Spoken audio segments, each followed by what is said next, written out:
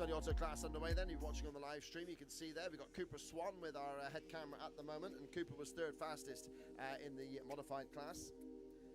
So the auto, stock and modified, of course, so if you're an absolute beginner, brand new starter there, you can get yourself a basic stock auto and be racing against riders of similar capacity, if you like. And then if you want to put a bit more money into it, you can go into the modified class and get yourself something a bit more super duper once your kid starts to get bored of it, if you like, or gets a bit older. So that's why we've got the two classes here running at the Mecca-X Weekender, as we have had all year in the championship. So it's looking good, and yeah, the uptake there, just talking to Dave Widdett, part of the Mecca-X squad here, getting it sorted.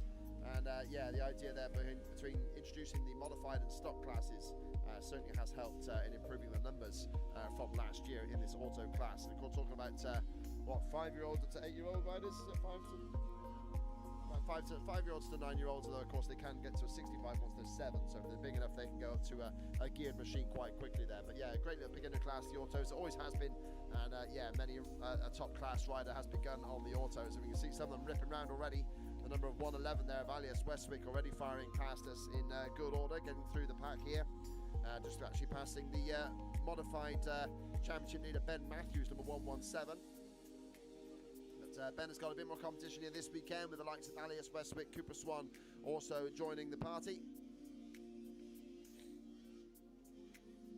And in fact, Westwick is the quickest rider so far in this group, nearly a second faster, in fact over a second faster than Ben Matthews in second place. Then we've got 3:29 of Ralph Weller, who's third in the championship at the moment, so he's continuing good form there at the moment.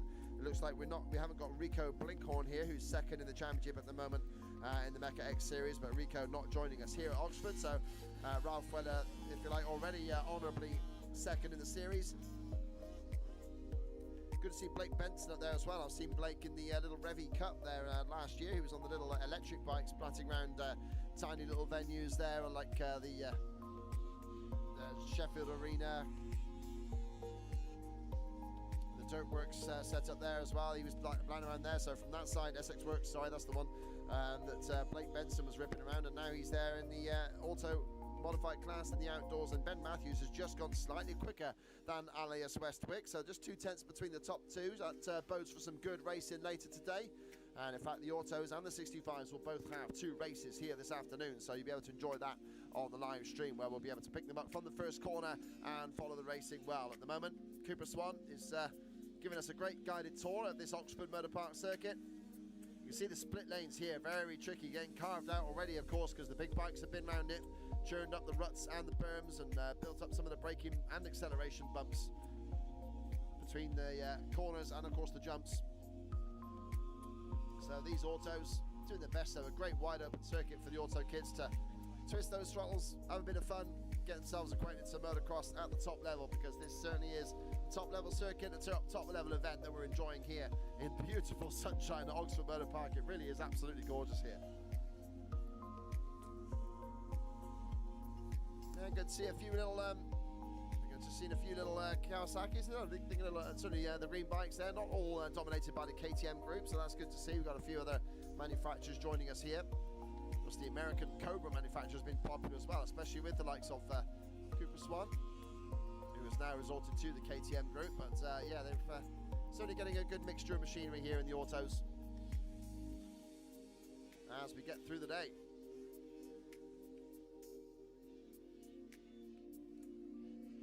Cooper currently registering 4th place, 4th fastest in this session at the moment, behind Ralph Weller. Then you've got the 206 of Ronnie Hanks is doing quite nicely at the moment, in 5th place. Blake Benson dropped down to 6th at the moment.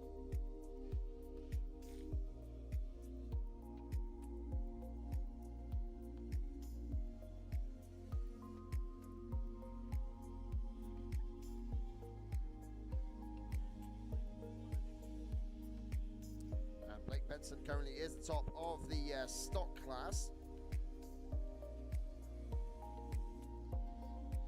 So Blake, even though he's 4th in the modified championship, he's currently showing us the top of the stock class, so we're not sure if we get that one sorted out, if that is the case, if he's on a stock or a modified. But yeah, Junior Jeffrey leading that stock championship at the moment, is also 2nd in that stock timing session at the moment. Bear Todd, 2nd in the championship, is just behind Junior Jeffrey. then you've got the 46 of Travis Brooks is up into a good spot, as is Harry George Core there in 5th place.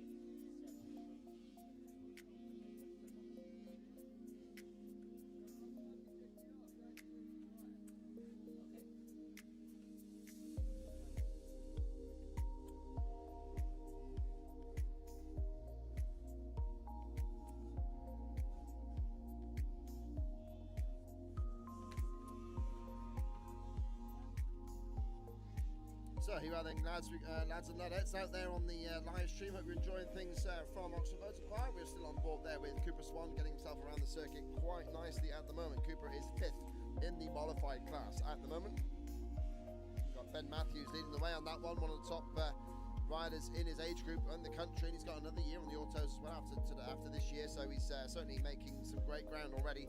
Alias Westwick, the number 111, is a 2nd in this class at the moment. Jack Clark there, 3rd, the number 180. Then we've got the 329 of Ralph Weller, 4th in this group at the moment, ahead of Cooper Swan and Ronnie Hanks. In the stock class, we're getting things checked over here because Blake Benson is showing us top in the stock class. Well, he's currently 4th in the modified championship here with Mecca-X. So we're just going to check if Blake Benson is in the right class on the system. Otherwise, behind him is the series leader, Junior Jeffrey, number 115, ahead of Bear Todd, the number 12, and the number 46 of Travis Brooks. That's the top 3 in the stock class, if you don't include Blake Benson.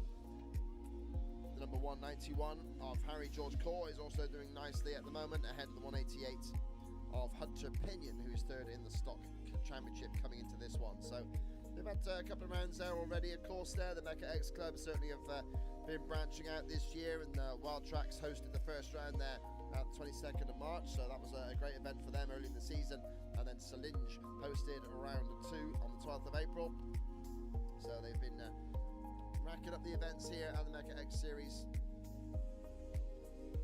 And yeah, keep your eyes open for them because they run a decent tight ship here, making sure that, well, little things like this auto class as well, just having a stock and modified section there, just to make sure that those who haven't got thousands of pounds to pour at it can at least get out here and compete fairly.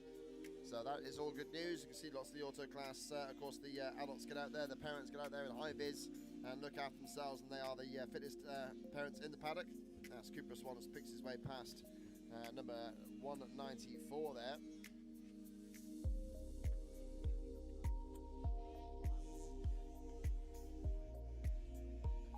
And they head into the paddock. There you go. Well, this is a brief look at what it's like in the paddock. I'm just struggling to pick up that 194. I haven't got a number on him on our systems, so we'll pick up who that is as soon as we can. Always the case when you haven't got somebody's name written down, they always show up on the camera or whole shot the race. That's just life as a commentator. So just flick on the track side mic there and get things moving. This will once the racing gets going, the track side and the live stream will all be in sync. But for now, we're just talking to you on the live stream during this practice session, so you can sort of get a good idea of what's happening there in this beautiful venue here at Oxford Motor Park. So that's the end of the auto practice session. Practice session number 2 for the autos is done. 65s, you are out on track next. So 65cc class practice is about to get underway. Then we've got the 85 class session number 2 for you. Then it will be the youth 125s and 250s. So great to see you all out there. Hope it's all a nice atmosphere out there in the paddock. The pros will come up and get set up very soon, so looking forward to seeing those guys here. But we've got some great pro teams already here as well. Of course, Absolute MX KTM are making their presence felt in the paddock there just behind the start gate, so great to see them here already with their fantastically professional setup. We've also got LDR Kawasaki here, youth development motocross team getting set up, so that's really good to see them joining us this weekend. Goswell KTM also bringing their equipment down here this weekend, and Briggs Commercials Yamaha with their full squad there. Harley Marjak, Archie Stapley, really concentrating on the youth scene, and yeah, they've got some of the best youth 125 riders in the country. So yeah, great to see them joining us here as well. There's going to be a little bit of water down there, so all of your 65cc riders, you can see the tractor is already out there at the end of the start straight. So yeah, just getting a bit of water down just to combat the dust. Of course, it's drying out rapidly out there with this sunshine, no shelter. It's all getting sunshine directly onto the circuit, so we're just fighting that with a bit of water down. So just to tell your lads and ladettes to make sure that they are hitting the circuit with a bit of care, a bit of caution, because there will be some water down on the track, as you can see it going down there at several points. So hope you guys are enjoying it, getting things set up here, and the second session of practice will get underway very soon for the 65s, then the 85s, then the youth 125 and 250s.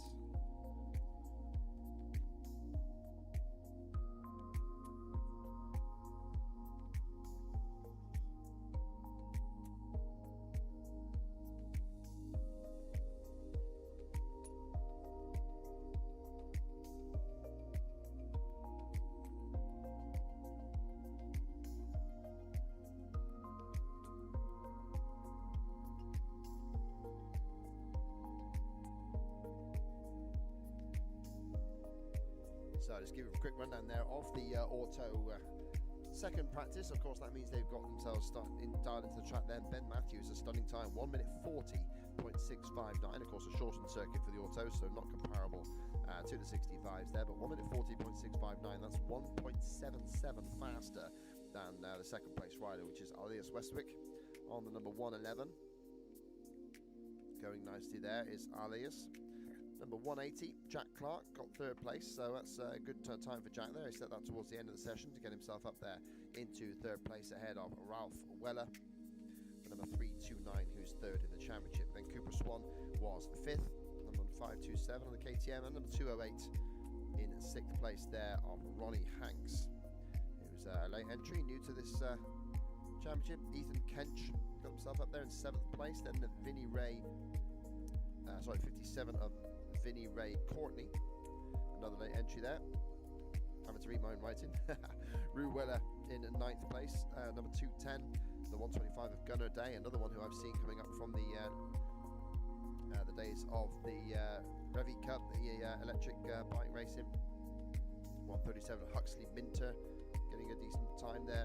Billy Plummer also in the mix, number 3. And they go on through Ryan James Mannering, Kian Harold, the 98 of Charlie Caldwell, the 140 of Freddie Smith, Albie Chambers, number 2, and the 238 of Arthur Mountain, all those riders in the modified class. We've got them all separated now properly on our system, so that's good to see. We can tell you who's who. Although there might be some question about Blake Benson, who's currently 4th in the modified championship, but he's showing us fastest in the stock series at the moment by 2.5 seconds.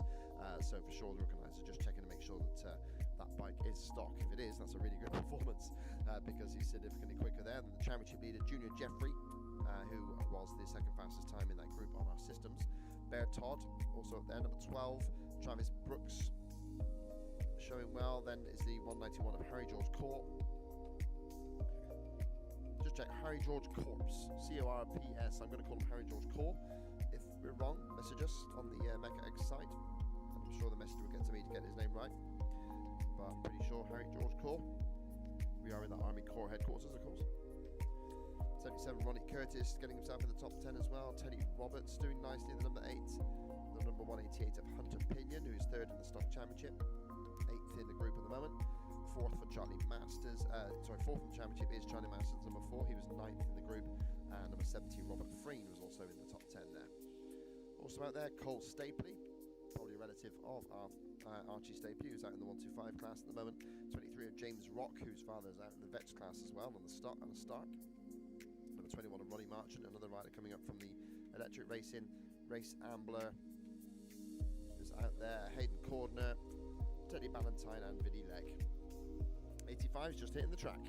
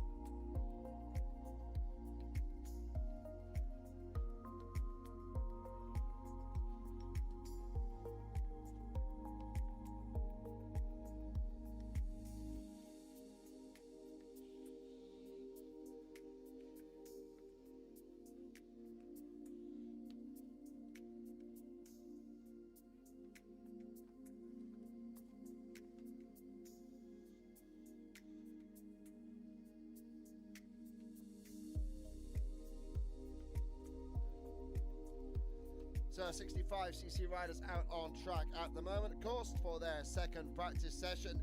Small 185s and big 185s, you will be up next. So the 85 class riders, you should be getting ready because you are due out next.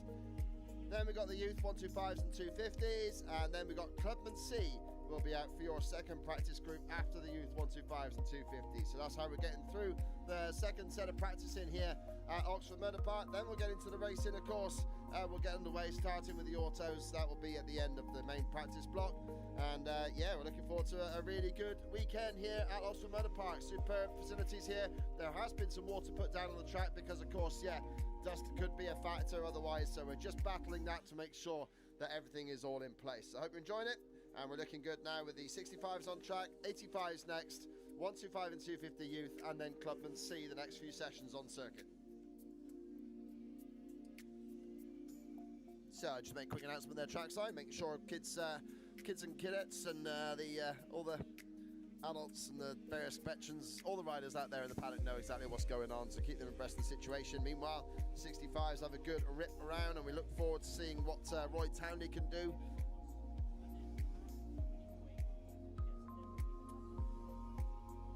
Quickest in the first set of practice there for the juniors was Roy Townley. Sorry, was Cohen Llewellyn, the 630 there. He had 1.7 seconds over Roy Townley. But this one now is qualifying for gate position, so that's going to be interesting to see how they do in this one. And the first lap times will start to show. Only 3 minutes into the session, and that's is about as long as some of them take to get around the circuit, of course. So yeah, the first lap times will start to emerge. The finish line is right at the far end of the circuit. We are currently looking across at the well, let's get our bearings right here. I'm pretty sure that's the more eastern end of the track, if you like, as we're heading out here to the west. In fact, I tell you what, I'm going to get my compass out and make sure we got that right, because I'm going based on which way I drove in. And yeah, I'm almost lost as to where we are now. Such a massive space there. You can see the huge runway, which we cross at the end. Well, we cross the end of the runway to get to the circuit here at Oxford. You can see just through over the other side of the trees there are the army barracks. So yeah, we are on armed forces land, and it's brilliant that they've been able to let us even not just have the base here, but also the drone coverage, of course. Got to make sure that the drones are all fully licensed and taken care of, and thankfully the Mike's Media and the crew here have got things working out well with this on-air link live broadcasting, also brought to you by Motorhead.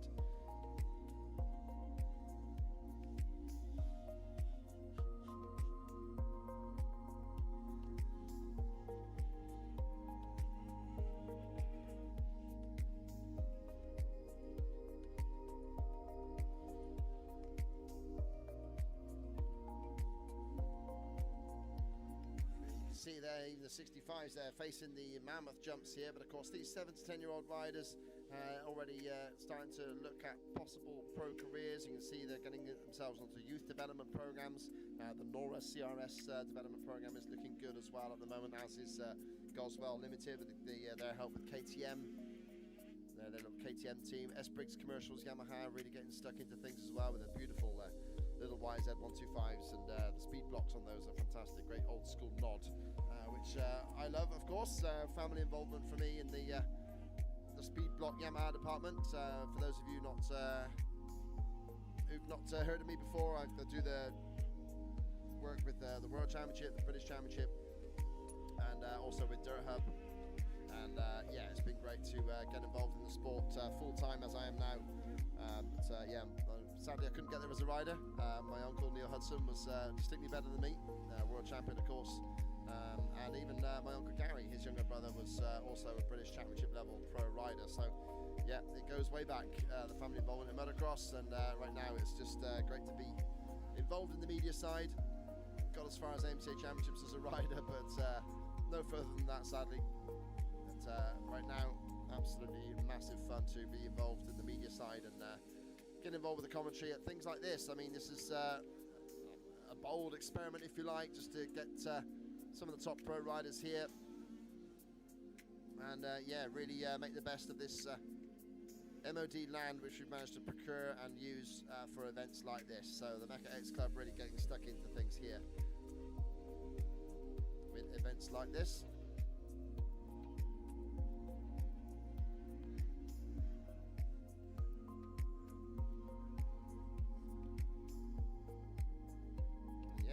some serious money for some good pro racing.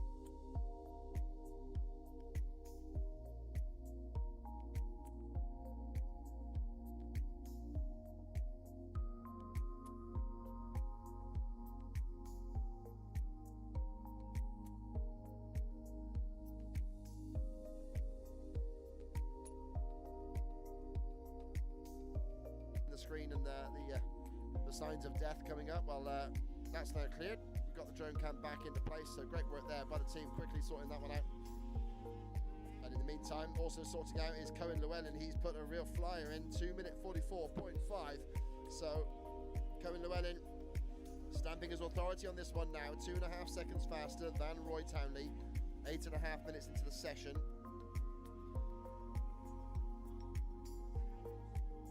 So Llewellyn, number 630, setting the top time at the moment, ahead of Roy Townley, number 80. Then it's Archie Pierce, and then up to fourth place has come Fraser White, the number 757. So he's put himself up there into the top order, ahead of Luca Hansen. Then it's Harley Sims, and in seventh place, just getting up there now, is the 207 of Caleb Hansen. So the Hansen brothers doing well, 5th and 7th at the moment. Then in 8th place, the 116 of Teddy Wright. 9th is the 215 of George Barcham. And rounding out the top 10 at the moment, the 551 of Taylor Clark. Saul Herring currently second in the championship. In fact, Charlie Campbell leading the championship, the number 84. But at the moment, Campbell is 11th fastest in this one, so he's got work to do. And Saul Herring just a couple of places back from him as well. So these two, who are top of the series, do need to get a shift on, because some of the new invaders into this championship for this weekend are at the moment putting them a bit further down the order, so we'll see if they can respond.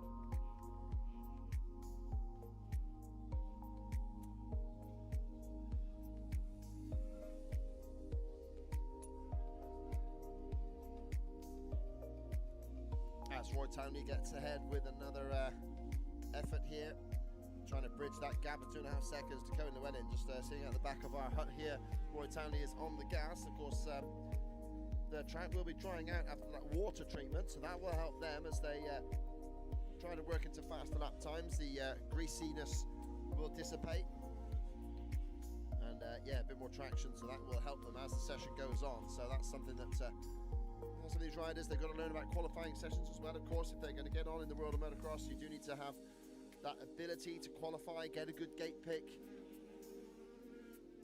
Even in this modern environment of qualifying races at GP level, you still have to get a gate pick for your qualifying race. So it's no good having a substandard qualifying time. And of course, when you get to EMX level, it's caught out a few riders as well. European Championship level, Billy Askew just missing the cut in Switzerland, for example. It's amazing how easily a practice session can get away from you. It's the sort of feedback we've had there from that sort of thing.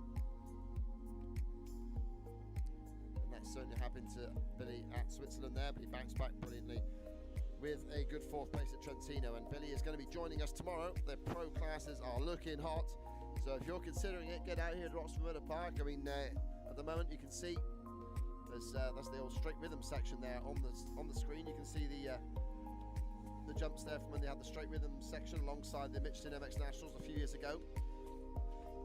Pretty special. Not in use this weekend, but there'll be a few kids going around those ramps. You can absolutely guarantee that one. Just enjoying themselves along there. As you can see some of them doing so as well now on their BMXs.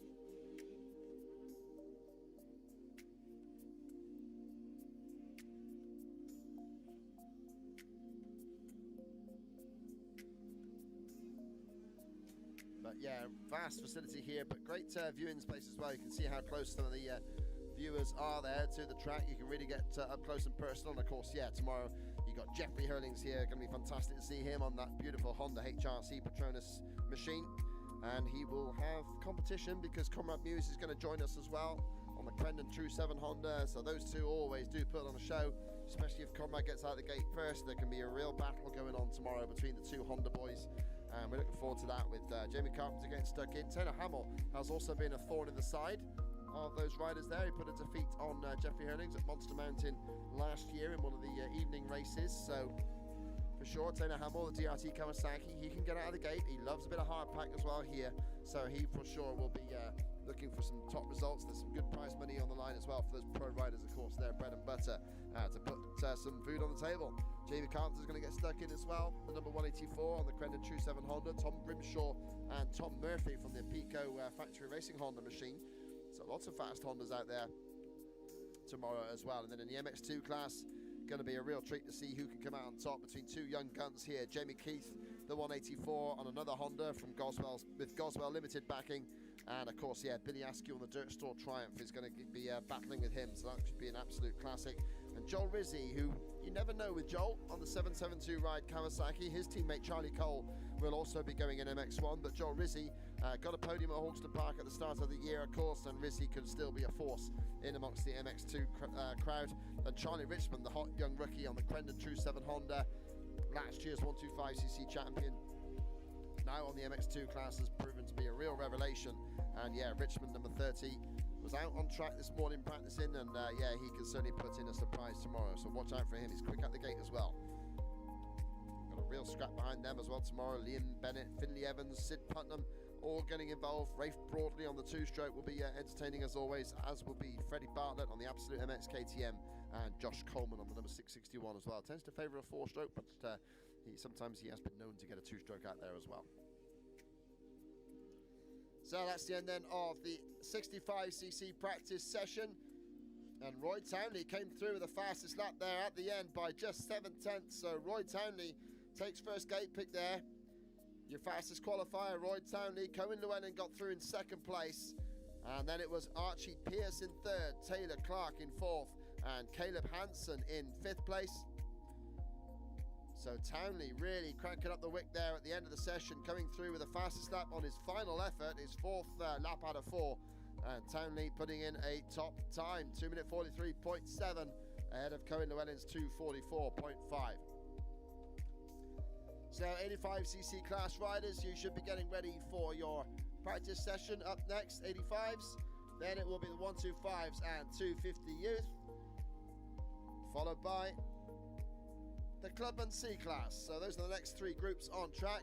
Small wheel and big wheel 85s together, of course.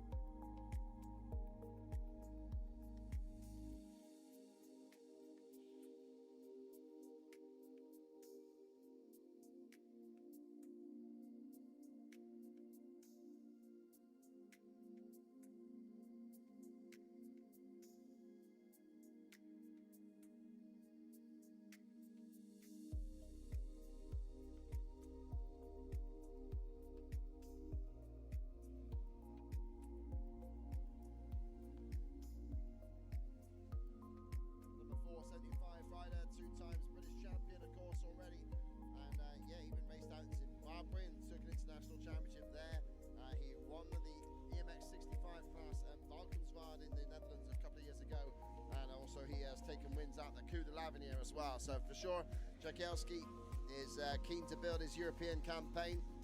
The 65s and 85s do race across various countries in Europe, not the full championship that they have in like the 125s and the 250s, but for sure they certainly do still get stuck in there. And yeah, Cohen, they do regional qualifiers, north, west, east, central, various regional championships, as the names might suggest, and then they have a set of semi-finals, and then the final itself runs alongside the MXGP and MX2 World Championships at Loket in the Czech Republic. It has done for the last few years now, and yeah, Cohen had some misfortune there last year in the 65cc race, as it was, but now fully onto a big wheel 85. They don't separate big wheel and small wheel in the EMX series, so it's either EMX 65 or EMX 85.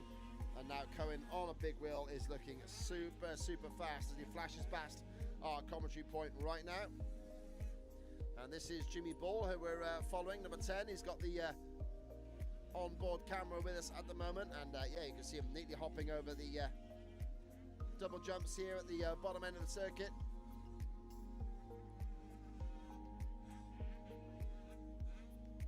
Yeah, Jagielski is already 2.4 seconds faster than the next best here, Teddy Merriman, in the big wheel class. Henry Lewis there in third, Jamie Thorpe fourth, Dylan Standing, the number 12, is there in fifth spot, ahead of Elliot Scheuer.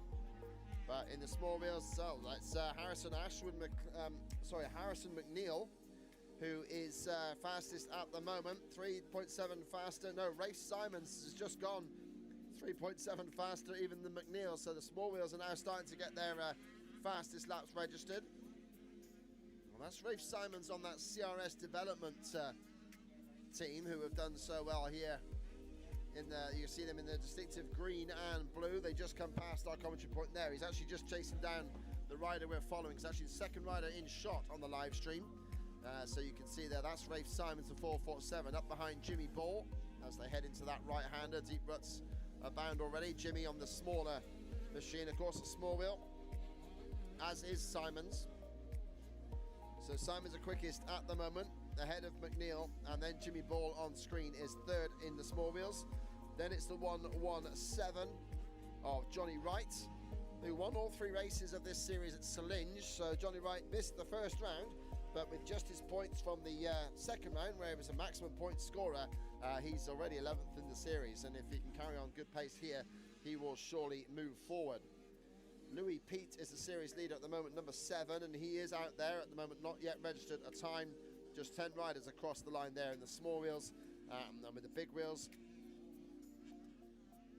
it's Jagielski with a 2:27.1 ahead of Teddy Merriman in second on a 2:29.6. So Jagielski certainly looking dominant already this weekend. Henry Lewis third, Jamie Thorpe fourth, and Dylan Standing in fifth place. Then you've got Elliot Scheuer, Tyler Peaty is seventh, number 524, and Seb Brown is in eighth place. Harry Hackett in ninth, number 89, and in 10th place, the number 20 of Nathan Weaver. But early days in this session, as you can see, 2-minute 40 lap times for the very quickest. Many in the 3-minute bracket, especially in the small wheel class.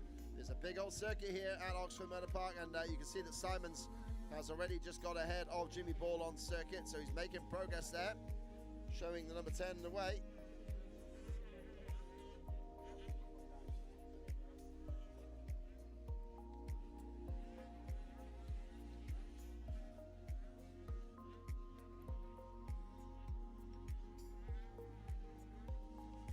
Past the commentary point goes to 794. That's Seb Brown. He is the Nora CRS development rider in the Big Wheel 85 class.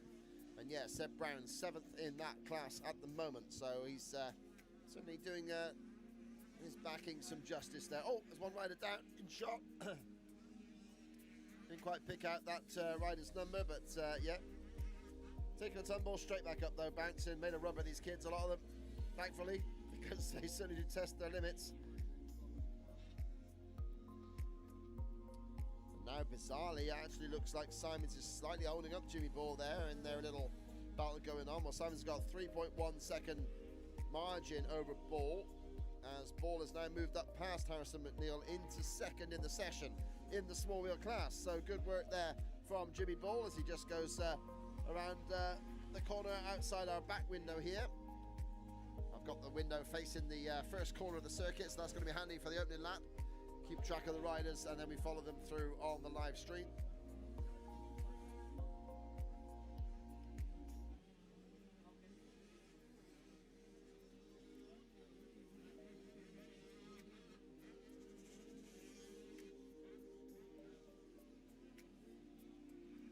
So Simons, although he's got a 3.1 margin over Ball in the timing, he's not dropping the number 10 on track, so Ball should be able to stick in there and get closer to his time. And certainly if these two can start together, we should have a good race in our hands this afternoon. Just one race this afternoon for the 85cc class. We have two races for the autos and 65s.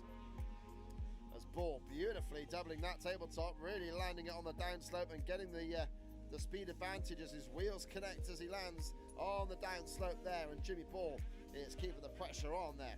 I remember Jimmy in the little 65cc class, or in the autos even, Jimmy Ball. I remember him from a few years ago with the big blue mohawk, as the kids like to wear now. But yeah, Jimmy obviously just growing up a little bit, but still looking good there, the number 10.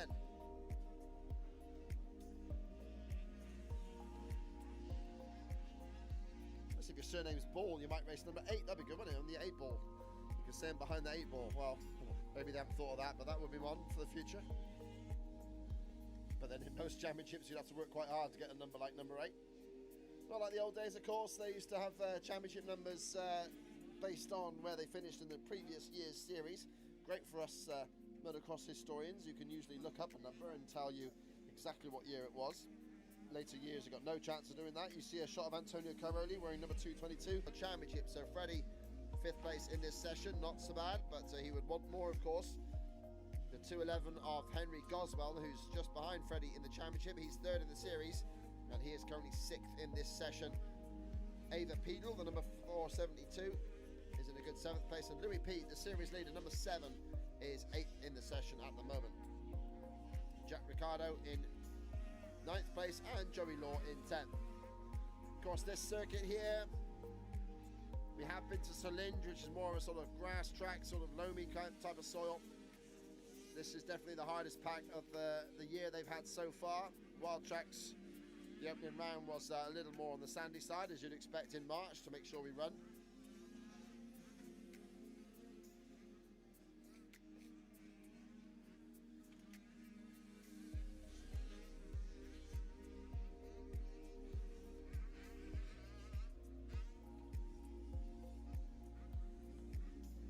Louis Pete actually comes past our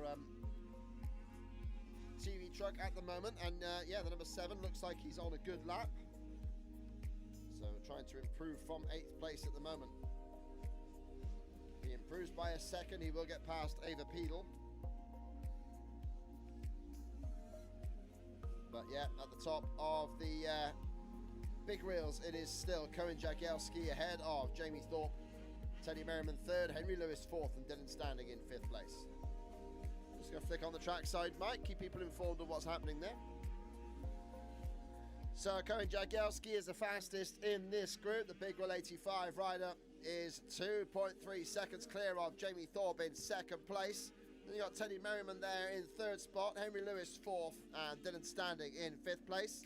In the small wheel 85s, it's Rafe Simons who's got the fastest time at the moment, but Jimmy Ball has been steadily improving, and up to 2nd place now is the number 10, just 7/10ths down. So Jimmy Ball improving his pace to get within a second of Simons, but it's still the Nora CRS development rider, number 447, the fastest rider in the small wheel class. Harrison McNeil there in 3rd place, Johnny Wright in 4th, and Freddie Olds is 5th at the moment, 2nd in the championship, but 5th in this session ahead of Henry Goswell. And Henry is 3rd in the championship, but currently 6th in this session. So that's where they stand. That's the 85s just finishing their session. So everybody now is on their last lap, trying to get a better lap time in. But that's the end of the 85cc practice session. So we have got the 125 and 250 youth class riders up next. You will be out on track next 125 and 250 youth. After them will be the Clubman C group, then the vets over 35 and over 50 together, of course, and then the Clubman A and B. So we're just finishing group number 3 of the 7 groups for practice, and that's the 85s just finishing. So 125 and 250 youth up next, then it's Clubman C, then the vets, and then Clubman A and B.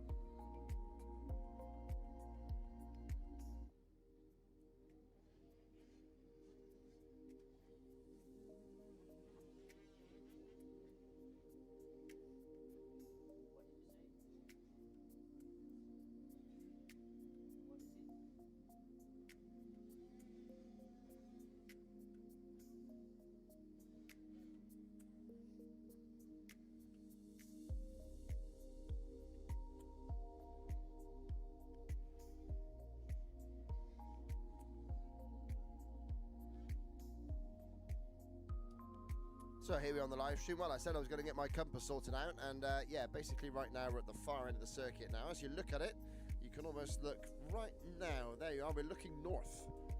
So yeah, to the east of us is the Paddock, to the west of us is the army barracks. But yeah, right to the top of the track is north, right to the bottom of the track is south. So there we go, that gives you your bearings, and yeah, I can now refer to this end as the north end, and the far end just the south end, so that works out well for the commentary here as we try to establish where we are in this massive complex. So yeah, right at the northernmost point of the circuit is the finish line jump, and a very tight 90-degree right-hander just before it. Narrows up as well, so just a couple of lines there for any last lap lunges, and a couple of tight jumps before them as well. So could make some recipes. We head down towards the south end of the circuit now on your cameras. You can see as the circuit weaves through the trees. That's about the only level of shelter or shade you've got around here. So yeah, for sure, it's going to be a hot one. If you're coming down tomorrow, and please do join us. It's going to be superb down here tomorrow. But yeah, you're going to need to bring your sun cream, because for sure it is going to be a hot one, and especially for the riders. So that will make it challenging and bring out their best as well. As you just pass over the medical units here, and our TV truck as well, the water gets put down again. So I'll just tell the riders who are about to hit the track that there's some water going down, as we are battling the heat coming down from the sun here. As you can see, riders, there you've got the water bowser. We're just railing around it with a drone actually, so a great bit of work from our camera guys. But yeah, the water bowser is out, putting some moisture down onto the circuit as best we can. So just take care on those opening laps, just to make sure that you don't hit them too quick with the water going down. And we'll get the practice session back underway very soon. In the 85 class there, just to give you an update on the times. Fastest time was indeed set in the Big Wheel 85 class by Cohen Jagielski, a 2:27.1. 2.3 faster than Teddy Merriman, who came through with a quick time at the end of the session to take second place. Jamie Thorpe was third, Henry Lewis fourth, Dylan Standing in fifth spot. And to round out your top 10, that's Elliot Scheuer in sixth, Tyler Peaty seventh, Seb Brown in eighth place. Then you've got Harry Hackett in ninth and Troy McGrath in 10th spot. In the small wheels, Rafe Simon's got the top time by 7/10 of a second over Jimmy Ball. In third place was Harrison McNeil. Fourth there for Johnny Wright. And fifth for Freddie Olds. Sixth for the 211 of Henry Goswell. Seventh for Joey Law. Eighth for Jack Ricardo. Ninth for Ava Peaty. Ava Pedal, and in 10th place, number 7, Louis Pete. So there we go. That is the qualifying there for the big wheel and small wheel. 125, 250 youth out next. Then we will have the Clubman C group, then the vets, and then the Clubman A and Bs. So here we go then. As you can see, the drone working its way down to the south end of the circuit, and we have got the water's gone down there just to try and fight the dust here. It is very, very warm.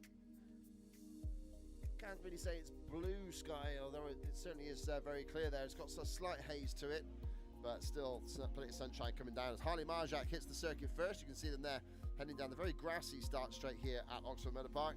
And it's Harley Marjak on the S-Briggs Commercials Yamaha that hits the circuit first. You've got 125 and 250 youth here together. And it's good to see the class for 250 youth riders.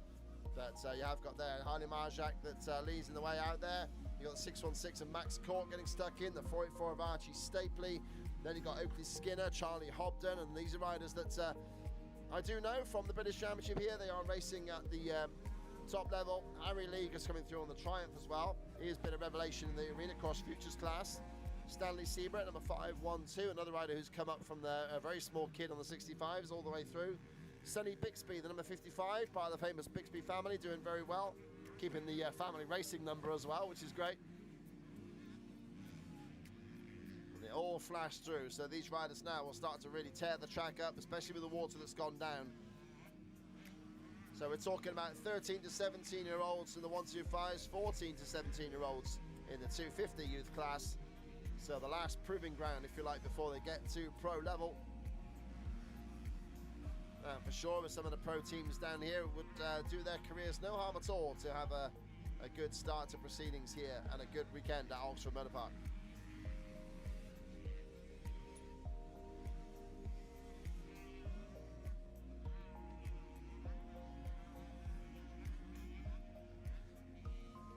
And a bit of a sticky moment there for the number 91, I believe that's 91 on the side of the bike. Yes, Frankie McKenna.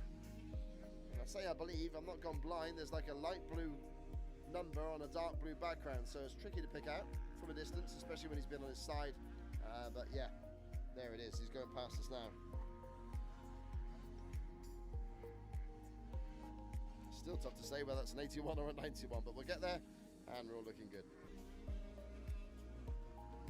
414 of Hobden, I believe. Hang on, we might be wrong there. Let me just get this right. Through the 484, and yeah, it is Hobden trying to chase down the 94 of Oakley Skinner on circuit. Hobden up from that one. Race in Norfolk, so Hobden getting on the case.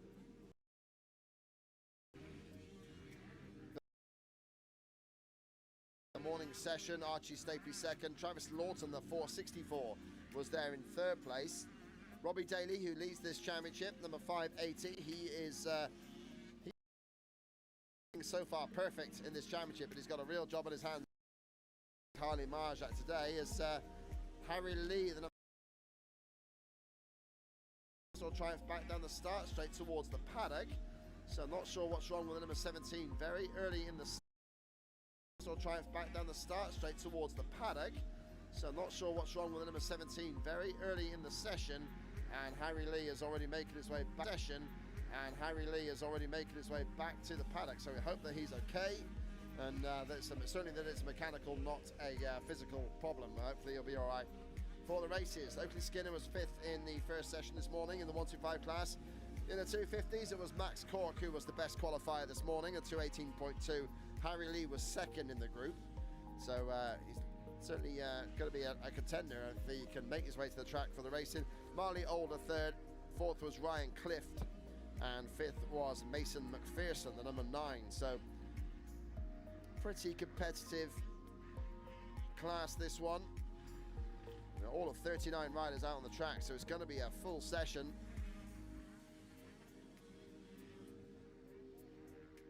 Twenty-nine of them on 125s, 10 on 250s.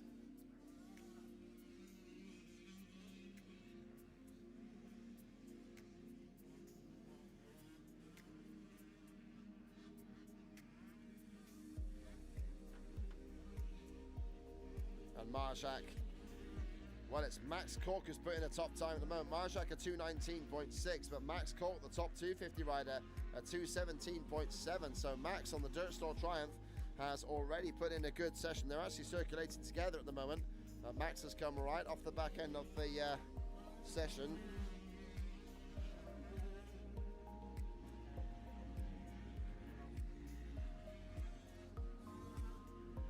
So Max Cork going nicely there.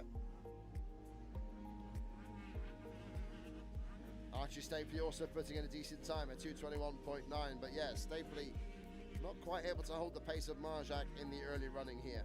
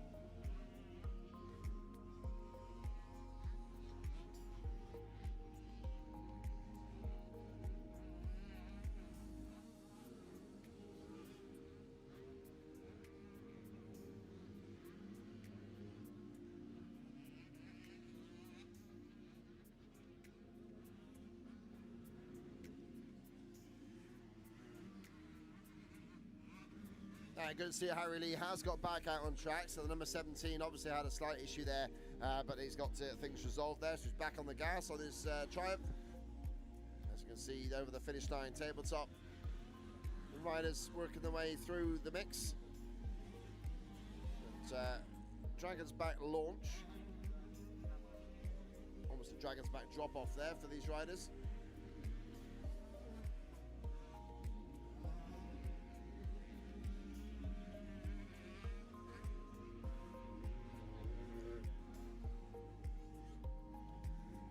Just come past us there. That's the number 88 with the vivid yellow kit that you're seeing on screen. And as always, the rider we're watching is not showing up on my my charts. I think this is the one rider who has not got a number on our system, so that's annoying. Number 88 is flying around, but at the moment we can't tell you who that is.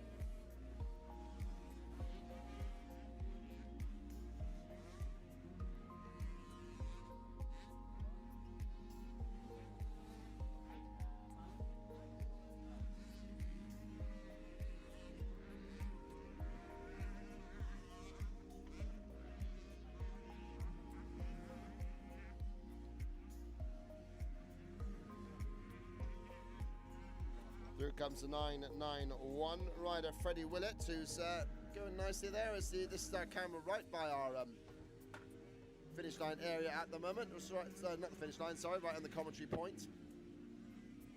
Going through comes the 841 there of Luke Hodgson, third in the 125 championship at the start of this weekend.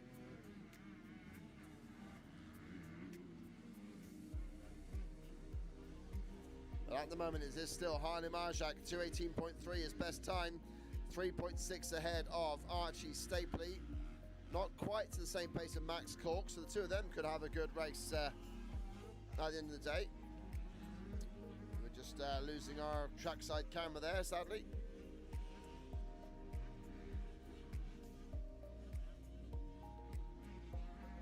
But yeah, Max Cork still the fastest qualifier at the moment, 4.1 ahead of Ryan Clift. Marley Alder there in third place. Oliver Bardot is fourth in the 250s. Mason McPherson fifth. And then we got Archie in the 125s, yeah, Harley Marjak looking super impressive in his first year on the 125 there on the S-Briggs Commercials Yamaha setup with Archie Stapley as teammate in second.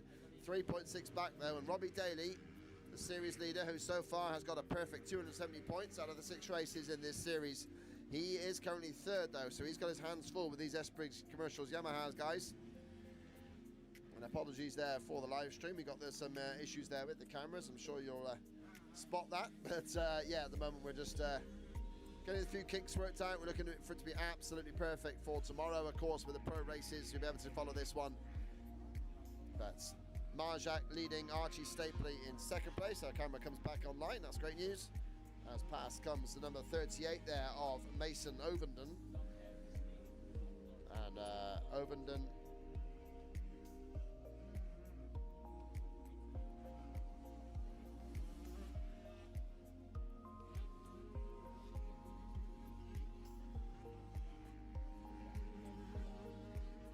moment, Ovenden in the 125 class, not registering on our timing screens. They're always the same minute. The ones we want to pick out, they're not showing up at all, but there we go. Well, there goes Oakley Skinner, the 94, just going past us right now.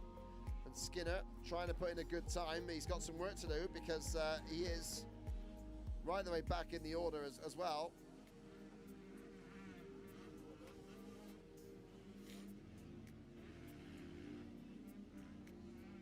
So your top riders in the 125 then. Still Harley Marjak, your fastest at 2:18.3. Archie Stapley second, the 484 on a 2:21.9.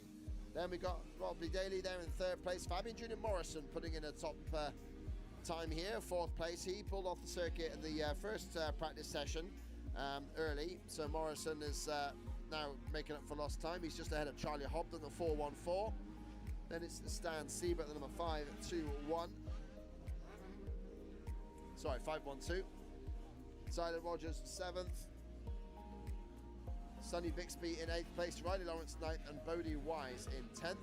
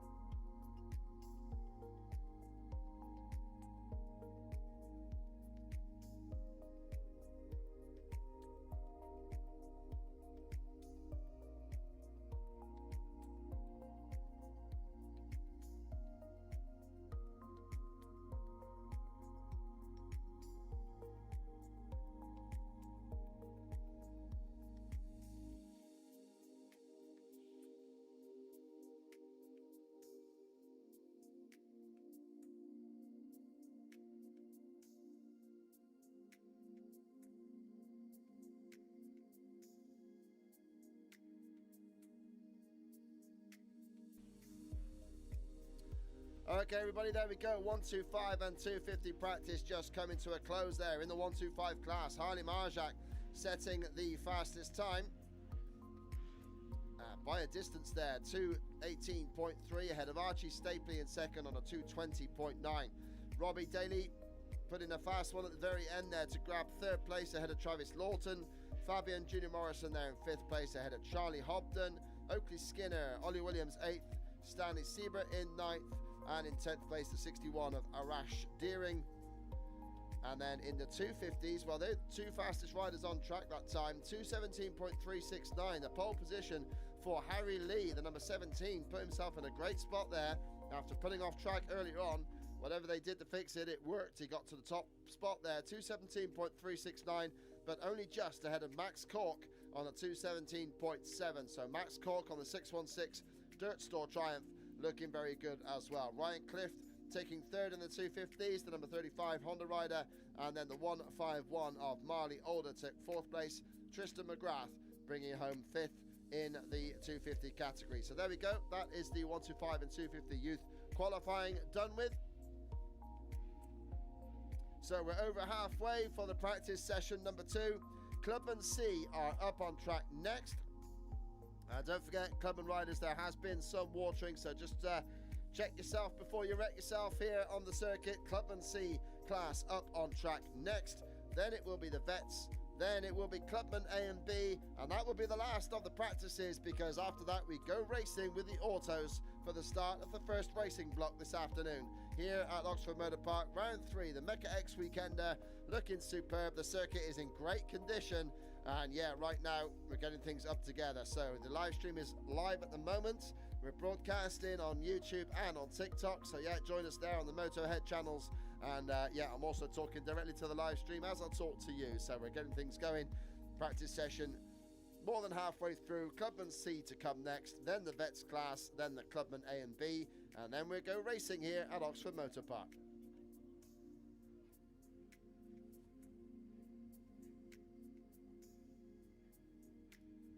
So there we go, live streamers, true believers. We're getting things going as we set things up here for the big one tomorrow. Really looking forward to this one. But yeah, Clubman C out next. Yeah, we got a few guys giving it some here. Full old grid there, 37 riders in the first practice group, so that's really good to see. Jack Keith, I think he's actually related to Jamie Keith of British Championship fame. I think that's the older brother. So Jack Keith, number 100, is getting things set up. He's fastest in the first practice this morning for this Clubman C class. Then second place was the 102. And that is Lewis Williams, late entry here. He's got himself in for some good fun here this weekend. Then we got number 14 of Charlie Samuel, very nice turned out Kawasaki. And he is the championship leader. In fact, he's unbeaten so far in this Clubman C championship in the Mecca-X series. So great to see what he can do with a couple of extra challenges in with him this weekend. And the in fourth place with number 77 of Paul Branfield. There's two number 77s, of course, the commentator's delight. But Paul Branfield on a KTM, we figured that one out. Josh Scadding is actually 77 on the system, but 777 on the bike, which is a Honda. And there's two Hondas with the 777 on, so always good fun in the adult C class. But there we go, this is the commentator's blues. Zach Christie, who's second in this series at the moment, was sixth fastest this morning. And Charlie Sermon, number 20, is there in seventh place. Then the 75 of Frank Gillespie, ahead of Christopher Warren in 9th, and the 99 of Frankie Jarrett rounding out the top 10. So there we go. That's what's happened this morning. Jack Keith on top in Clubman C. They're just about to hit the track right now. They go. Start straight. Sees them head out. And it is the number 14 on that beautiful green Kawasaki there, Charlie Samuel. It's got the old sort of reflective number plates going on. It certainly shines in the sunshine here today. And again, let me hang on who is who on this track, because yeah, these numbers are driving me mad. Well, the 777 with actually got his name on the back there is Scadding, so we can sort of tell the difference there. Jack Keith, that certainly looks like a Keith.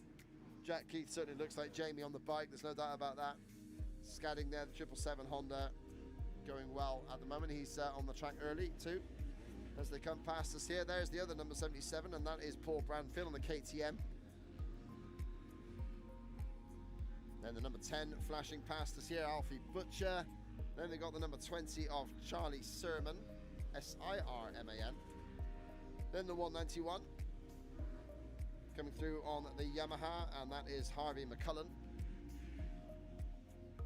Through comes the 826 there of Michael Wood. And the big number 3 of Lewis Inglis. Got the old Dirt Store Tommy Searle replica going on with a red plate as well. I'm not quite sure he's earned that red plate, but he's certainly put it on there. Number 99 of Frankie Jarrett is passing us as well, who was in the top 10 this morning. But gotta say how beautiful the conditions look here at Oxford Motor Park. Adam Bungay, the number 409, flashing past us here as well. The number 8 of Dylan Price looking good. And it's certainly good. One thing you notice as well, the riders, the changing tide of the fashions, and certainly in terms of the bikes, it's great to see so many Triumphs out there. I mean, Triumph, obviously a British brand. I went to visit them at the factory as part of my behind the gate work with MXGP, myself and cameraman Joe Huskane. Shout out to Too Much Sauce, the man there, Joe Huskane, joining us last year for the MXGP camera job. The behind the gate series looking better and better all the time. And yeah, last year we went to that Triumph factory and saw the effort going in, and so good to see. They really do put so much into this. The team itself is beautifully professionally run, one of the best in the paddock, and yeah, starting to show results with Grand Prix win for Camden McClellan, of course, and Guillaume Fares becoming a podium regular as well. So we hope that Triumph can challenge as the Grand Prix season gets restarted, but they certainly are challenging in terms of bike sales, because we are seeing so many of the TF 250Xs and a few 450s. Of course, the 450 a couple of years back in its development, and that will be on track at the GPs next year, we have heard. So that's going to be great. But it's for sure to see a British brand, and it's a proper British manufacturer. They're not built in India, they are here being built in Leicestershire, and it's superb to see. So brilliant. And yeah, we'll see those guys and get the bikes out there challenging the Japanese and the Austrian manufacturers at the top of the tree. Of course, there's a few Italian brands out there as well. We're going to see a Fantic out there just flashing past us just now. And yeah, the sport in that way in rude health in terms of the extra manufacturers coming in. We see a few TMs as well, the Italian brands. Beta are always in the mix as well. And lots of full start gates here for sure. Well over 30 plus riders in most of the classes. As the Clubman C get accustomed to the track. I'm just going to go quiet on the microphone for a bit there to get a few things sorted out here, and yeah, we'll join you back once we got some lap times showing up.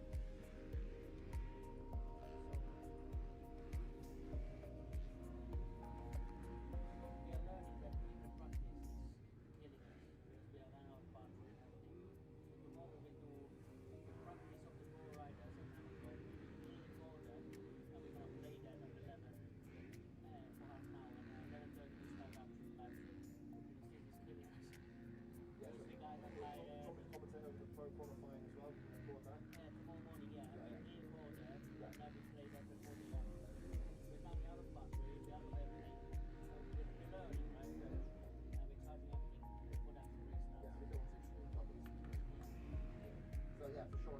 Yeah, if you're recording now, that will work really well to start the program.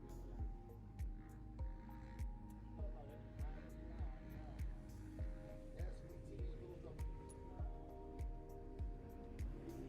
We're in the punch your Italian compatriots there in the MXGP, so it's yeah, they're full on TV crew. It's pretty sweet. In fact, non-TV crew.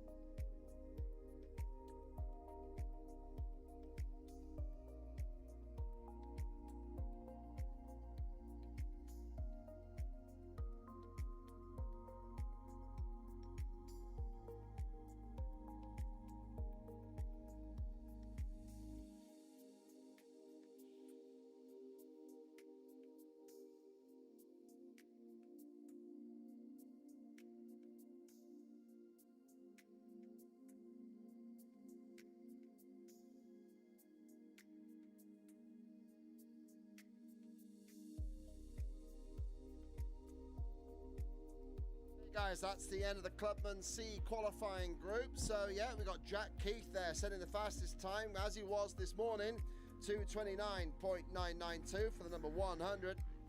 Quite a bit faster than the rest. In fact, the 102 there, second place for Lewis Williams, but 10 seconds back. So Jack Keith maybe might be looking at the B group, but for sure in Clubman C, he is the quickest there. Lewis Williams in second place. In third is the number 9 of Hayden Andress, so he's come through well into a good third place there. Number 77 of Josh Scadding. He's actually 777 on the bike. He's in fourth place. Paul Branfield is there in fifth spot there. Charlie Samuel, the championship leader, sixth fastest in the qualifying group here. And then Hayden Carter, the number 8 on the Honda, in seventh place. Then in eighth is Zach Christie, the number 177. Then you got Frankie Jarrett in ninth and Tom Owen in 10th place. So that's the end of Clubman C qualifying. Now we have got the Vets class up next. So the Vets, the over 35s and the over 50 racing together. And you'll see that again, we got the watering truck out there just trying to fight the dust here, trying to keep the moisture in the circuit.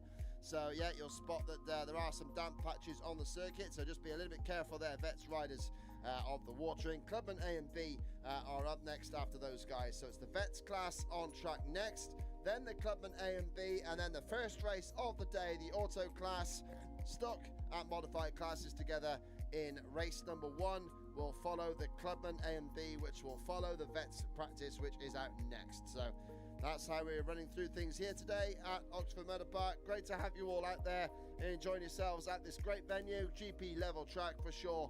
And yeah, in case we hear it talk about it in the commentary there, basically we're on north to south. So the north end of the circuit, the far north of the circuit, is the finish line area. So you've got the finish line flags there, the checkered flags of course. So that's the very northern point of the circuit. So if I talk about north and south, the southern end of the track is right at the opposite end, and the far north is the checkered flag. So just to give you an idea there, and to finish off your never eat shredded wheat, of course, the eastern area of the circuit is the Paddock, and then the west is over to the empty fields and the barracks on the other side. So that's where we're going to be talking about the northern end of the track and the southern end of the track as we go through this weekend's racing. But for sure, place is looking in great nick. Obviously, you've got to keep the water on it to make sure that we don't have dust problems later through the weekend.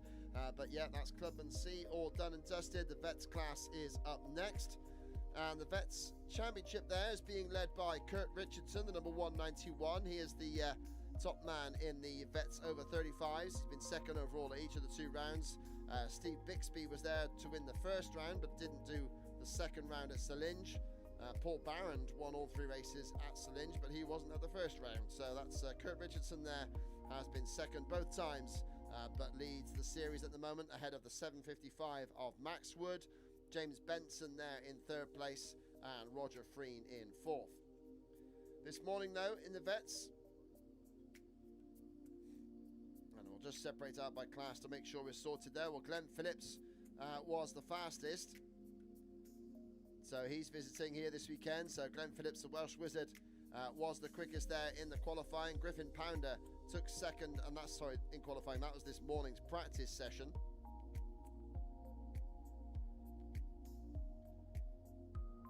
And then we had an unknown warrior in there as well. So a few riders just getting their transponders underway. Chris Ayres third, Kurt Richardson was fourth fastest this morning, and Anthony Doughty there in fifth. In the over 50s, Scotty Williams, the number 511, led the way. It's Eddie Charman who leads the championship, and he was second this morning. Eddie Charman are so far unbeaten in this series. Stephen Deering there in third place, who's second in the championship, and the 141 of Danny Pomfret was fourth fastest ahead of the 67 of Matthew Prosser. So there we go, that's how it was this morning. Vets class out on track next.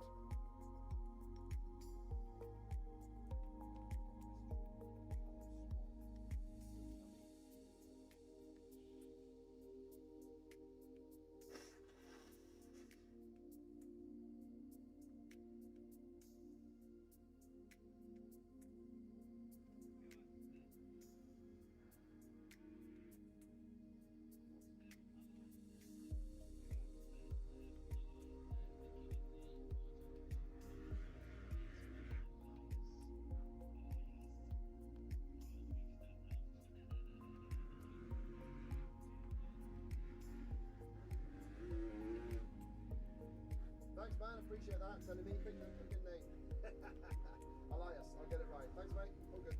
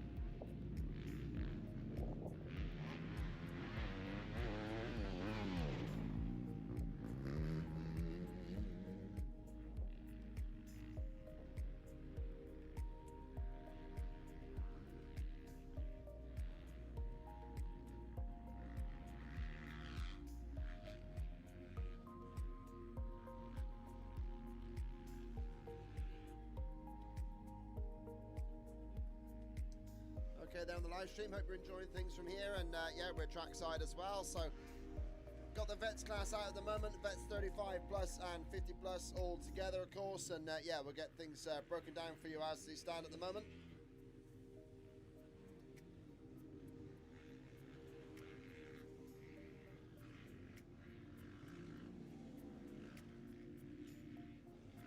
And we got Russell Griffiths, number 300, Rusty, I believe that is. He's out there getting stuck in, and yeah, for sure he's got a good time at the moment, 2:27.2 at the top of the over 30s, but it's Glenn Phillips has just rocketed across there, a 2:21 from Phillips, and Glenn is looking absolutely monstrous on this machine at the moment. We can see on the live stream he's going to just kind of come flashing past us at the moment. He comes into shot, there he is, the green and blue flash, number 414, looking in complete control here. 2:21.4, and he is flying, no doubt about it. Steve Bixby is currently second quickest on 2:27.2, just a hair's breadth away from Russell Griffiths.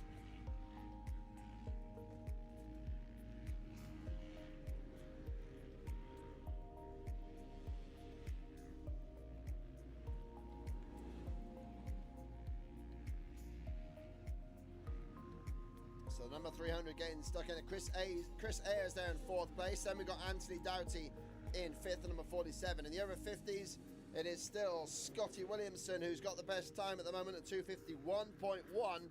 And then it's the number 95 of Sean Hunter putting in a good race at them, putting in a good practice session at the moment. So Sean Hunter getting himself in amongst it.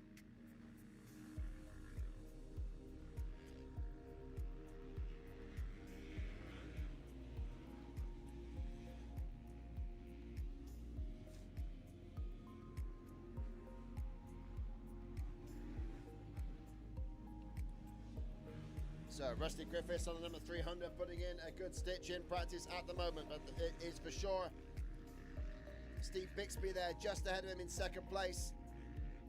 But Glenn Phillips is proving to be super fast in this category at the moment. But yeah, in the over 50s, like I say, Scotty Williamson out in front at the moment. Then it's the 95 of Sean Hunter. The 49 of Eddie Charman, who leads the series. He is currently 3rd. And then in 4th place is the 141 of Danny Pomfret. But no, just up in the 3rd place now. Sorry, 4th is Pomfret. 5th is Jason Holland on the 171.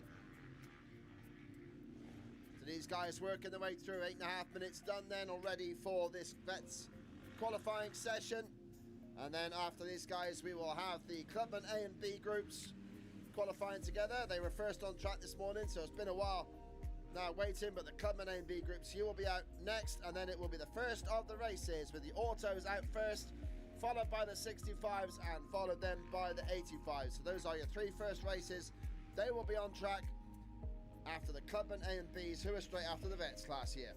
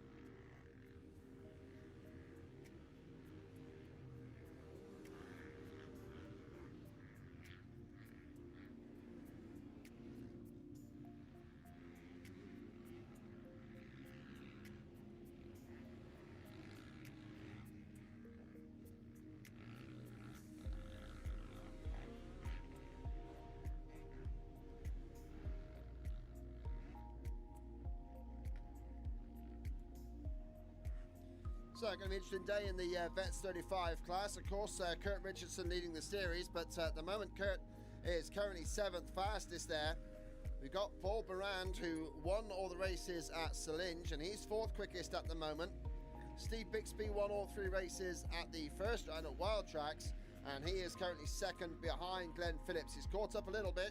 He's on a 2:25.7, but Phillips' first lap was 2:21.0. So Glenn showing some of that blinding speed, but yeah, it'll be interesting to see if the Welshman can keep that sort of pace going all the way through, because yeah, for sure, Phillips is got the 1 lap pace, but yeah, the question marks might be over the 15 minutes plus 1 lap. But we saw last year he had a great ride in the British Veterans Championship weekend, really scrapping it out with Ned Bradshaw. That was a sight to see, those two taking chunks out of each other around the now sadly defunct Toddington circuit.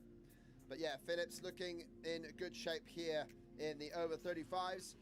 Like I say, Bixby 2nd, Rusty Griffiths there in 3rd place. Then it's Paul Barand, Chris Ayres in 5th, Anthony Doughty 6th. Then it's Kurt Richardson ahead of James Benson, who's 3rd in the championship and currently in 8th place in this group. Max Wood, who's 2nd in the series, is currently 9th in the qualifying here. And Rory Wootton rounds out the top 10 in this group. Then in the over 50s, Scotty Williamson, who at the moment doesn't feature in the championship standings here. He's not done a race here with us at Mecca-X before, but yeah, he's currently leading the way with Sean Hunter 2nd in the same situation. And then we've got the 49 of Eddie Charman, who leads the series unbeaten so far in the over 50s. He's there in 3rd ahead of Jason Hollands, and then in 5th place Stephen Deering, who is 2nd in the championship here. Danny Pomfret currently 6th, so he's been knocked back a little bit there. 7th is Steve Halfhide, and in 8th place Matthew Prosser ahead of Jason Wood and the 508 of Grant Byford. So again, 30 plus on the track, 34 riders out there at the moment.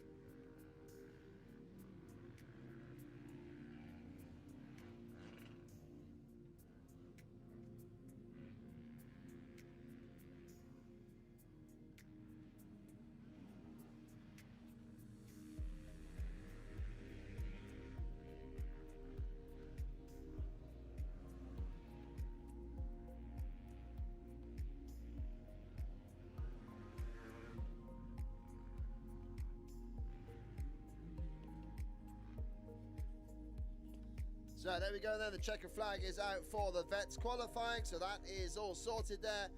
And yeah, for sure, it's Glenn Phillips who set the better time again. He went up to 2:20.347, so great stuff from him there. All looking good. And a nice coffee delivery there from Drew Smith of the of the Absolute MX KTM team. And yeah, great for him to see there. Good for the Absolute squad to be here this weekend. So proper stuff. Thanks, lads. Always look after me here at the races. So yeah, brilliant stuff. So yeah, Glenn Phillips, 2:20.347.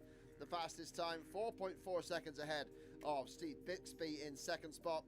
Then it's Russell Griffiths third, Chris Ayres in fourth place, fifth for Paul Barand, and sixth for Anthony Doughty. In the over 50s, we got Scotty Williamson setting the best time by 2 seconds over Sean Hunter in second. Then it's Eddie Charman, and then the 171 of Jason Holland. So riders all getting mixed up into it, getting sorted out. and looking good in total. So great riding there from the vets class. And we will have the Clubman A and B racers getting themselves ready, the last qualifying session of the group here. So the practice will finally finish, and then we'll get racing underway very soon here with the auto class, followed by the 65s, followed by the 85s. So brilliant work, and yeah, for sure, we're going to see some good racing here at Oxford Motor Park. But first off, the Clubman A and B qualifying races. The Clubman A and B qualifying sessions got Levi Saunders leading the championship in the Clubman A's, Colby Pearson leading the series in the Clubman B categories. And yeah, in this morning's qualifying, or sorry, this morning's practice session, I should say, Josh Greedy up for a bit of fun this weekend. He's there currently leading. He was the fastest this morning. Hadley Coppard, who was third at Salinge, he is there now second this morning. Then it was the 141 of Sebastian Bertium. And yeah, for some reason showing a little bit of a timing glitch. I'm not sure if there was a problem with the lap time, but Josh Bassett on a 2:24.1 has set the fastest, but it was looking like he might not have counted. Anyway, the Clubman A and B are getting underway right now. So look forward to seeing what these guys can do. In the B class this morning, it was Ollie Aldridge, the number 79, that was the fastest rider. Alexander Williams was there in second spot.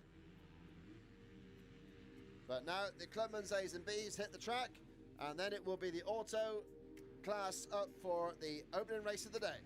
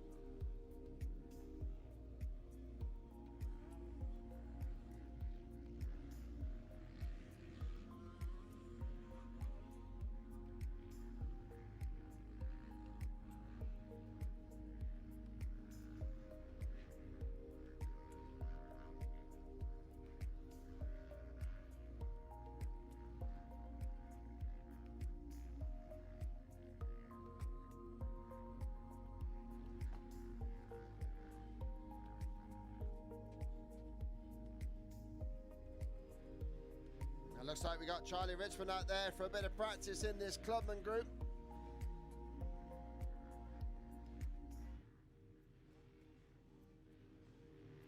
Charlie, of course, going to compete in the Pro MX2 class tomorrow, so it's good to see him getting out there and getting some timings under his belt, under the watchful eye of the S. Briggs Commercials guys.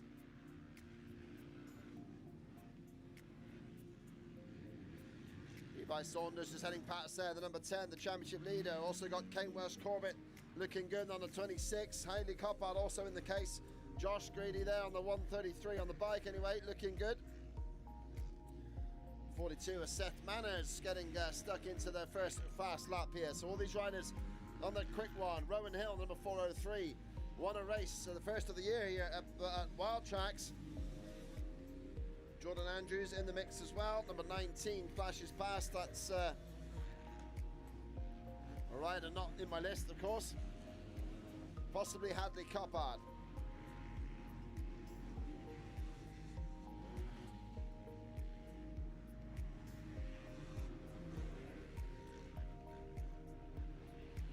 No, the 19 is Reese Mortar. So we've got a few riders there unidentified, so we'll pick them out there. Just go quiet on the mic for a bit.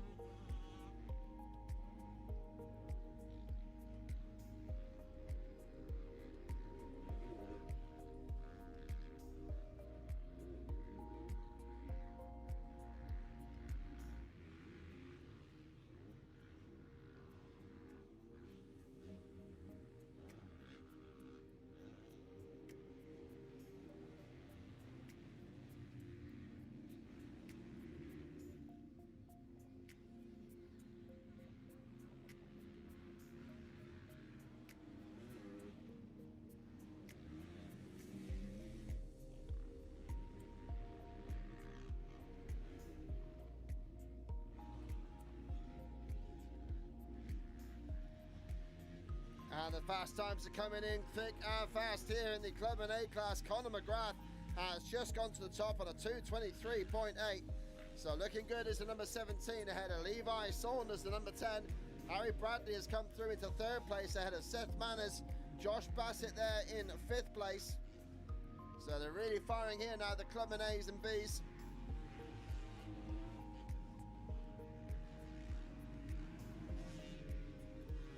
And in the B group, we've got Ollie Aldridge still out there. He was quick this morning. And he's there at the moment, the fastest, with Tom Evans in second place. Then you got Fenton Rennie, number 77, in a good spot. Third place so far, then it's Daniel Sylvester, the number 72. But they're still firing through, trying to get the best times in.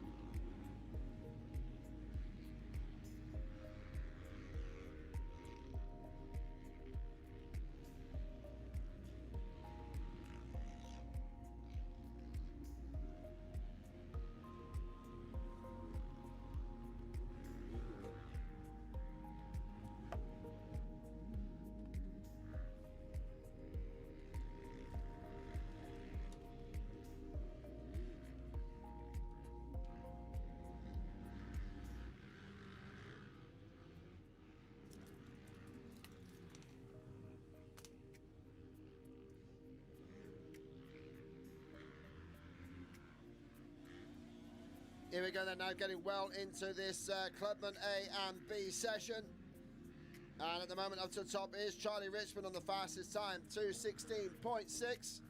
So Charlie enjoying himself here in the Clubman class. But we got Conor McGrath is the next best rider, 2:19.0. Josh Greedy there in third place. Then we got the 1:41 of Sebastian Bertium, who's having a bit of fun. Harry Bradley is there in fifth spot, ahead of Levi Saunders, who leads the championship here at the Mecca-X Series. He had an overall win at Wild Tracks with the second and third race wins, and he also won the third race at Salinge, but he had 11th in race one there, so his championship lead.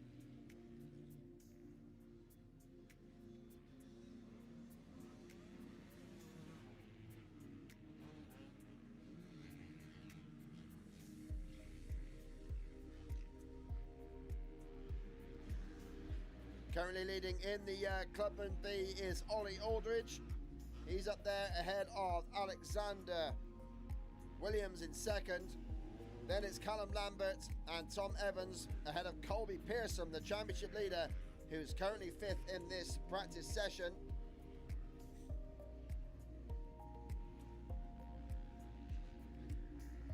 But lots going on here. The 3:30 it is that leads the way. It's Charlie Richmond, running his European Championship number because he raced there at Trentino at the EMX 250 category. Didn't quite get himself into the points, but his first showing in that competition, he certainly had a good go.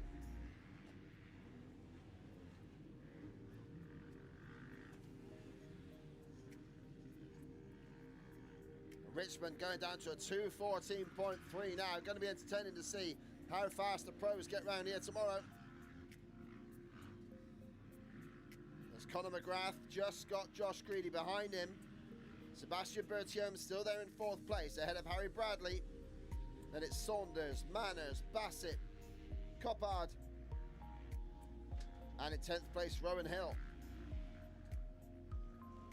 Then still in Clubman B, it's Ollie Alexander ahead of Alexander Williams. Sorry, Ollie Aldridge ahead of Alexander Williams. Keep doing that one. Callum Lambert there in third place, ahead of Tom Evans and Colby Pearson, the B-class championship leader right now. So far, won 3 of the 6 races, but he's done enough to be the overall victor both times out, has Colby Pearson. But this time, seems to have a bit more on his plate. Ollie Aldridge looking fast, as is Alexander Williams. And in fact, Williams' one race win in the series, which was at Wild Tracks, so we know that the 818 has got pace, but Aldridge an unknown quantity in this field at the moment.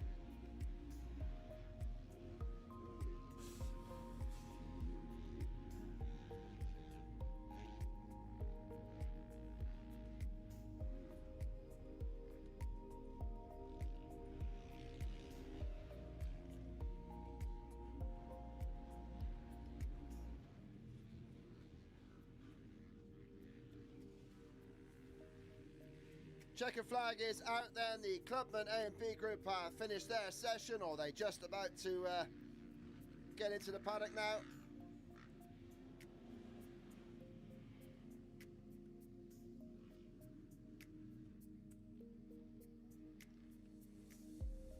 And yeah, no surprise there. Charlie Richmond, of course, top of that session, 4.7 clear. Conor McGrath in second place at number 17. Josh Greedy in third place. Seth Manners fourth. Harry Bradley in fifth. And Sebastian Bertium in 6th place. Then it's Josh Bassett, Levi Saunders, the series leader, in 8th. Hadley Coppard in 9th, and Rowan Hill in 10th spot. In the Clubman B class, Ollie Aldridge took the top time at 2:34.7, quite a ways clear of Alexander Williams in 2nd. In 3rd place, Callum Lambert, Tom Evans in 4th, and Daniel Charman in 5th.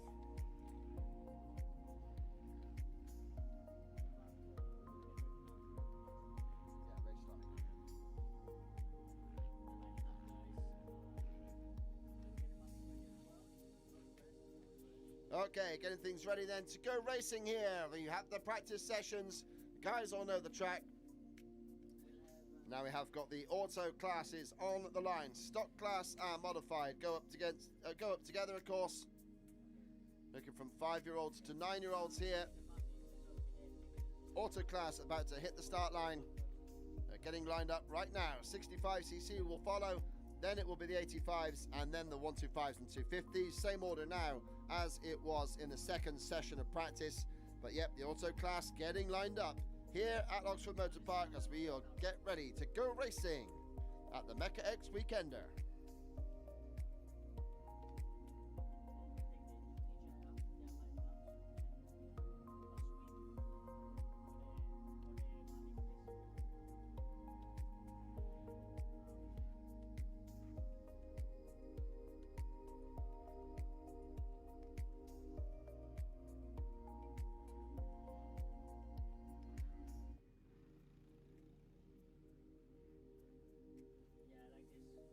So going to the line then, it will be Ben Matthews who leads this Mecca-X Championship.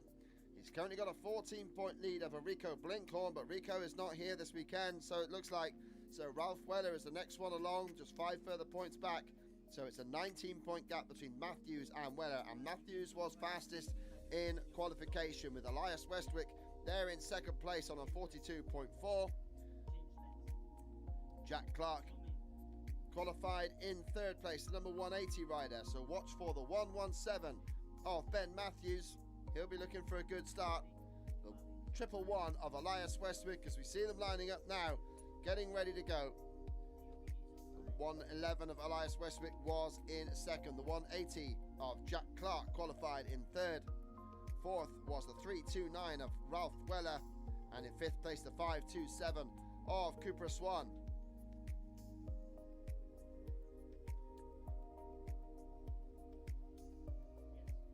In the stock class there, Blake Benson was listed as the top time, but we're just checking if he's a modified or a stock. But Junior Jeffrey, who leads that stock championship, was also up to the top of the mix, as was Bear Todd, who is 2nd in that one at the moment. So the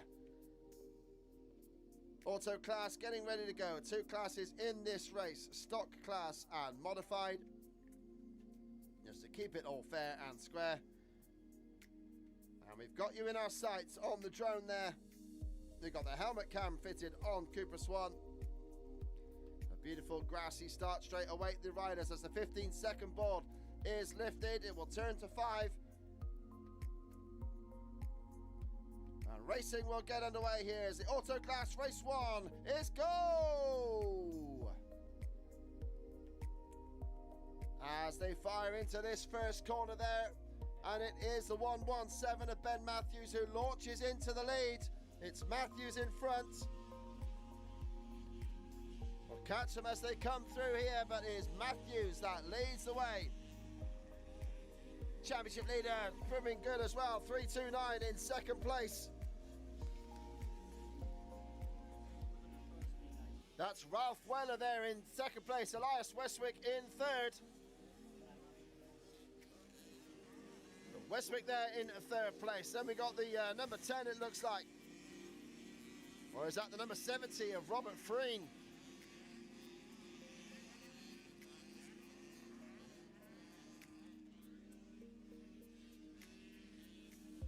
As they head through then, a short circuit, of course, for the auto category. We're on board with Cooper Swan at the moment. We're not sure exactly where Cooper is in the pack, 5th or 6th maybe. Struggling, the ruts are deeper now than they were earlier. Of course, they've had a whole practice group with every single class between them. But what a start from Ben Matthews, the series leader number 117. But Ralph Weller was right in the mix as well, so Weller certainly looking to try and move up to second in the series, which he will do at the absence of Rico Blinkhorn. He won't want anyone to come past him there as well, of course. Gunnar Day is in the mix of the championship on the number 125.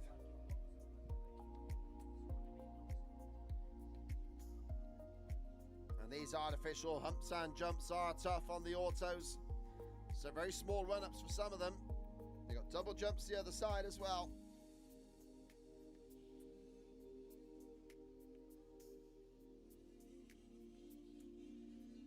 But out in front at the moment, looking good. Here's the 117 of Ben Matthews, comes past the commentary point right now. Second place for Elias Westwick, the blonde hair flicking out the back there. He's moved up the second then, ahead of the 329 of Ralph Weller. Those three are away and clear. Fourth place is the 18 of Reggie Little. In fifth place is Callum Swan on the 527. Sorry, Cooper Swan on the 527. Sixth place, the 217 there of Blake Benson. The 57 of Vinnie Ray Courtney in a good position as well.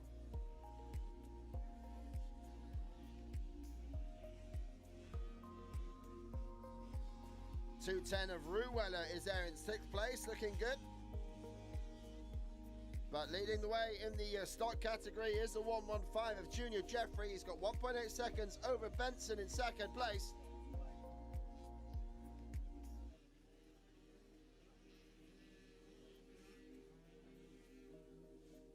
So it is Matthews with 3.7 second gap over Elias Westwick.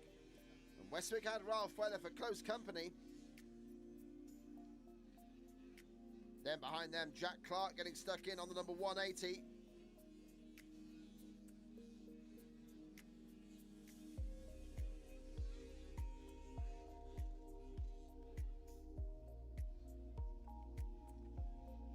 So it's Clark there. It's there in fourth place. That's the rider who got number 18 on the bike. It must be a 180 there because the system is showing it's Jack Clark, not Reggie Little. Not sure where Reggie is.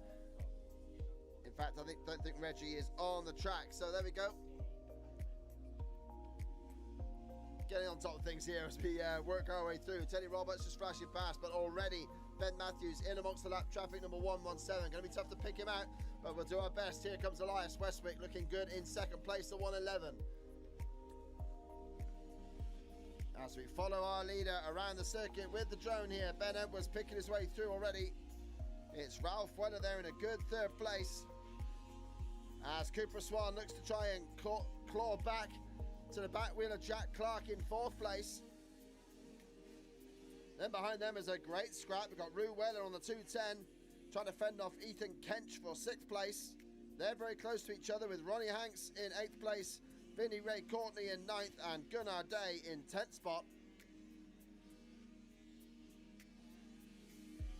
But Junior Jeffrey being caught by Blake Benson on that previous lap in the stock category. Bertold is there in third place.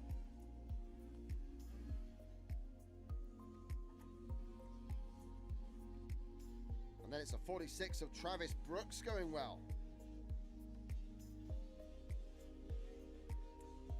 He's fourth in the stock category. Charlie Masters there, the number four is in fifth place in the stocks. 10 minutes plus a lap this race. We're halfway through already. Flashes by. Once we get racing, things get quicker.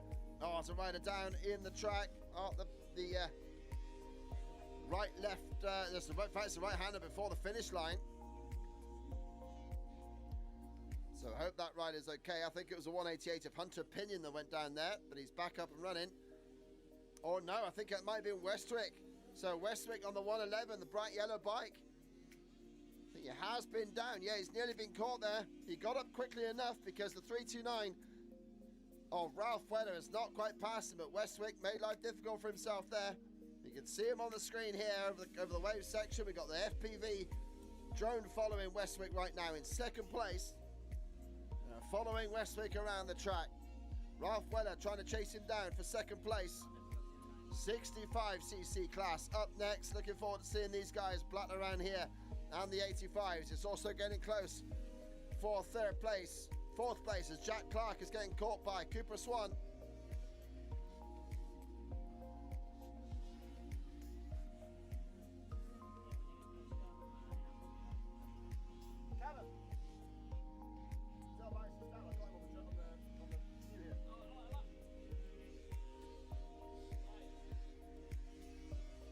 This is Elias Westwick on the live stream. He's got riders in front of him, lap riders. That's the rider on the yellow bike in second place is Elias Westwick. Looking in good form. Proud dad next to me taking the video. Still got a bit of a gap though to Ben Matthews, who's just finished his third lap here on a 1:43.199, looking quick. You know, Westwick coming up to the final corner where he dropped it on the previous lap. And he comes through, yeah, the gap has grown that time, of course, with that fall. It's now 19 seconds between them. But he's pulled back away ahead of Ralph Weller. So Westwick looking good there on the live camera. As Matthews, a whole loop ahead of him there at the moment as he heads around past the commentary point, which is just after the third corner on the circuit. Jack Clark still in fourth, and fifth place there still is Cooper Swan. The 208 of Ronnie Hanks there in sixth spot. Rue Weller has moved up to seventh now, so there's been a problem for somebody there. Rue Weller seventh now, Ethan Kench in eighth. The 57 of Vinnie Ray Courtney in ninth place, and Gunnar Day, I think it's Gunnar Day that's dropped down to 10th place there. Now Blake Benson now ahead of Junior Jeffrey in the stock category.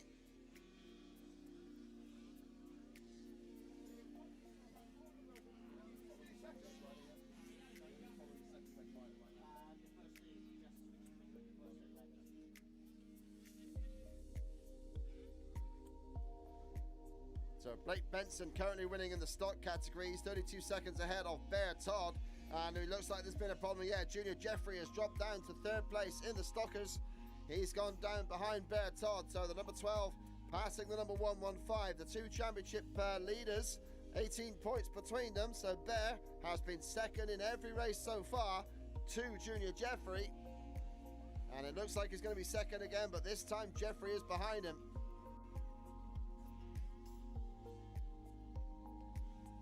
As these young 5 to 9-year-old riders really do twist the throttle, getting on the case.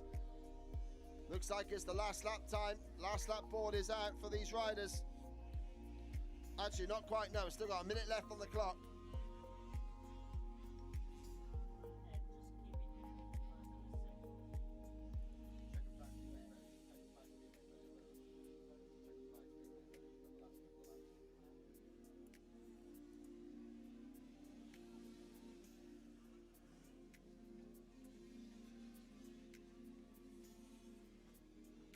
Down towards the last couple of laps here.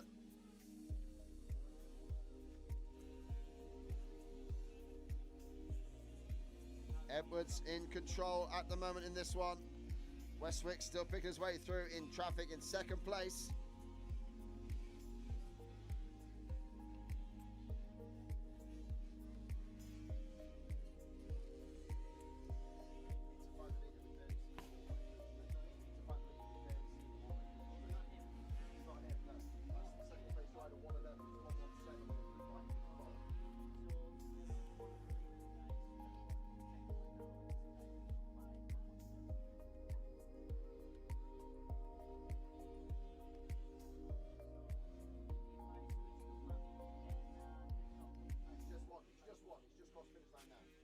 There it goes across the finish line, then goes your race winner, Ben Matthews. Takes the checker flag, a dominant display from Matthews.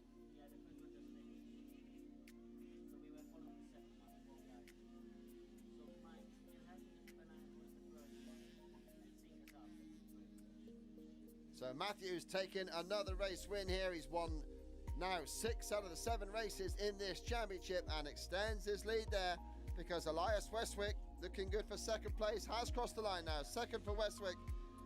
Be interesting to see if Jack Clark is able to fend off Cooper Swan. On Ralph Weller has had an issue on the final lap, so the 208 comes through in the third place now. So that's Ronnie Hanks taking third place. Clark does get fourth, and Ralph Weller there in fifth place just managed to hold on, with Cooper Swan taking home sixth spot. Ethan Kench into seventh, just crossing the line now, the 51 rider. And Blake Benson looks like he has finished there as the top rider in the stock category. So Blake Benson takes second place, sorry, takes the win in the stock class.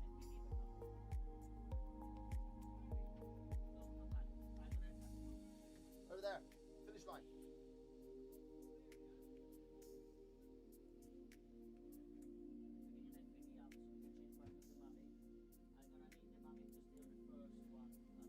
So as the riders come through then, the auto class dominated there by Ben Matthews, a win by nearly 27 seconds over Elias Westwick. Third place there for Ronnie Hanks, a late move for him coming up the field into third place. Jack Clark in fourth. Ralph Weller in fifth place. Then it was Cooper Swan, followed by Ethan Kench in seventh. Eighth for Rue Weller. Ninth place for Vinnie Ray Courtney, and in 10th place, number 125 of Gunnar Day. In the stock category, it was Blake Benson who took the race win there, ahead of Junior Jeffrey, who got the fastest lap in the last couple of laps there. Bertov third. The 46 of Travis Brooks in fourth. Then the 191 of Harry George Court took home fifth place. Sixth place, the number 4 of Charlie Masters. Seventh for Ronnie Curtis.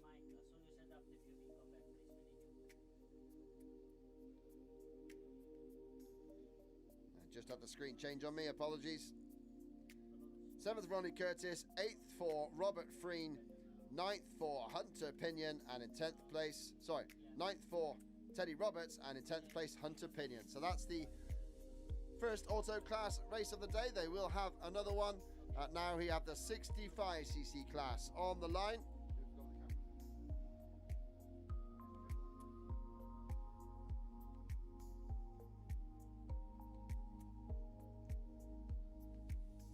65cc class gets underway, then the 15-second board is up. It will turn, and they are go! 65cc race 1 hits the start straight. Up they go. Looking in control here, and out in front we have got one of the KTM riders out in front. But we have got the number 80 there. Looking good as the top two in qualifying that lead the way. Cohen Llewellyn ahead of the number 80 of Roy Townley. And Townley going for the inside line already. Takes the lead, goes past Llewellyn beautifully. So it is Townley ahead of Llewellyn.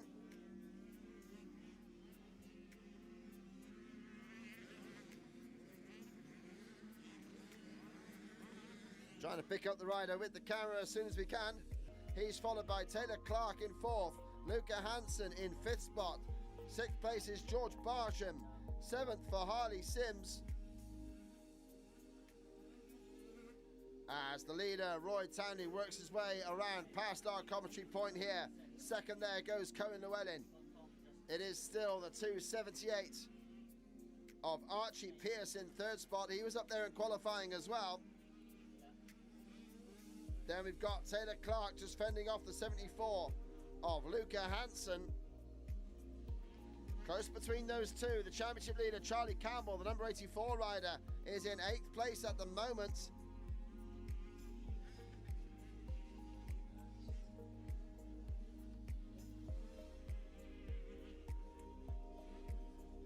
As the number 43 rider comes through, he's the rider with the helmet cam, Rufus Ambler.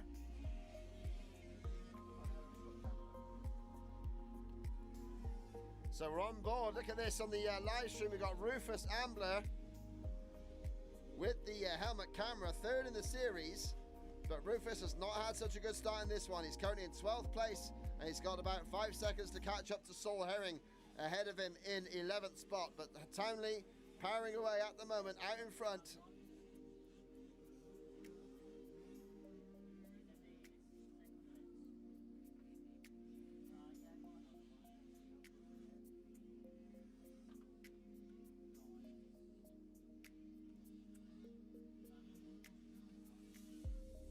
Townley looking good then, a 4.2 second gap it was over Cohen Llewellyn.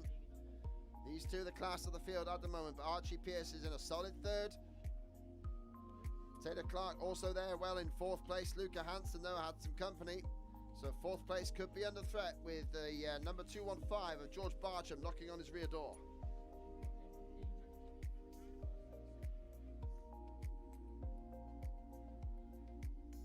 Townley through the split lane circuit on the eastern edge of the western edge of the track. Going through to that final corner, heading up the finish line tabletop jump, which he lands on the top section of. It's quite a leap, that, with virtually no run up on a 65. That's tough, but for sure Townley handling it as well as any of the other riders, as Llewellyn now crosses the finish line. In the bright yellow is George Llewellyn, the number 6 is Cohen Llewellyn, the number 630.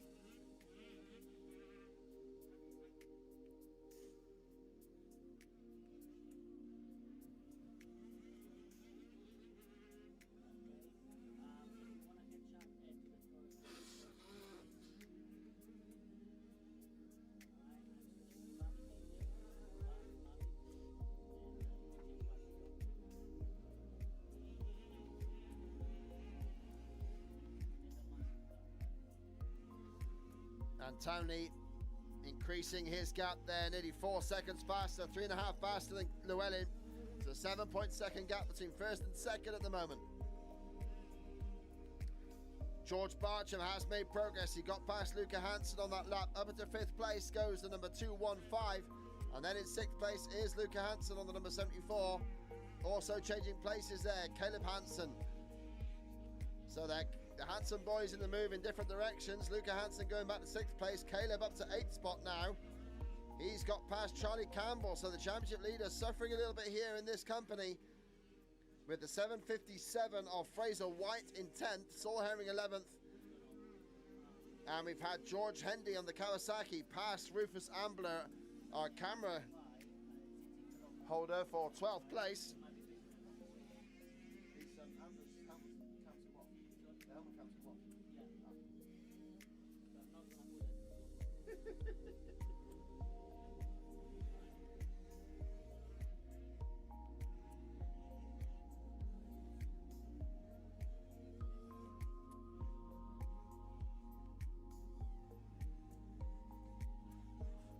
And at the far end of the track, Roy Townley having a slight moment there on the greasy, watered section at the far southern end of the track.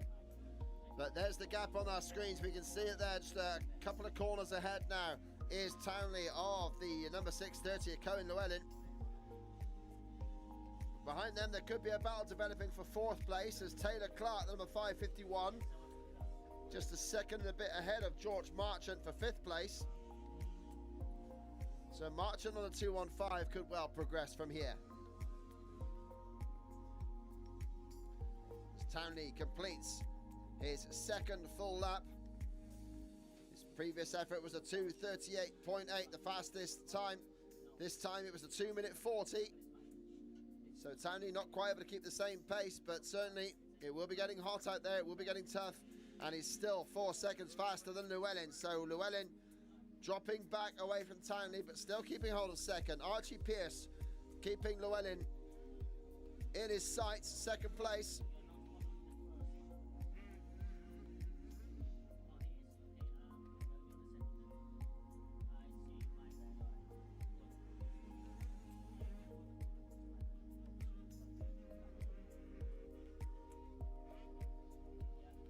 And that battle for 4th place is still being held there by Taylor Clark, but there's a battle on for 6th place now with Luca Hansen. He's got Harley Sims all over him at the end of the start straight. Hansen battling hard with 6th place. Harley Sims right behind him in 7th. And Caleb Hansen's dropped down a couple of places. This has been a problem for Caleb Hansen as Fraser White moves up to 8th. Charlie Campbell up to 9th spot. So the championship leader trying to get his way through here. 10th place now is Saul Herring, so Caleb Hansen still hasn't crossed the line yet. As Townley powers away with our camera in tow. Saul Herring 10th, and now Caleb Hansen has crossed the line. He's in 11th place now, ahead of George Hendy and the 201 of Sonny King, who's got past Rufus Ambler. Ambler managed to lose our live stream camera off the top of his helmet, partway through that lap. As Townley already now catching up to the lap riders at the tail end of the pack, so incredible pace being shown by Townley on just his third complete lap.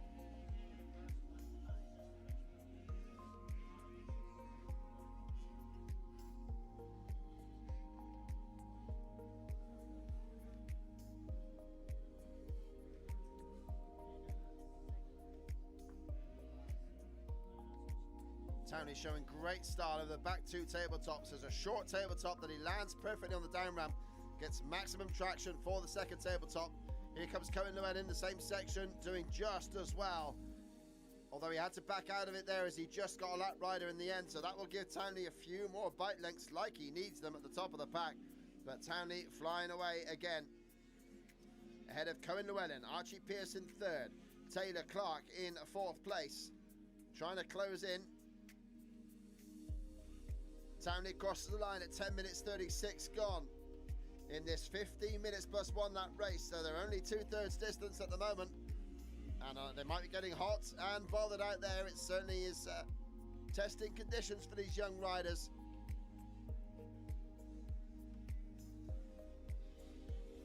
So we are talking about 7 to 10-year-olds flying away at the moment on these little 65s. Cohen Llewellyn in shot, second place for the rider in the bright yellow. Watch for that battle for 6th place, because Hansen had Harley Sims all over his back wheel at the close of the previous lap. It's still Pierce in third place. Fourth place still is Taylor Clark. And Sims has got past Hansen, so Harley Sims up to 6th place. He's only got 2 and a bit seconds to catch up to George Barcham. So Harley Sims, number 18, and he's got Barcham in his sights now as they come down past the commentary point, with Townley still powering away. Cohen Llewellyn in our view screen from the drone, picking through traffic.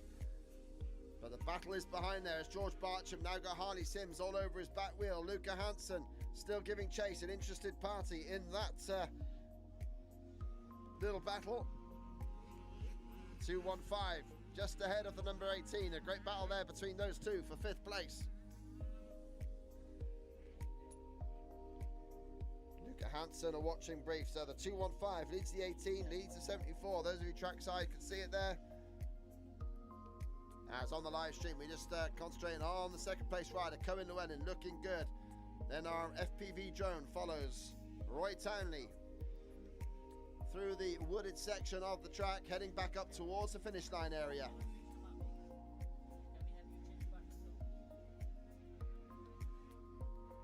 Charlie Campbell, the series leader, still in 9th place, but he's actually still making ground because Saul Herring has been passed now by Caleb Hansen. So Caleb had that issue on the previous lap. He's recovered well. He's back up to 10th place with Saul Herring in 11th. George Hendy still in 12th, ahead of Sonny King and Rufus Ambler, who's third in the series. So Ambler and King were only 4 points apart in the championship, and right now King is making 1 point back on Ambler, so those two close all season long.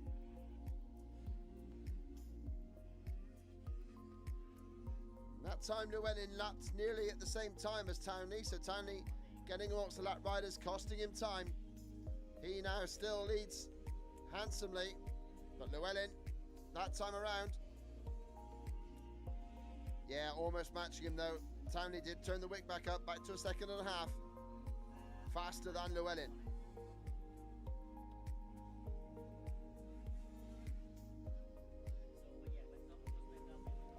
That battle for 5th is still raging on between the 2:15 of George Barcham.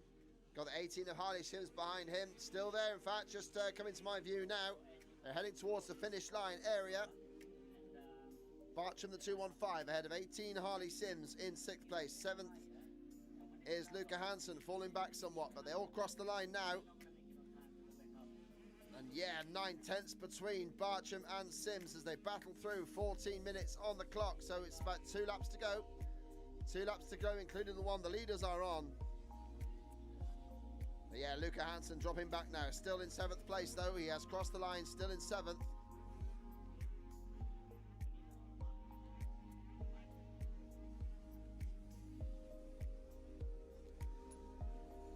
Fraser White still there in 8th place. The number 757. Still riding nicely.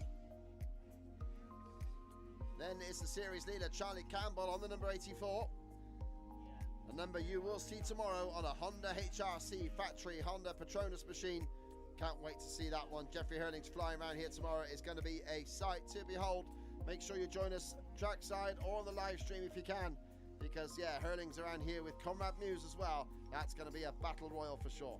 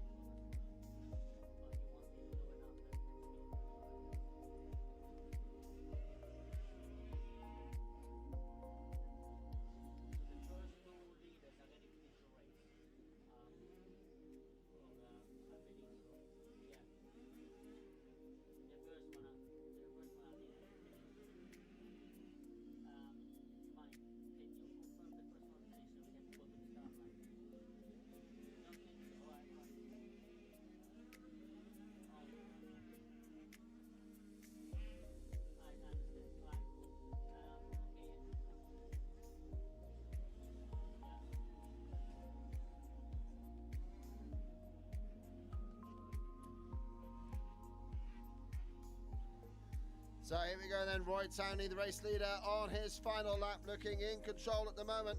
Harley Sims still unable to get past George Barcham for that 5th place. They're close now, they're at the end of the start straight together. Sims goes for the inside line, just loses traction. They look across at each other, and Sims goes for the outside run. Cuts it up the inside though, it's going to be close. They hit the waves together. Barcham still holding on past Sims, that they are absolutely neck and neck past the commentary point. And Sims goes around the outside like 2 trailer park girls.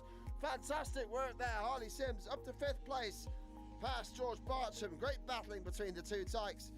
Brilliant work there from Harley Sims. He's moved forward past Luca Hansen a couple of laps ago, and now he's up to 5th place past George Barcham. But the leader, Roy Townley Jr., right in the middle of the trees at the moment.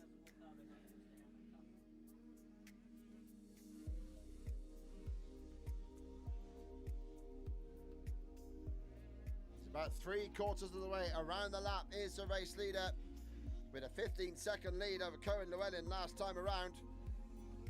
Cohen keeping him honest though, just a 10th off the time.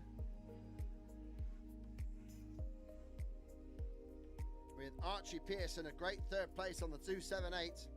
4th for Taylor Clark, number 551. And yeah, now up to 5th place has gone Harley Sims past George Barcham. Behind them, Luca Hansen still 7th, Fraser White 8th, Charlie Campbell in 9th, and Caleb Hansen recovering well up into 10th spot.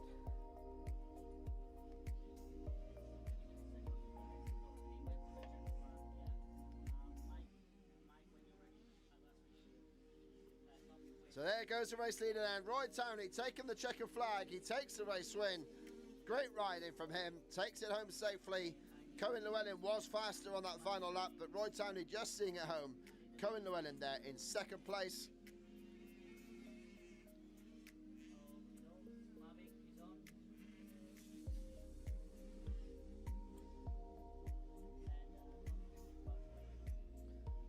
So that's the 65 class all sorted out then. They head through. The 85cc class is on the line. Big Wheel 85 and Small Wheel 85 together, of course. Then we'll have the Youth 125s and 250s, and then the Clubman C class. That's your next 3 lots of action coming up.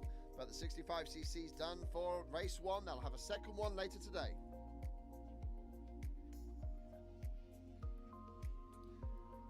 So we'll see the riders through the line then. Roy Townley it was that takes the race win, number 80. Second for number 630, Cohen Llewellyn. Third for number 278, Archie Pierce. Fourth place for number 551, Taylor Clark. Fifth place was the number 18 of Harley Sims with that last lap move. George Bartram there in sixth place, the 215.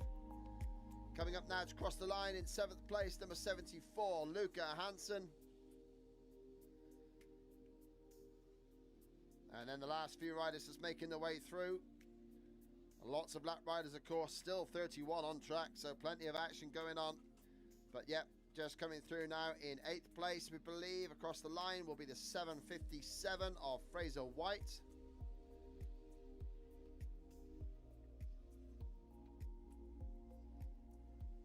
Yes, it is, and there he goes. Charlie Campbell takes 9th place.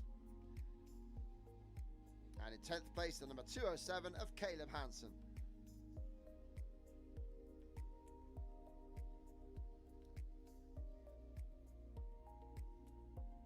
Just make sure across the line there, number 207, I think that is, just from a distance, we can just about make out the numbers there on the small bikes. Caleb Hansen, yes it is, bringing it home in 10th place. Great work. 85cc class up onto the start line now then. They get themselves ready to go. Fastest in qualifying was Cohen Jagielski. He had a good gap there with Teddy Merriman, the 415. So watch for 475 Cohen Jagielski, the 415 of Teddy Merriman, and the number 111 of Jamie Thorpe was third fastest in the big wheels. In the small wheels, watch out for the number 447 in the green and blue of Rafe Simons. He set the top time. And the number 10 of Jimmy Ball, who is going to run our camera for the live stream.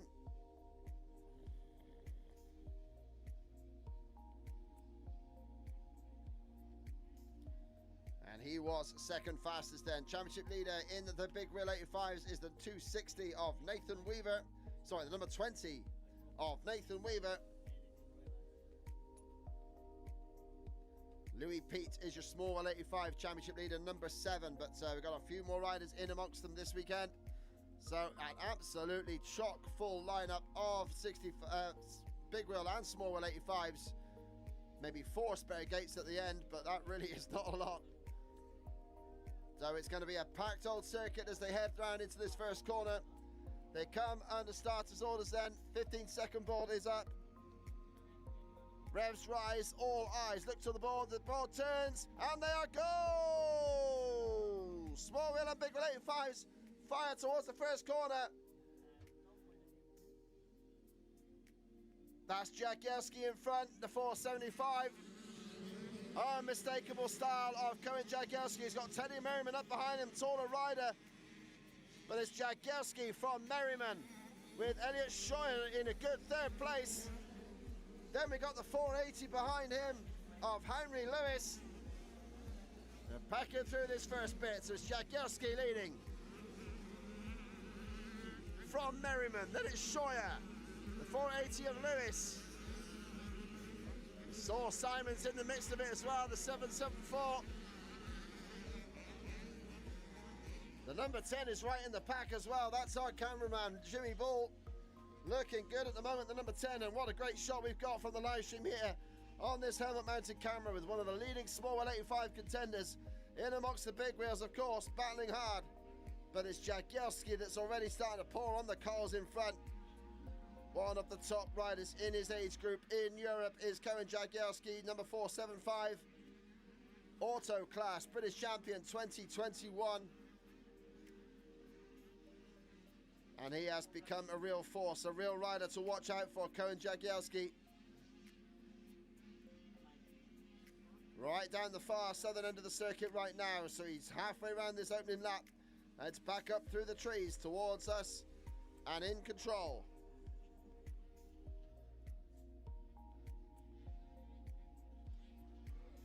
Behind him still is the 415 of Teddy Merriman. Merriman still giving chase there.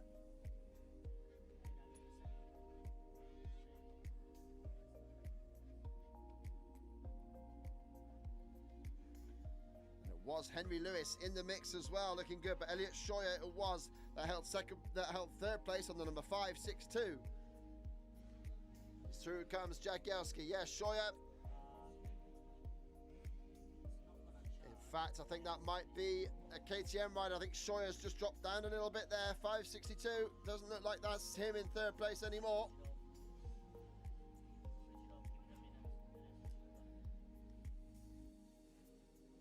"15 minutes plus one that race." No, it's Jamie Thorpe, the 111. Jamie Thorpe up into third place. He's got past Scheuer on that one, and he's got past Lewis as well. Henry Lewis in fifth, Dylan Standing in sixth place, Seb Brown in seventh, eighth is Johnny Wright. And Jagielski flying out in front at the moment. Then it's Merriman in second, Jamie Thorpe trying to close in on Merriman. They're not far apart now. Scheuer also with company, Henry Lewis is right there. Then it's Dylan Standing on the number 12. Then through comes Seb Brown and the 117 of Johnny Wright. Then it's the leading small wheel, Rafe Simons. Oh, Wright makes a mistake by the commentary point here. Suddenly Simons is all over him. Harrison McNeil also in there. So McNeil and Simon together in a small wheel battle. They're 9th and 10th on track, but give them a cheer there as Seb Brown drops it. Seb Brown has dropped it in one of the corners near the commentary point. Has to kickstart the bike and is not damming it. He just about gets it going again, and Seb Brown has to rejoin several places down from where he was. But a great battle there. They're currently 8th and 9th on track. The 447 of Rafe Simons has got the 572 of Harrison McNeil right behind him at the front of the real battle for the lead of the small wheel class. Jimmy Ball is also in that battle. He is currently 13th on track, just a couple of 2.5 seconds down from McNeil. Tyler Petey also in amongst the mix there among the small wheels. He's a big wheel rider. So Jagielski looking in control, nearly 5 seconds clear at the end, shall we say at the start of the first full lap. The battle might be behind there. If we can get that on the camera, possibly the battle for second could well hot up there. 2.5 seconds it was. In fact, no, 1.5 seconds between Merriman and Thorpe.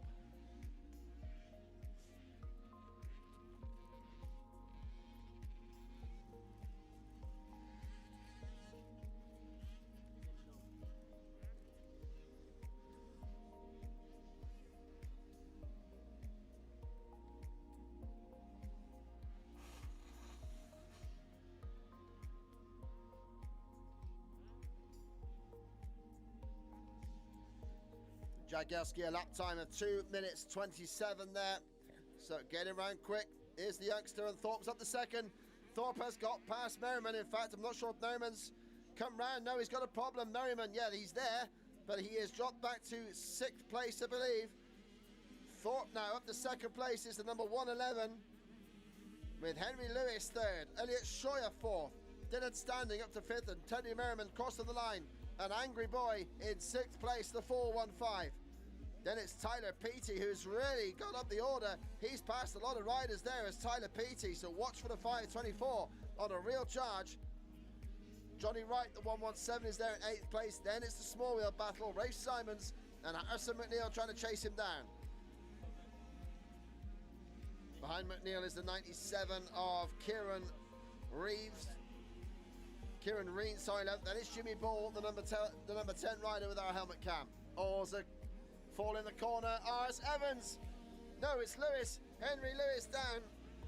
The number 480 of Henry Lewis has to kick the bike. He's fallen in the waves after the 2nd corner. So Lewis down, and he has to fight up through. He was in 3rd place, and he has dropped right back now. He rejoins just ahead of the number 38 of Freddie Olds. So Freddie up to 18th there. Well, he'll be up to 17th on track, in amongst the small wheels as well. We'll separate them out as we can.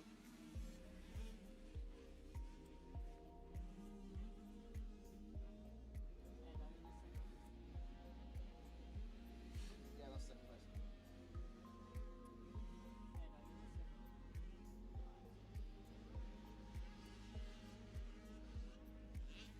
Jagielski on the live stream here. We're following him on our FPV camera, and Jagielski very nearly collected a lap rider there. Certainly was close in one of the corners. He's carrying such pace He's getting there before most riders know he's even in the proximity.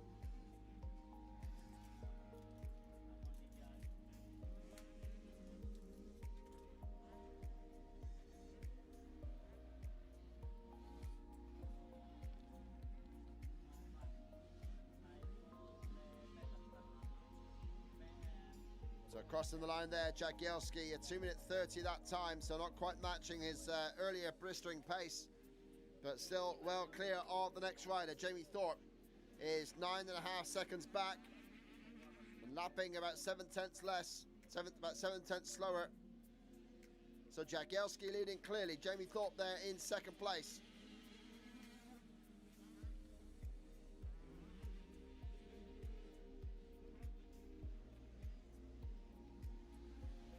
And Elliot Scheuer's come up there, so yeah, Lewis dropping down from third place.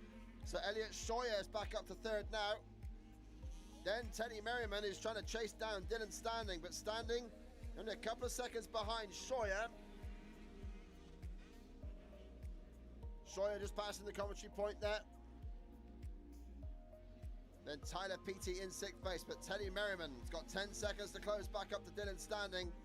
He might have the pace.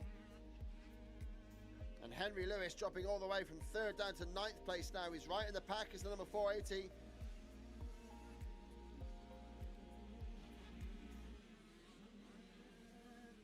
we get the helmet cam on Paul? He's got the...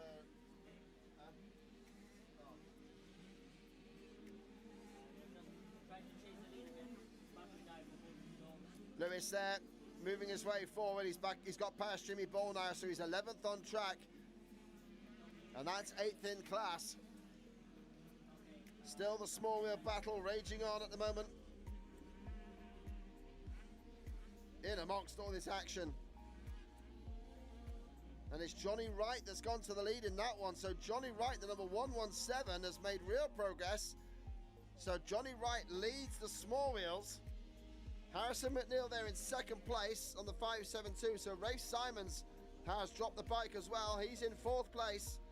So both of the Nora CRS development riders have had a tumble on that lap, because we saw that Seb Brown has dropped back as well. Seb Brown now 7th in the big wheel class, and his teammate Rafe Simons in the small wheels has dropped from the lead to 4th place. So it's Johnny Wright with an amazing 4-second lead now over Harrison McNeil. Will he be able to hold on to that? Oh well, there'll be more to come.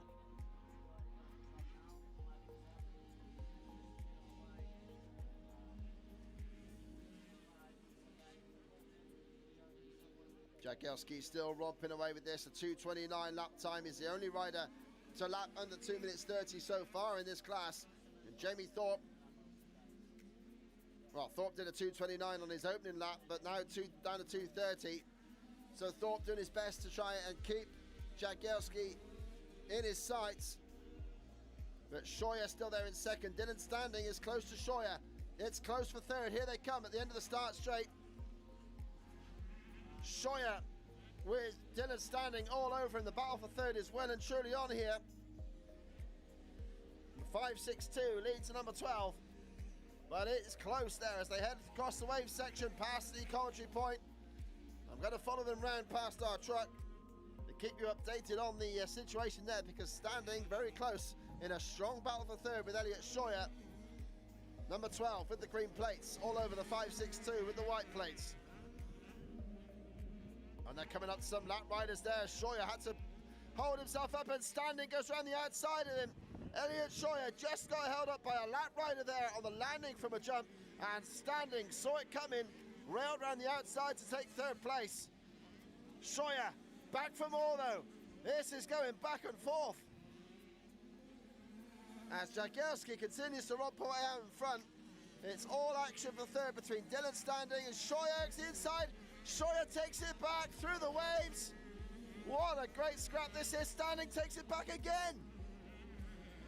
Oh, they're battling out the back of the commentary point here. I can see they're Standing and Scheuer absolutely slamming each other for third place. Brilliant action there in the big related fives as they head to the end of the track. That one is far from done.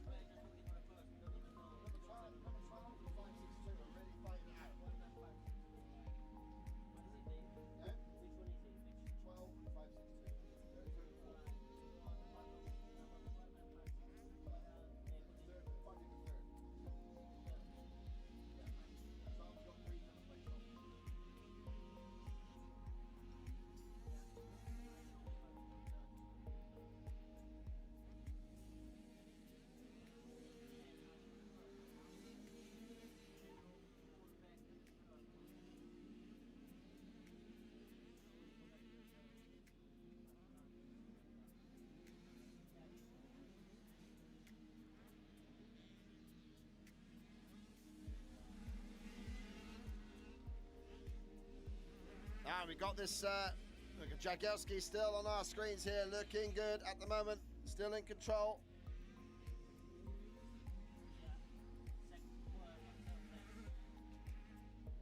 As we look for that battle third place, yeah, standing it is, that's pulled away now a little bit. He's there in third now, there's no doubt about it. Fourth for Scheuer. And still Johnny Wright leads the way in the small wheels ahead of Harrison McNeil, but Jimmy Ball is on the case.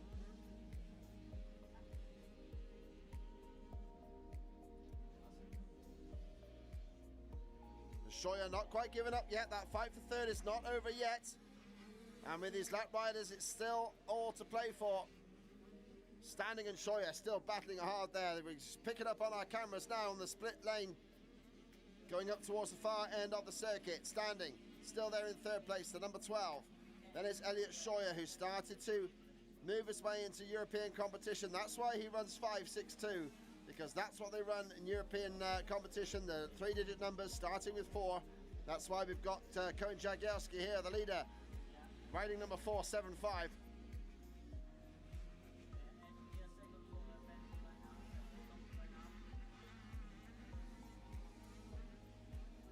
Scrap for third is still close between Standing and Scheuer.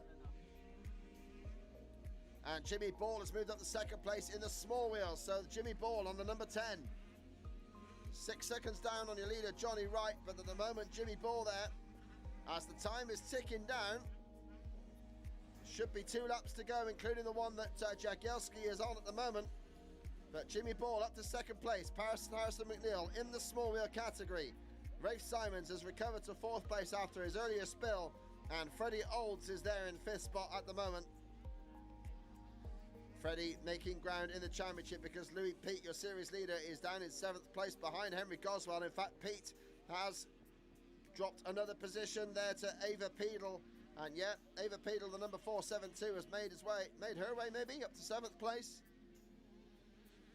So that's good riding from Ava. I'll have to get back to you if it's a he or a her or Ava Pedal, but yeah, she's now up to 7th place. Jagielski still out in front now. And he crossed the line just before the timing beam ticked over to 15 minutes.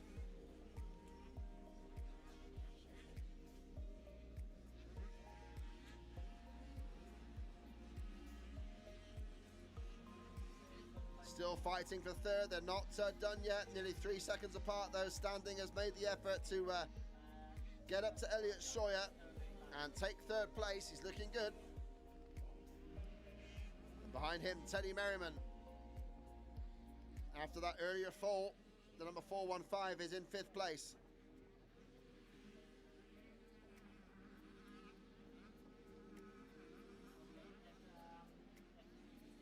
In the small wheels then, Johnny Wright with a 6-second lead over Jimmy Ball. Then we've got Harrison McNeil in 3rd place, Drake Simons 4th, and Freddie Olds in 5th place.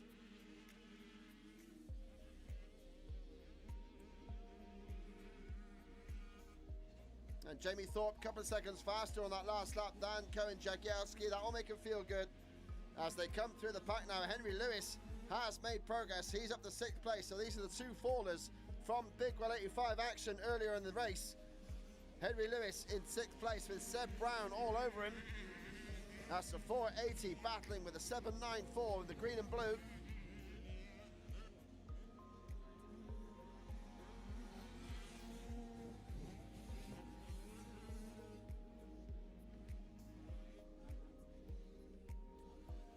Scheuer not quite able to catch up back to Dylan Standing in that battle for 3rd place, but Lewis and Brown are scrapping out there for 6th. Tyler Petey dropped down to 8th place with those 2 moving forward there. Harry Hackett now moved up to the top 10. He's got up to 9th place past Kieran Reen. So Hackett on the move. But still in the small wheels, it's Johnny Wright leading from Jimmy Ball. Harrison McNeil in 3rd place, then Rafe Simons 4th and Freddie Olds in 5th. That's the small wheel battle at the moment. As we look for Jagielski, he's taken the last lap flag, he's taken the checker flag. Jagielski takes the race win. That's all there, the checker flag is flown. It is the race win for Koen Jagielski. And there is a bit of water going down onto the track here, as you can see, just trying to battle things here to keep it all good. But Jagielski takes the race win, 14¼ seconds ahead of Jamie Thorpe. As across the line comes Dylan Standing, just a few seconds ahead of Elliot Scheuer. Third place for Standing, fourth for Scheuer. Through comes the high vis of Teddy Merriman in fifth spot. Going to be an interesting scrap for sixth place as well with Lewis.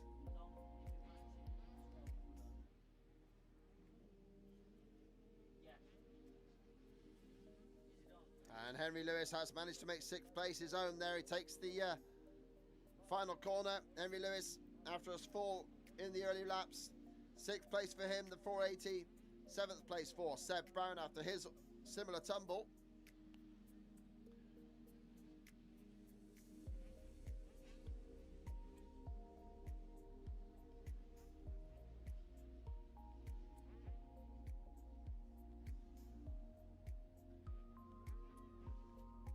And Johnny Wright takes the small 185 win. So good running for the number 117. Johnny Wright brings that one home. That's his fourth win of the series, fourth in a row. In fact, he won 3 straight at Salinge. So great riding from Johnny Wright. But Jimmy Ball takes second place with Harrison McNeil third, Rafe Simons fourth, and Freddie Olds taking home fifth place. Tyler Petey was eighth in the big wheel, Harry Hackett ninth, and Kieran Reen in 10th spot. As we get ready for 125 and 250 youth action to get going here at Oxford Motor Park. This is going to be an absolute barnstormer. And it could well be 125 against 250 because their times in qualifying were very close between 250 riders. Harry Lee and Max Cork and the 125cc fastest man, the 581 of Harley Marjak on the S. Briggs Commercials Yamaha.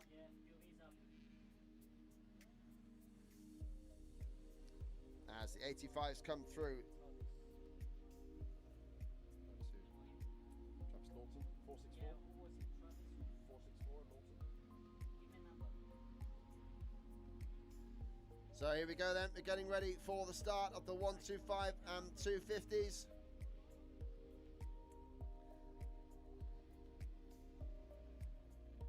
The top 5 in small 185. Johnny Wright, Jimmy Ball, Harrison McNeil, Rafe Simons, and Freddie Olds took fifth place in the big wheels. Koen Jagielski takes the win from Jamie Thorpe, Dylan Standing, Elliot Scheuer, and Teddy Merriman as the 125s and 250s get the 15-second board. It turns to 5, and there go! 250s might have the advantage into that first corner. And it looks like Fabian Junior Morrison has taken the whole shot. Fabian Morrison leads the way. It's Max Cork in second place. Up the inside though, it's the 151. Wow. Rider, I don't know.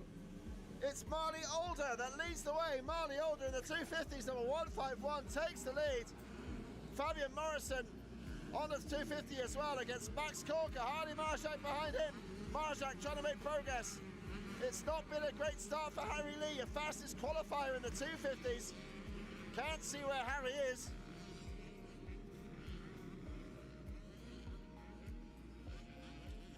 Oh, and this race is going to be absolute chaos. Who is going to be out in front?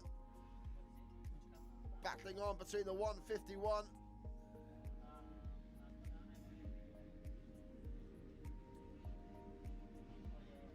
35 of Ryan Clift was in amongst the mix there, but it's Fabian Junior Morrison leading the way. Number 88 on the borrowed bike. He's a 125 rider, but that's a CRF 250. So that will send our scorecards a bit nuts because Morrison has had to change class as well as bike. I saw him pull off the tires down. Morrison down on the far end of the circuit. Falls out of the lead. Oh, nightmare for Fabian Junior Morrison. I mean, it's a borrowed bike, so got to be forgiven for that. But there's a great scrap going on there as our cameras scrabble to catch up to the leaders after the drop bike for Fabian Junior Morrison. Harley Marjak is definitely in the mix there. He's trying to make an attack. No, it's Ryan Cliff, the 35. And Cliff goes up the inside to make a pass on Marley Older for second place. But out in front is Max Cork on the Dirt Store Triumph that leads the way. Whoa, up the inside, and Older takes a fantastic pass on Cliff as Harley Marjak looks to take advantage and get past the pair of them. Marjak, the leading 125, nearly got both to battling 250s. Cliff back up the second place. A beautiful scrap right in front of our live stream cameras here. Cliff chops across the front wheel of Older. And Marjak is going to nip the pair of them. Here they come at the end of the start straight now. And again, Cliff tries to go around the outside. Older says, no way, Jose. And meanwhile, Max Cork is pulling away at the front, loving the fact that these two are taking lumps about each other for second place. Oh, Cliff gets the corner badly wrong, and Marjak goes up the order. Marjak gets third on track. He's leading the 125s anyway, but Marjak takes third on track past Ryan Cliff. Wow, what a great scrap that was for our cameras there for second place. And Marley Older has managed to hold off Ryan Cliff now. Cliff making the mistake, and Marjak still there in third place.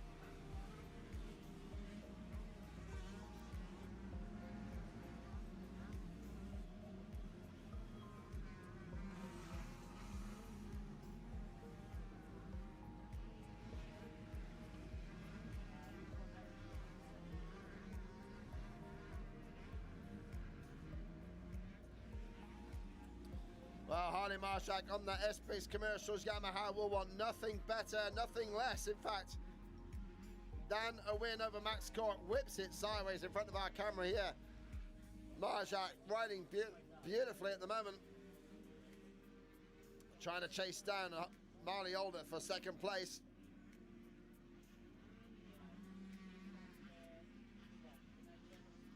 Give a quick rundown then of the 125 class. It's Harley Marjak leading that one, although he's third on track behind two of the 250s. But Marjak leads the 125s ahead of Robbie Daly in second, the number 580. Charlie Hobden is third on the 414. Archie Stapley fourth, and then Fabian Junior Morrison, who is actually on the 250. So Morrison will have to work out exactly where he needs to be.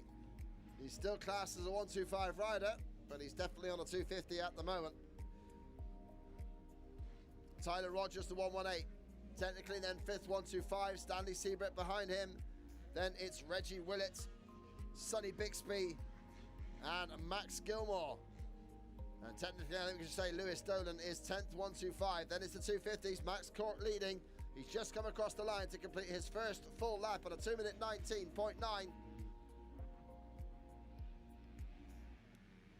Compared to a 2:27 from Marjak, so it's Cork ahead of Ryan Cliff. Here they come. It's Older, in second place. Older second in the 250s. Third now is Ryan Cliff in fourth place. Well, Travis Lawton's moved up the order. No, that's Stapley, my apologies. Well, Travis Lawton not appearing on either screen, that's good fun.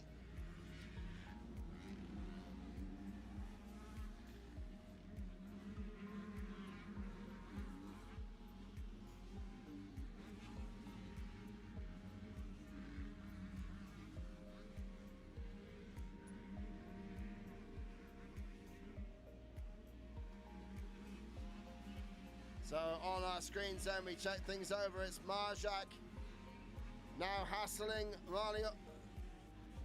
Marley Older for second on track.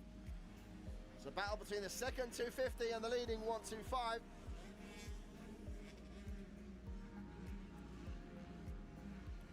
This Lawton is fifth on circuit. He's not showing up in the right class on the system, so we'll just get everything corrected there. Lots to play with here at Oxford Motor Park.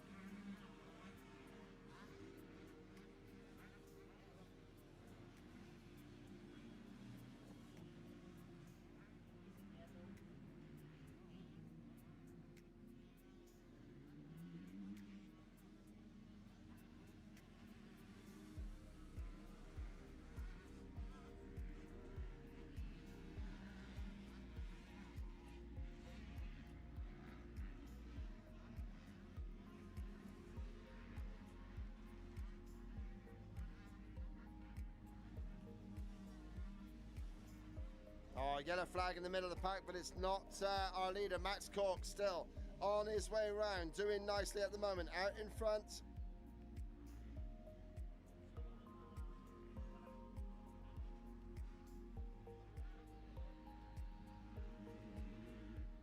So Max Cork still pulling away there. Marley Older has so far managed to hold off a frustrated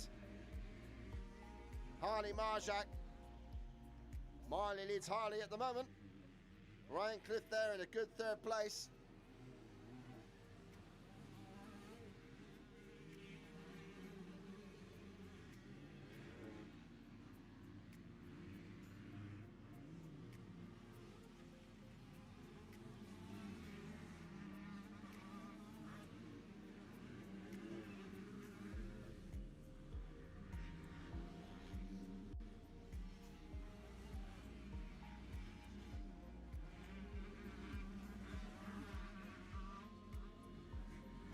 Older still holding off the attentions of Harley Marzak, second and third on track. That's the 125 class leader trying to chase down the second 250 riders. Max Cork pulls away whilst they battle.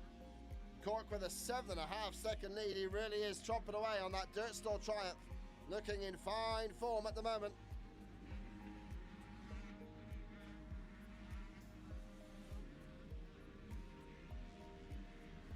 Robbie Daly is the second 125 rider at the moment. Rocket Robbie, number 580, still holding off the attentions of Charlie Hopton behind him, and then Archie Stapley in fourth. So that will be a good battle. Stapley just trying to catch up to Charlie Hopton. Fabian Morrison also on the move. And Harry Lee, after a poor start in the 250s, is working up the order now. The 250 race order is Max Cork ahead of Marley Older, Ryan Cliff third, Travis Lawton in fourth place, and fifth place now will be Harry Lee, but he's got about 6 125s between himself and Cliff. 125 being led by Harley Marjak. Second now is Robbie Daly ahead of Charlie Hopton. Whoa, Older gets the split lane completely wrong, has to go over the divide in the middle of the circuit, and he's lucky there that he's made some time on Harley Marjak, or for sure Older would be giving up that spot on the track. 9.5 minutes gone then from the 15 minutes plus 1 lap here in this 125-250 joint battle. That's a lap rider. That's a lap rider. No, that on the big drone had a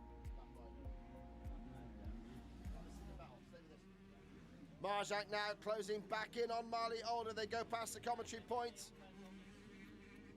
Good scrap there. There's a nice line from Marjak. Hugs it tight. Closes right into the back wheel of Older, but Older holds the line well. Gets that extra bit of four-stroke power down. And he has to go around a couple of lap riders here. Marley Older really picking his way through as Marjak also gets held up slightly.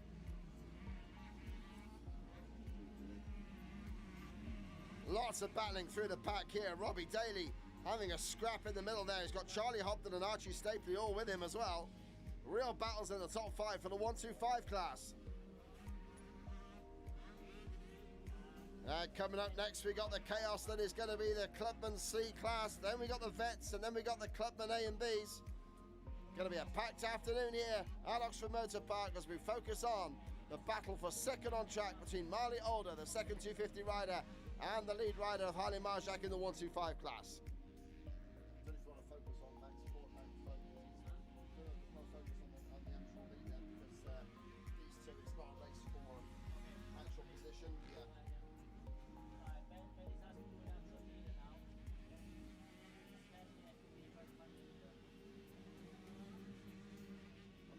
Maybe stick with this one on the FPV and get the lead on the blue cam. Yeah. Okay. So can we have the FPV on the 19 and have the DJI coming forward? And these top riders are now picking through the lap traffic. It's really going to be very hectic there, especially, of course, on the split lane section. You've only got half a track's width there because of the break in the middle of the circuit. Max Cork flies away though. He crosses the line on 11 minutes 50.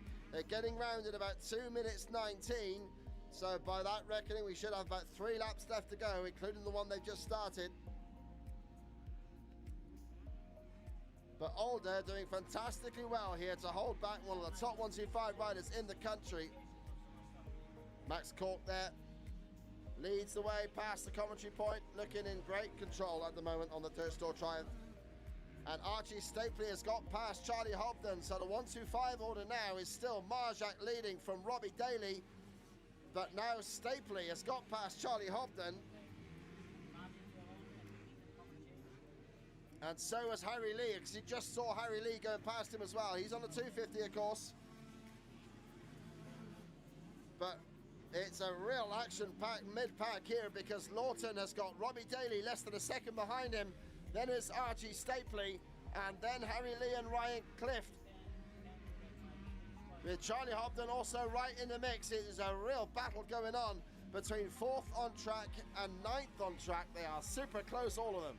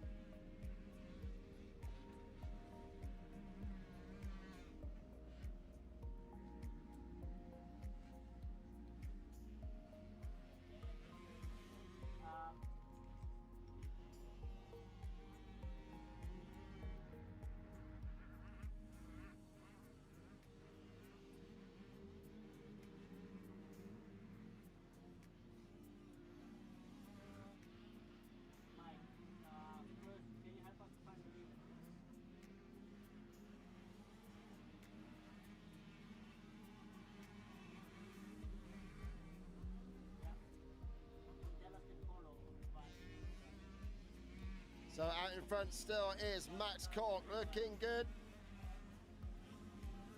Comes up now towards the end of the start line area. That is Max Cork, our race leader. Still the battle rages, and Alder is pressing on here. Marley Alder is actually closing in on your race leader, because Cork that time did a 2:22.178, and only 8,000th faster though was Marley Alder. So okay, it's not much, but he is closing a little bit. The main reason is because he's still got Marjak snapping at his heels. And Marjak leading the way in the 125s.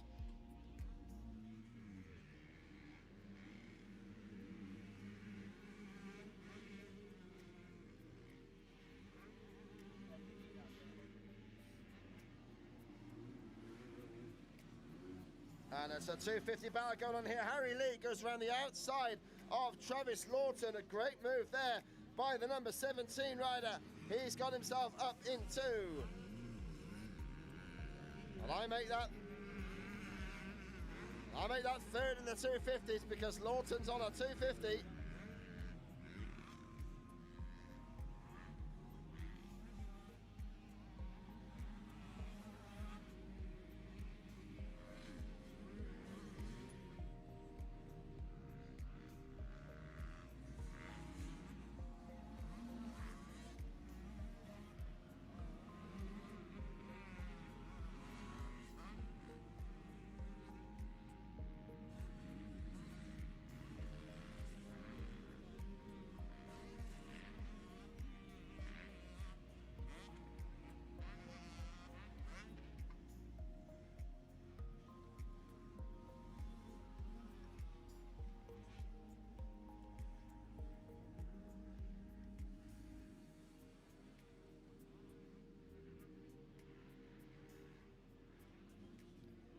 As Marley Alder continues on his impressive way, but still in second place behind Max Cork. Looks like the checker flag is being made ready, so we want to be looking at that finish line, because here comes the checker flag. Max Cork is going to take the race win. He does so. Max Cork takes the race win. Number 919 takes the lead, takes the win. A great display there from the Dirt Store Triumph rider. He takes that one. Second place there was Alder.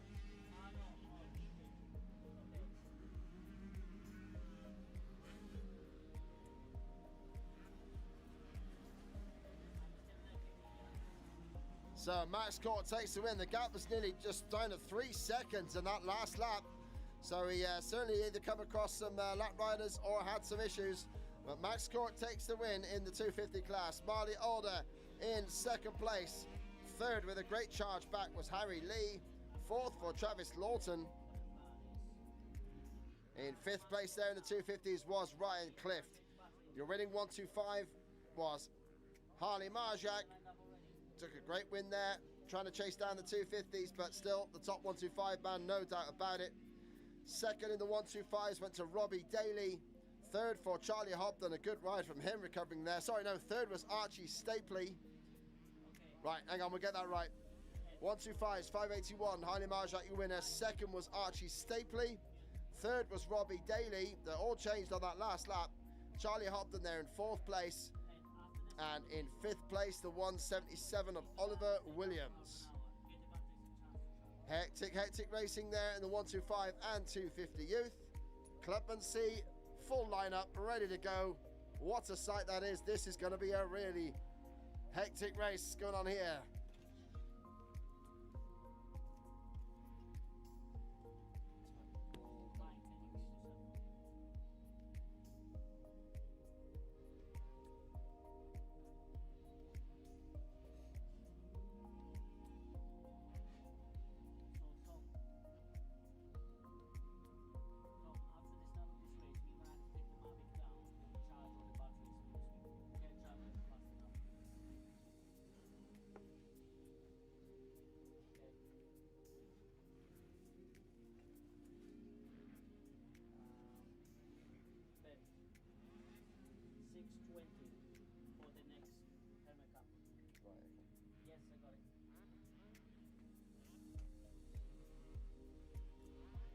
Okay then, on the live stream we're picking things up from Tom Owens, our helmet cam holder, as the Clubman C class gets ready for starters orders here.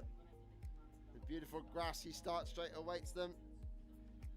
Clubman C class championship being led by the number 14 of Charlie Samuel on his very sparkly number 14 Kawasaki.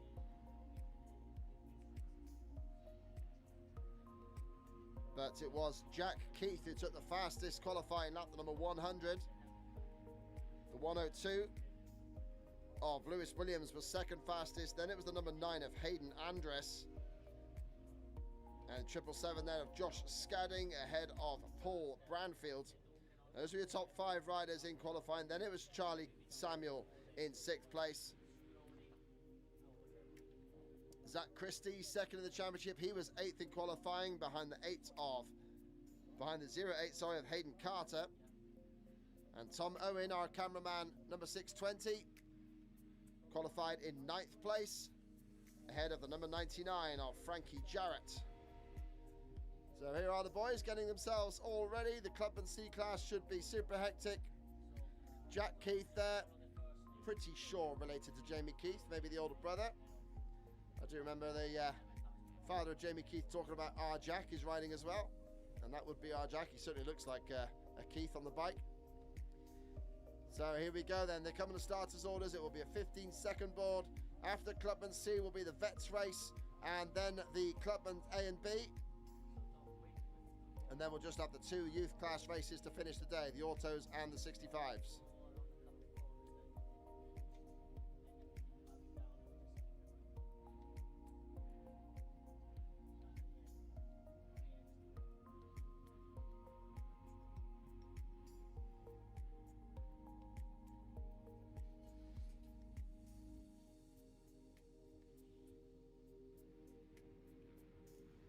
Here we go then, they're coming to starters orders. Clubman straight away, yes, the number 100 straight away into the lead goes Jack Keith. He's got too much pace for these boys.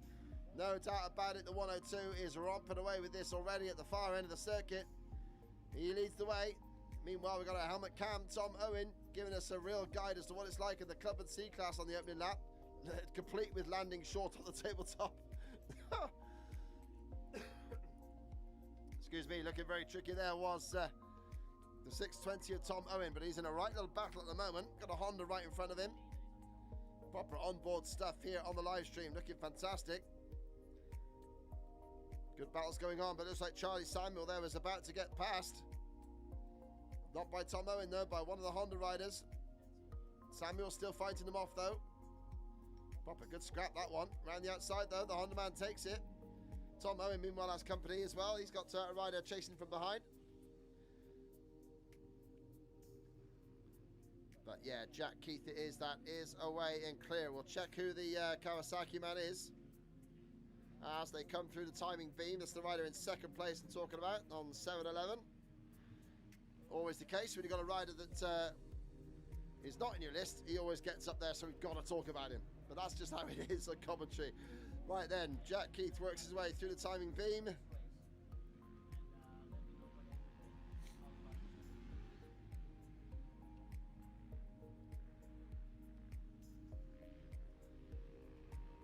Ah, right, well, this is Paul Branfield. It's actually the Paul Branfield on the Kawasaki. He's down as number 77 on my screen, so he's riding number 711. What chance have I got? There he goes, the 711 it is. That is there in second place at the moment.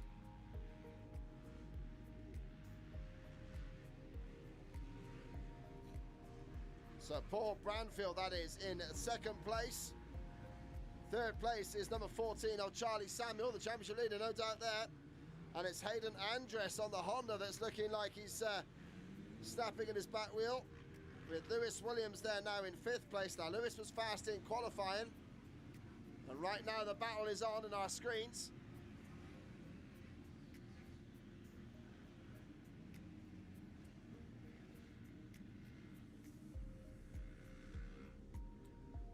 And Charlie Samuel, the series leader, that is there on our screens at the moment, looking at third place.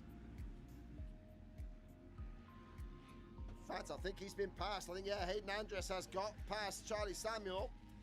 So Andress up to third place on the number 9 Honda. And he's already closing in on Branfield for second place.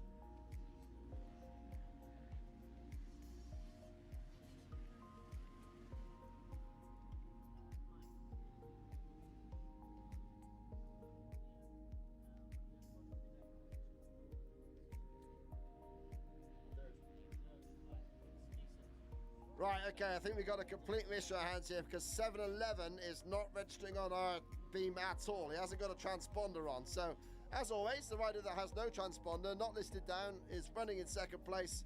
We don't know who he is, so if you can tell me, I'd be happy to come and get that at the commentary tower. 711 in second place, no idea who he is because, yeah, that's Paul Branfield on a KTM that is there in third place. So, I'm having a mare in this one, what can I say? You've got a rider in there that has no transponder whatsoever. So he's in second place, but Paul Branfield is showing a second on the systems there. In third place in the race on the KTM. Charlie Samuel is there in fourth spot. No doubt about that one. And in fifth place is the number 9 of Hayden Andress.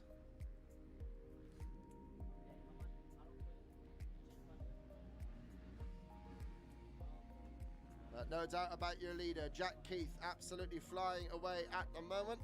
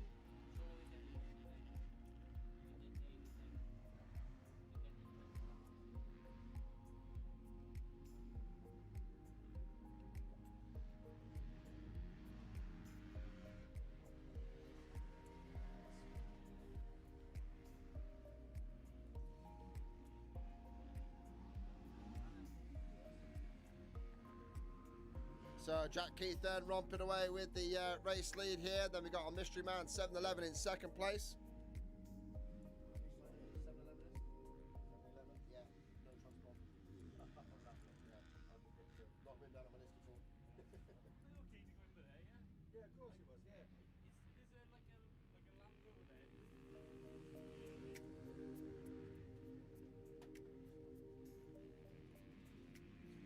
So second place for our mystery man there, 7-Eleven, but he's got Paul Branfield trying to chase him down. Number 77, the KTM, really on his back wheel now, in fact, is Branfield at the moment. We've got Tom Owen, our cameraman here. He's in 7th place at the moment. He's just lost the position there to Josh Scadding.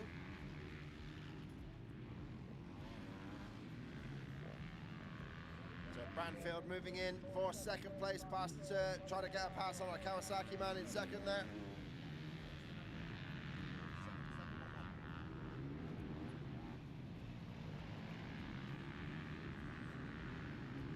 And the 777 there of Josh Scadding making his way around in a good 6th or 7th at the moment. Then we've got a good scrap going on with our onboard cameraman, Tom Owen. He's got 2 riders up behind him at the moment. He's in 7th place, but he's got Frankie Jarrett and Hayden Carter trying to close in on him. Zach Christie's there in 10th place at the moment as well, having a decent ride.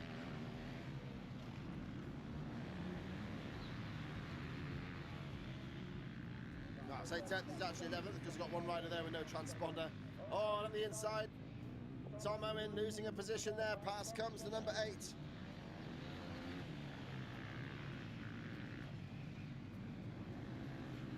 I think that's Hayden Carter there making a move.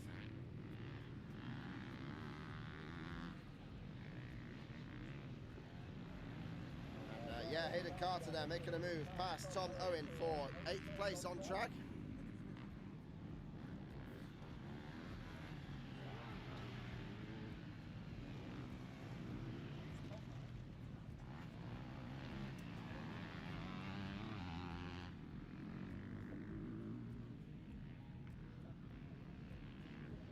So Jack Keith still firing away out in front. No messing there at all. Lewis Williams has gone up to 3rd place to pass Charlie Samuel as Branfield makes a move on our mystery man 7-Eleven. 2nd and 3rd in dispute. That's our head cameraman Tom Owen getting plenty of exposure on the live stream here in 8th place at the moment.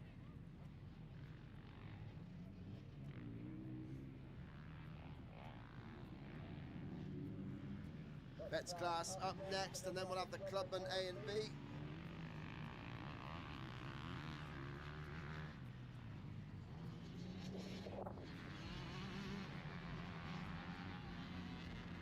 And Tom Owen getting past there by Frankie Jarrett, so Owen slipping down to 9th place now, although he has a little battle with him.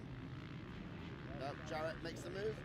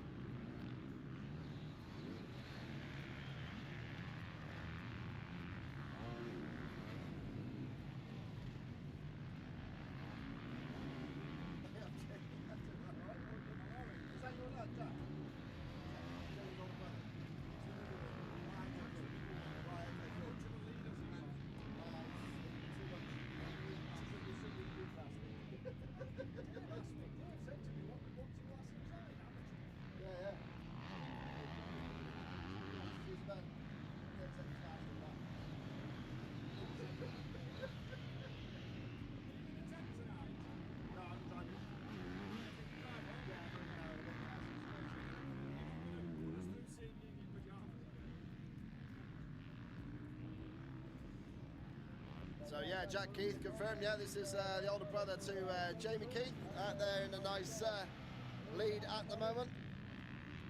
Second place is still our mystery man, number 711, but it is Paul Branfield in third place on the number 77 KTM. But Jack Keith now just clocking across the line at 11 minutes 20. It's a 15-minute plus 1 lap race as well.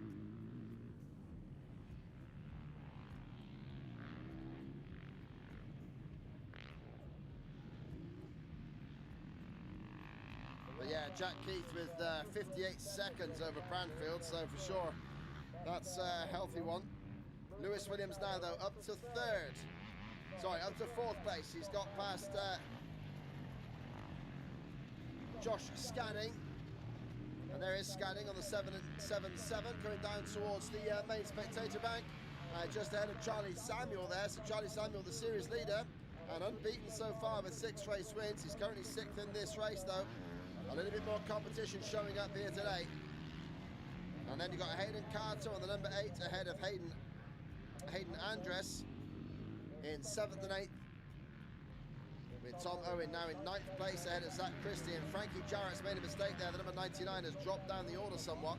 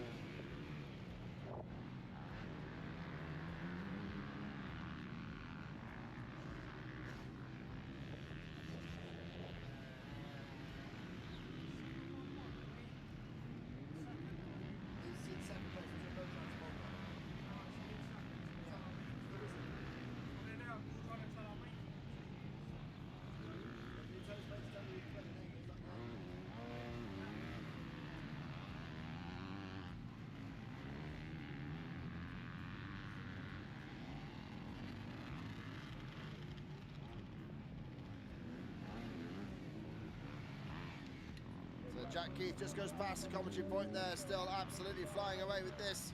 He's crossed the line on 13 minutes 15. He's circulating in about 2 minutes 30 at the moment. So it should be last lap flag next time around for Jack Keith, your race leader.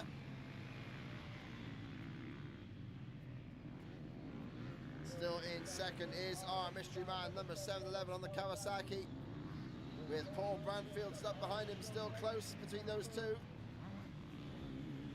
Although Branfield looks to have dropped back a little bit. Yeah, he has. Yeah, this is for sure it's 711. And in fact, it looks like the 102 of Lewis Williams is closing in on Branfield for what is, well, with no transponder on number 711, then that is second place for Branfield.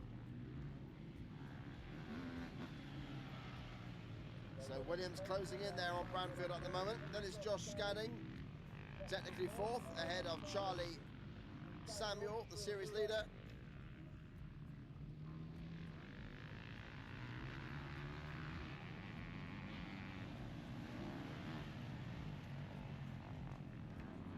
Yeah, Branfield has got company out there. Lewis Williams closing in on him. The 102 closes in on the number 77. That battle's going to go all the way to the wire here as the last lap flag is being made ready for Jack Keith out in front.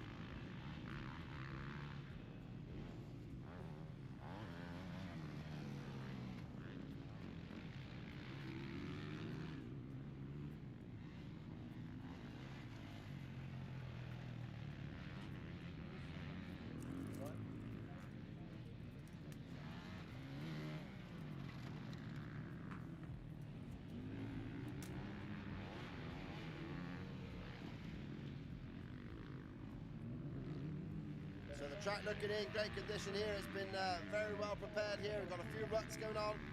As you'd expect, we get a heavily watered track. But it's looking good though at the moment for conditions for tomorrow as well. So going to be a good one. Tom Owens stood up there in the top 10 at the moment in 8th place. He's got Zach Christie and Rob Lambert now moving up into the top 10.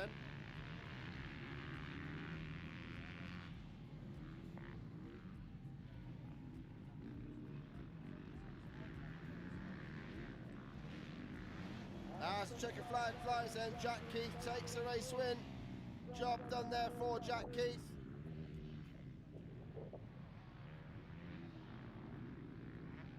They had a massive lead there at the end, so there might be some Clubman C people asking which group he should be in.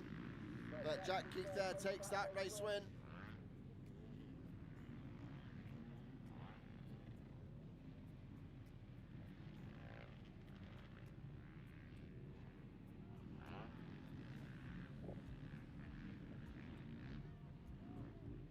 Lewis Williams right up behind him with 1 corner to go. That's Josh Scadding on the number 777 Honda. He's getting a challenge because, well, the number 8 of Hayden Carter's made real progress on that final lap, and Carter got past Charlie Samuel.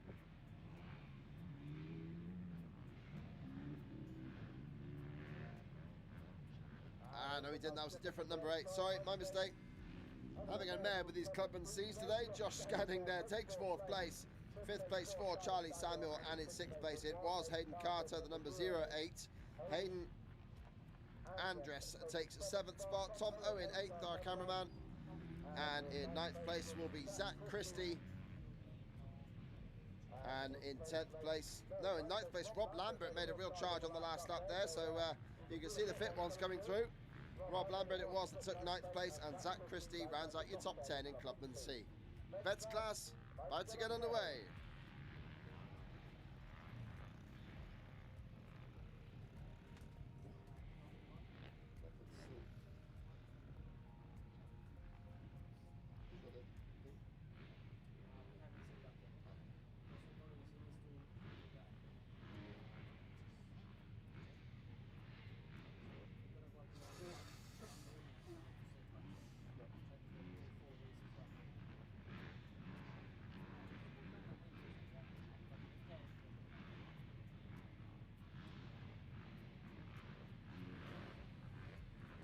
Green flag then for the vets class of Kurt Richardson leading this championship.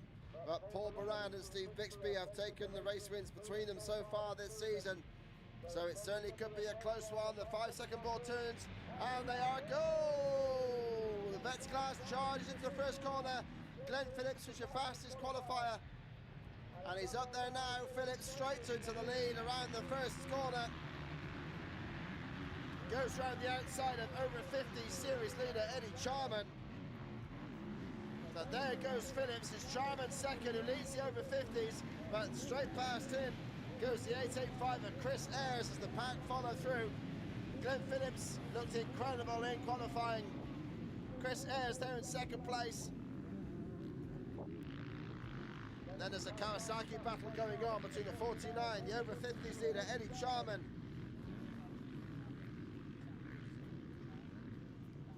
And I think that's the 755 of Max Wood having a good scrap.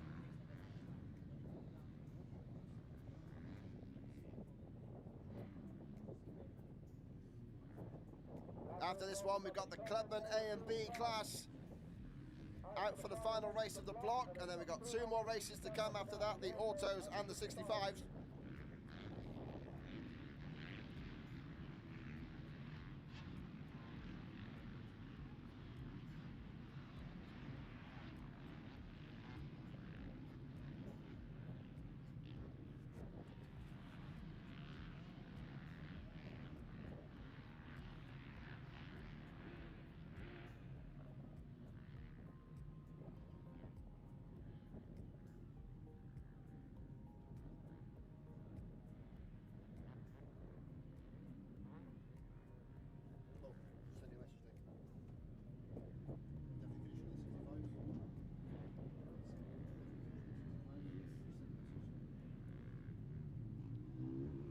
And we've got the 300 of Rusty Griffiths moving up the order now. He's on the charge on the number 300 machine, closing up to Chris Ayres in the battle for 2nd place, but nobody is touching Glenn Phillips in this one. He's absolutely flying away. The number 414 might even line up in the pros tomorrow at this rate. Chris Ayres is behind him. Rusty Griffiths having a go, and Steve Bixby flipping it sideways over the little tabletop here. Great bit of start from number 55. But Glenn Phillips looking in control of this one. Talented Welsh rider, of course, one of the top 125 riders in the day. I remember him on a 80cc Kawasaki being absolutely ridiculously fast. But there's a great scrap behind him. In fact, Bixby has made the move past Griffiths. They're both closing in on Chris Ayres. This is a right-on tussle for second place. Ayres ahead of Bixby, ahead of Rusty Griffiths. Proper scrapping going on between these three here, and it's picked up on our live stream FPV camera here. This is going to be a real tear-up for second, third and fourth behind these old guys. Number 19 is also in the mix there. But Griffiths looking good at the moment.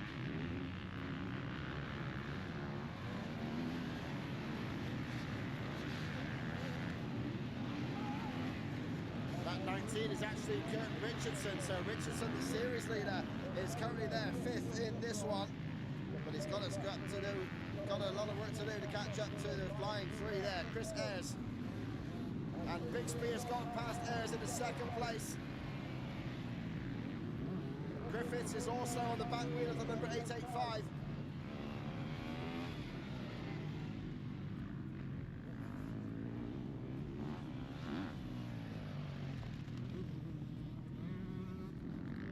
And still Eddie Charman leads the way in the over 50s with Sean Hunter trying to chase him down. Scott Williamson was fastest in that group in the qualifying session, so Williamson has got moves to make.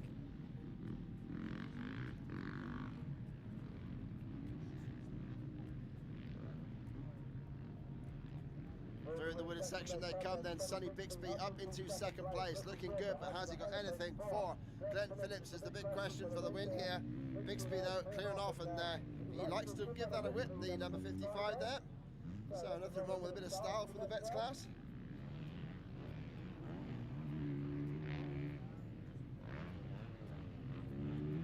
But Phillips absolutely in command.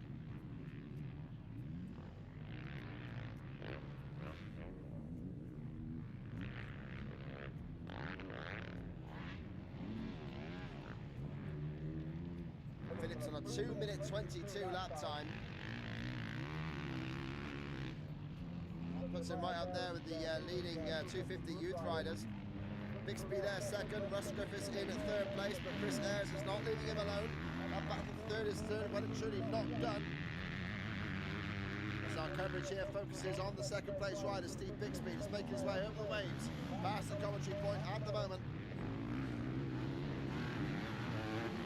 Griffiths and Ayres is not done. Griffiths still flying away there. And number 16 there, Paul Barron has made moves. Saw Paul at the Compass Cup at the end of last year.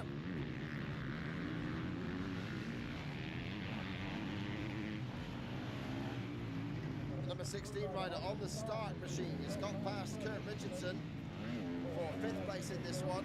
Richardson down in 6th spot. Then we got Rory Wooten in 7th, Lee Chambers in 8th place.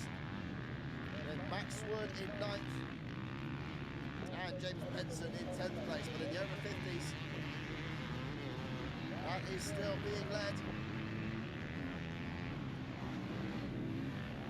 by Eddie Charman. Charman still has got about 6 seconds, in fact, but the battle for second in that group is also close.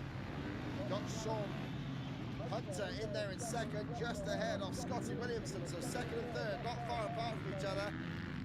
Then the 171 of Jason Holland is also not out of the equation there.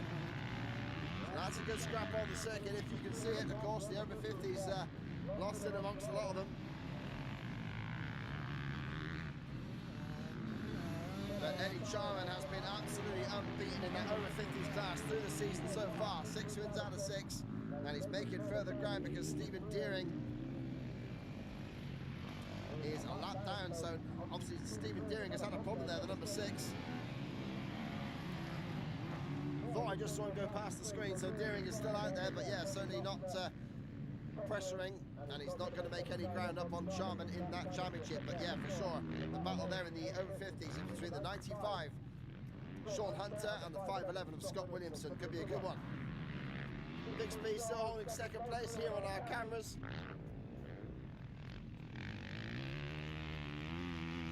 Looking in great form is the Honda rider, number 55, just crossed the finishing line. He comes up towards the end of the start straight now. Still that battle for third, still goes on. Griffiths has not shaken Chris Ayres in their scrap, number 300 that is, against number 885. Just coming up on the screen now at the end of the start straight.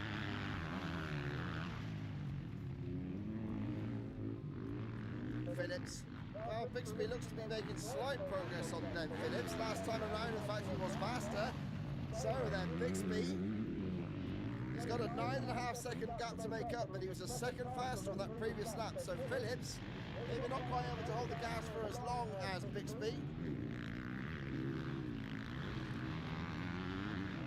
And Bixby could well be in with a shot here. We'll have to watch that gap at the front because it's certainly not over. Bixby looking up the track, indeed, over the Dragon's back. He takes a look up the track to see where Glenn is. So then, this one is not over. Also, a good battle going on there. Kurt Richardson has got Rory Wootton all over his back wheel. That's a back up to 6th in the over 35s. As always in motocross, there is battling all over this track. Number 19 on the bike, Kurt Richardson, has got the green Kawasaki of the 378 Rory Wootton all over his back wheel. Yeah, Bixby looking up over the jumps. We can see him on our monitor here. He's heads towards the very south end of the circuit. And in case you're wondering, the checkered flag finish line is at the very northernmost point of the circuit. South is the back end down there. And that's where Bixby is right now as he works his way through the trees, looks up the track. There's only a corner and a jump between himself and Glenn Phillips, so watch that gap.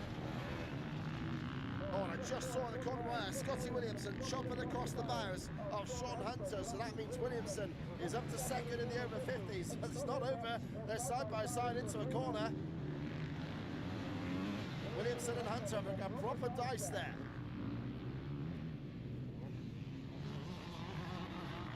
Phillips over the line. He crosses the line on just about the 9.5 minute mark. 9 minutes 24. So a 15-minute plus 1 lap race. He's still got a third of it to go. And Bixby has closed it now to 7.5 seconds. So another 1.5 seconds there. Bixby is starting to close in on Phillips at the front.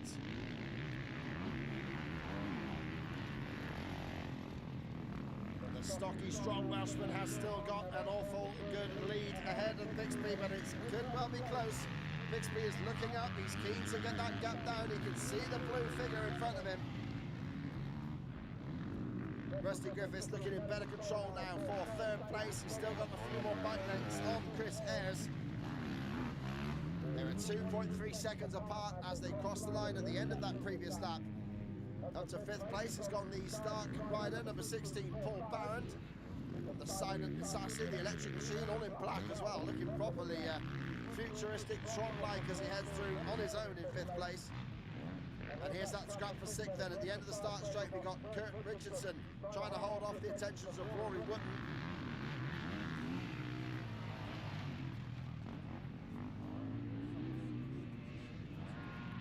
Oh, my mistake there. I thought it was that silent. It's a Ducati, not a Stark. So great to see a Ducati out there, the Italian brand. All in black, threw me off.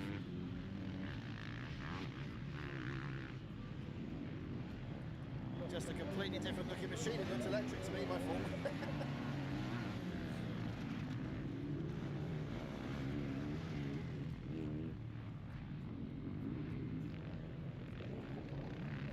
In that scrap in the over 50s then, Scotty Williamson suddenly turns up the wick. He was 4 seconds faster than the over 50s leader, Eddie Charman.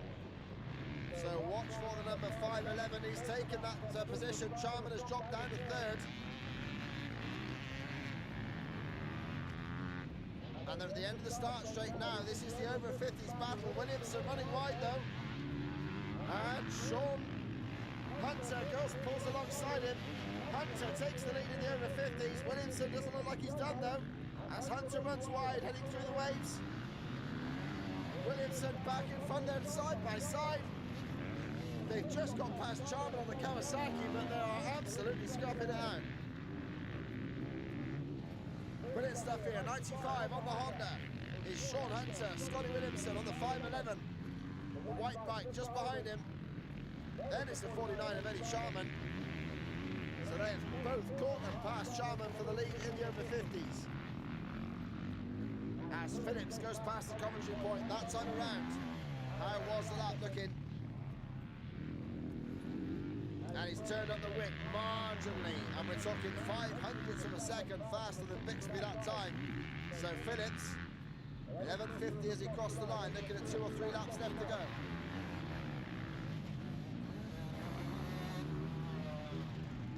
Rusty Griffiths on our screen here in 3rd place then, trying to hold off the attentions of Chris Ayres. He's been on him all race.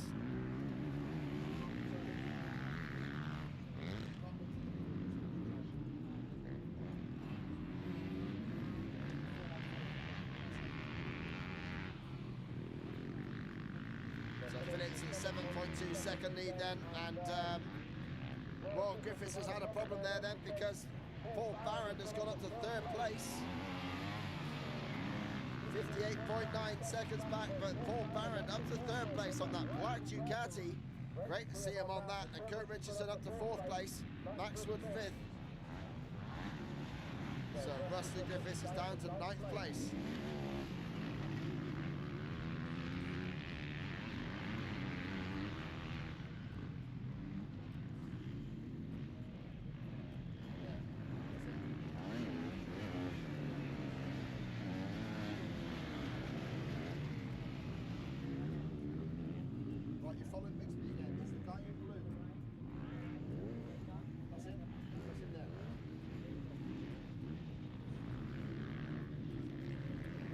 Then Phillips then got a bit of lap traffic there too. Other Kawasaki's right in his line of sight going through. Actually, it's Kawasaki in something in yellow, but yeah, for sure. And it's not Suzuki. But that is Phillips, and Bixby is only a jump and a bit behind, so Bixby has turned it up again.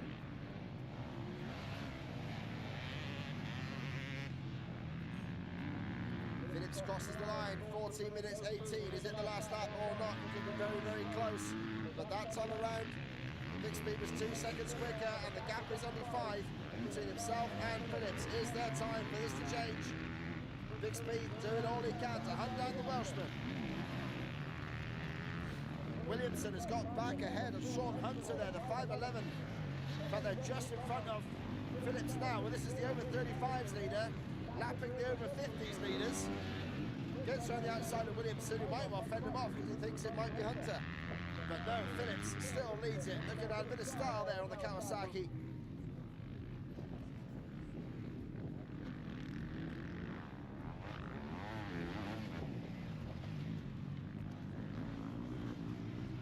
Glenn Phillips on his first race back after breaking some ribs last time out, so yeah, Phillips probably feeling the pain a little bit now, and Bixby will know that, of course.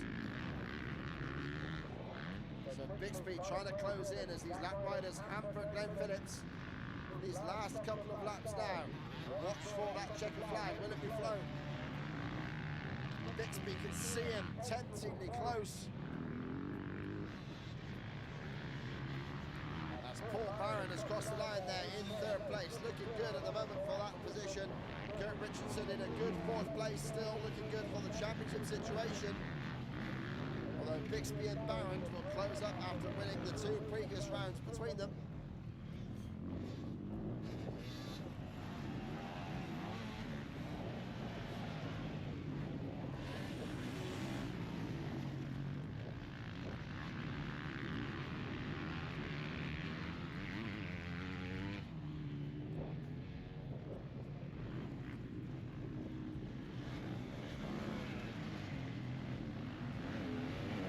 Still got great style, the Welshman there.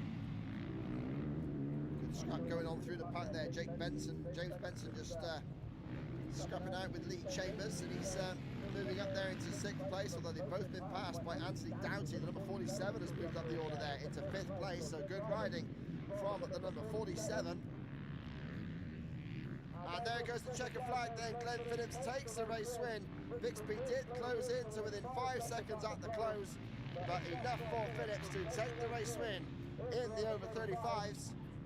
And the over 50s riders were just lapped there at the very end, and Scotty Williamson takes the win in the over 50s as well. Sean Hunter there in 2nd spot.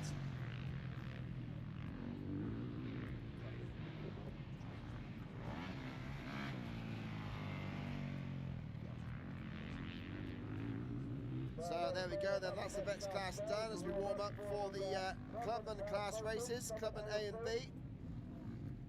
We've got Charlie Richmond in here to play in the Clubmans. He's got the helmet cam as well, so we look forward to seeing the footage from that on the live stream. You can see that on the YouTube channel, the Motorhead YouTube channel, and on TikTok as well, both today and tomorrow.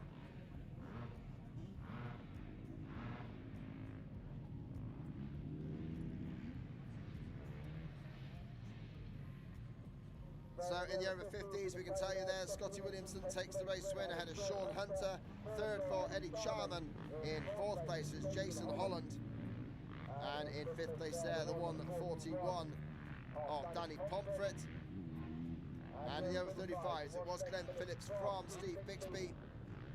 Looking for the Ducati rider, number 16, Paul Barron. He takes third place. And fourth there, Kurt Richardson, just holding off a charge at the end. He takes fourth.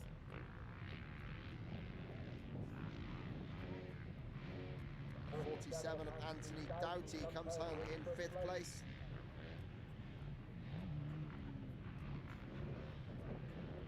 There we are then, at the end of the runway, and the start straight beyond it is the Clubman race lineup A and B, Clubman A and B. Charlie Richmond coming out to play with the Clubman today. It should be interesting. He was quick in practice, as you'd expect.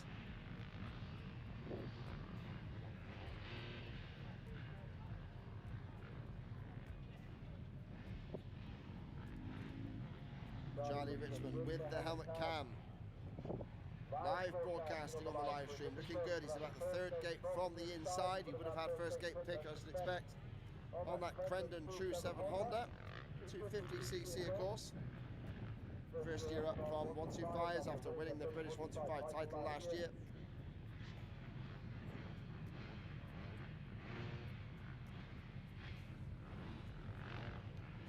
Two weeks ago, Charlie was in Trentino. Another rider who was at Trentino will be with us tomorrow, of course, Jeffrey Herlings on the Honda HRC Patronus factory machine. Looking forward to seeing Jeffrey in action tomorrow with Conrad Muse. And those two always put on a show. Conrad, of course, teammate to Charlie Richmond. We've got all three of the Crendon True 7 Honda boys here tomorrow. Jamie Carpenter will be joining us, as of course will Charlie Richmond in the MX2 Pro category. So he's just having a bit of a warm-up outing here in the Clubman race. And this one should be worth watching. Clubman A and B. Levi Saunders, number 10 rider, leads the championship in the Clubman A category. Clubman B is being led by the 52 of Colby Pearson. And I think that's Pearson next to Richmond on the gate.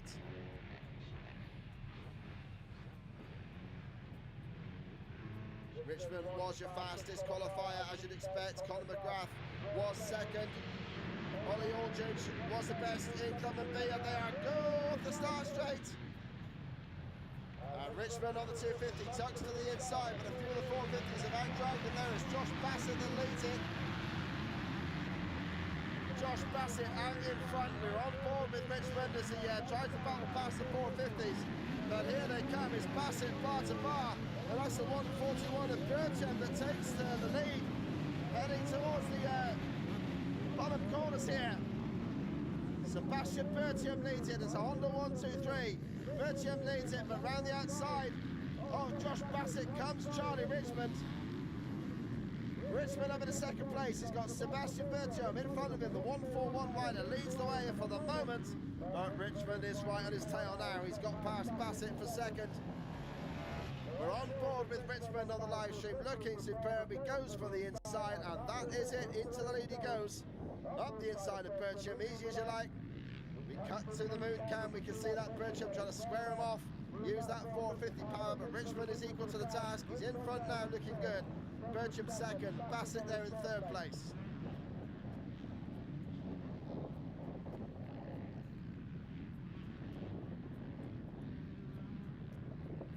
Richmond kicks it sideways over the jumps at the far end. Bassett leaning on Bertram into the bottom corner. Surely, can he make the outside move? Well, he's done supremely well there. Bertram's not out of it though. He takes the smooth line around the outside while Bassett has to take a mogul. And that is Bertram still in second place. Good scrap there for second place between Bertram and Josh Bassett.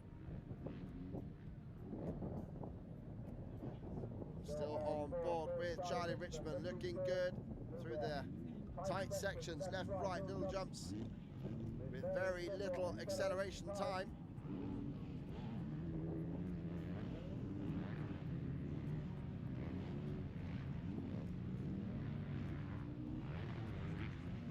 And Bassett has got through to second place now, ahead of Sebastian Bertium. We'll pick them up as they head through. Across the stripe they will come.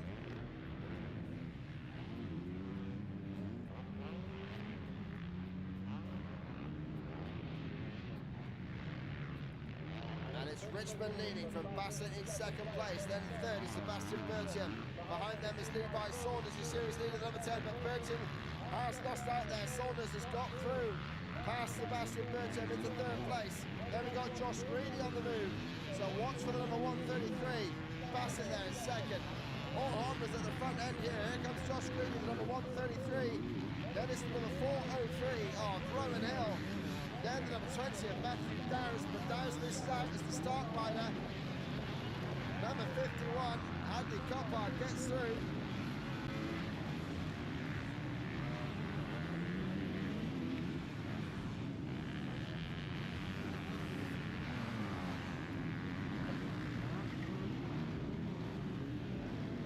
Got the 45, Harry Bradley in the mix as well. Then we've got the 19 of Reese Water rounding out the top 10.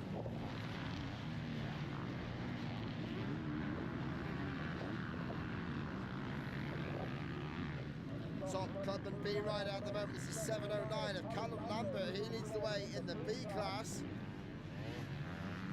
With Alexander Williams second. And Daniel Charman is there in third.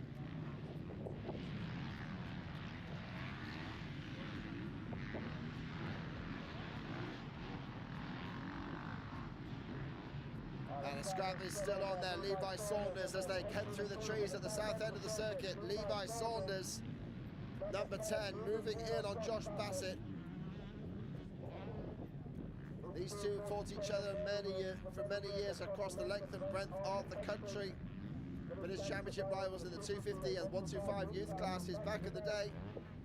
By back in the day, I mean 2 or 3 or 4 years ago. Richmond, one of Britain's young, promising riders. Going to be great to see him level up tomorrow against the pros. Bassett holding off Saunders, though, for that second place. Bassett still there in third, ahead of Bertium. But Greedy is looking at the back wheel of the number 151. 141, sorry. Richmond, as you would expect from one of the country's leading youngsters, flying out in front. But here we go, Bassett ahead of the number 10 of Levi Saunders. Then it's Bertium with Greedy there in 5th place. Then it's the number 51, the start rider, Hadley Coppard, who's won a race in this series already before. So Coppard could be a threat on that silent start machine. This one is definitely a start. I can see that's an electric one. Well, on the inside, Harry Bradley on the 252 stroke Yamaha cuts to the inside of Rowan Hill. That's a good move from Bradley, which puts him up into 7th place.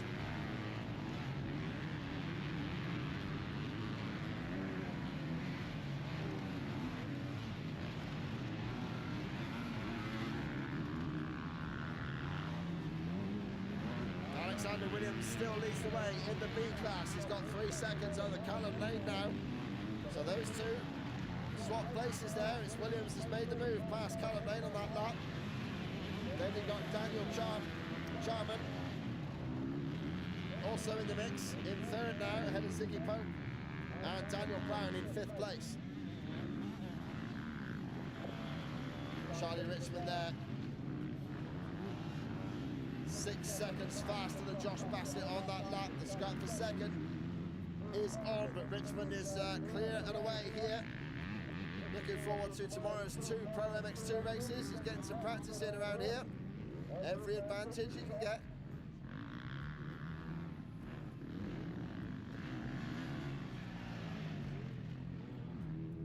Oh, it's problems for Colby Pearson, the B-class series leader. Is having a real nightmare right tail off the back of the pack. So the 52 KTM man has suffered problems there. He's just going to fiddle around and try and score some sort of points. He's actually in 7th place, so bit of problem there because Ollie Aldridge is also right to the back, so they must have had a coming together maybe in the pack. Difficult to say. And Saunders makes a move. He gets past Bassett, and Greedy is past Bertium. So we've got 4 Hondas behind Richmond, who's dancing away as you'd expect, but what a scrap we've got from behind them. This could be the overall for tomorrow, of course, because Charlie will move to the pro class. So this really is the Clubman A battle, and Bassett goes for an outside move on Saunders. Greedy closes in on Bassett. What a scrap this is. An 8-wheeler between the 4 Honda men. What a scrap. Saunders leads from Bassett, then it's Greedy, then it is Bertium. A classic battle going on here. So Saunders skies it, heavy landing. Big head nod as he landed there. Bassett in 2nd place. Greedy is right with him. And then Sebastian Bertium. Then it's the silent start of the number 51 rider. In 5th place, Coppard. And then the 2-stroke of Harry Bradley. What a difference in machinery there.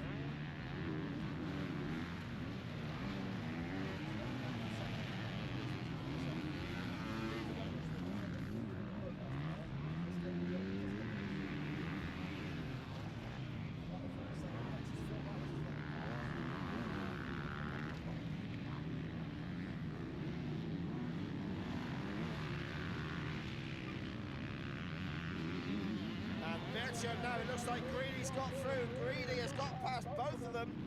So Josh Greedy suddenly up in 2nd place, up ahead of Levi Saunders, as Bertium attacks the back wheel off Bassett. What a scrap we got for 2nd place. Try and find it on the drone cameras. Here we are then, it's on our screens now. Brilliant work from our crew here. And yeah, we just got Josh Greedy there. And this really is going to be the battle for the Clubman A all through tomorrow. Greedy leading the way at the moment, but Saunders isn't going to give it up. That's Bertium, Sebastian Bertium there in 3rd place. French name, I'm not sure if he's French or not, but it's certainly close, because also behind Bertium, it's just hang back a little on the drone there. So the drone's going to get wiped out by one of these riders if he gets too close. What a scrap! Through the split lane, 2 riders take each lane, and Bertium has made the move on Levi Saunders. What a 2nd win from the number 141. Richmond clears off, but still Greedy, now in 2nd place, starts to pull away, and well he might, because these other riders are coming in fast. It is Sebastian Bertium, and now Andy Coppin on the start is all over the back wheel of Josh Bassett. He's bringing Harry Bradley with him. Well, guys, we've got 6 riders all together here at what really is technically the top of the Clubman A class, with Richmond piling away out front, but Richmond will be in the pros tomorrow. So this is going to be a right one, and up the inside. Well, Bassett couldn't hear the start rider coming, except for a big shout from the number 51. Andy Coppard had to yell his head off to Josh Bassett there to tell him he was coming. Bassett suddenly moved over, the silent start moved through. Well, Andy Coppard, who won a race in this series last time out at Salinge, he was 3rd overall there with an upside down 5-1-4 day. But Coppard moving forward now past Bassett, and he's got his eyes on Levi Saunders. Harry Bradley, meanwhile, attacking Bassett as they head over the way section. And Bradley goes past Bassett now. Harry Bradley moving forward on the 252-stroke Yamaha. Bassett struggling now to keep on with the pace, as Bertium has still got company. What a scrap this is. Charlie Richmond is still away and clear. Don't worry about him, he's away in the pros tomorrow. This is a training ground for him, but these Clubman A riders are absolutely duking it out. Bradley now attacking the rear wheel of Levi Saunders and gets through. The 2-stroke hero absolutely flying. He's past Levi Saunders over one of the back jumps. Bassett's still looking at the back wheel of Saunders now. Well, this is a really topsy-turvy race here. Proper scrap between these riders. Josh Greedy, it is, that leads the way in this group. Then it's Sebastian Bertier on the number 141. Then the start rider, Hadley Coppard in the bright yellow. Then it's Harry Bradley. And then Josh Bassett has now got past Levi Saunders, so what a crazy upside-down race. These riders swapping positions all the way through from the first corner. But Greedy looking strong at the moment in second place. He was the Arena Cross Pro-Am champion a couple of years ago. Decided to line up in the pro ranks, but broke his leg badly in the USA at the end of 2025. Sorry, at the end of 24, so he completely missed the 25 Arena Cross Series, came back to race the AX Pro, still not quite at the level where he was. But Greedy still, as any Greedy can, twist the throttle. Younger brother of Ashley Greedy, of course, beach race winner. Although Josh Greedy has no interest in the beach race whatsoever. In his own lovely Welsh accent, Josh Greedy, when I asked him about doing the beach race, he said, why would you want to go and do that? But he does have a go now and then. Oh, nearly over the front wheel then with Sebastian Bertier. That was hanging it out. Bertier really throwing it around there. The 141, he's getting pressure. Andy Coppard of the Stark is approaching his back wheel. It's an impressive ride from Coppard.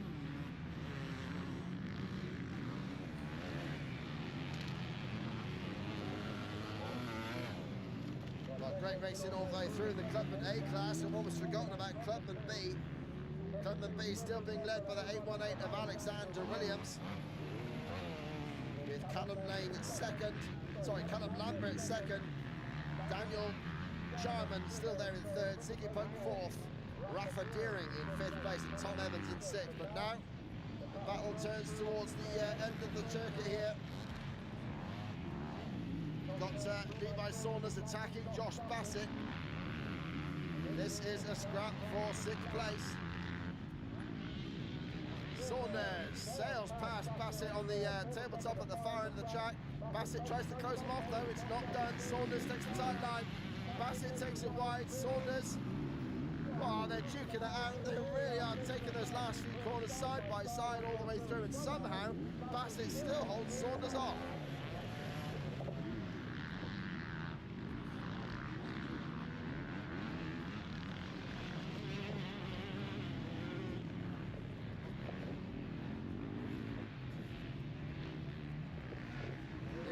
Greedy still there in second place behind the long gone Charlie Richmond. Then it's Sebastian Bertier, but the Stark is charging. The number 51 of Hadley Coppard is on the march.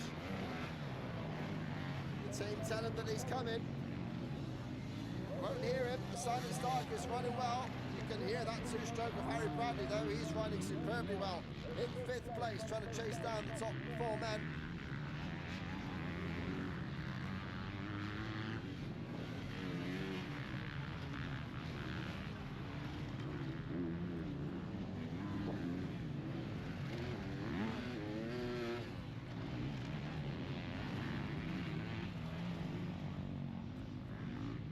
So Richmond will get the one-lap board at the end of this race if it's not out already.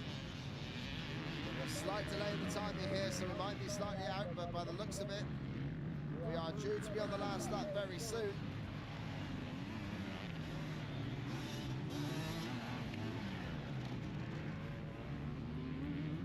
These guys you want to follow here. Yeah. 33 was back.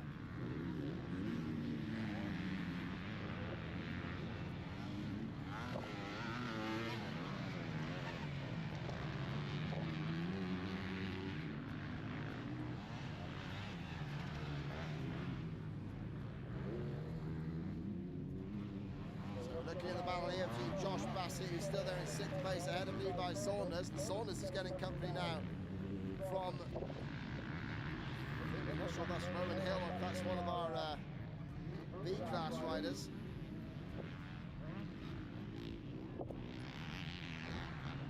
Oh, if it's Rowan Hill, he's made a pass to get through.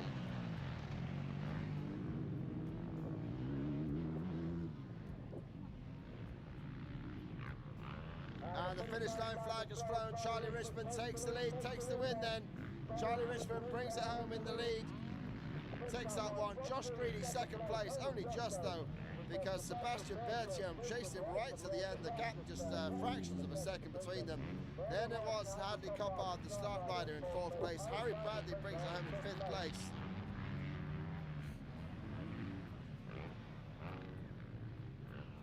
Sixth place there surely will be Josh Bassett.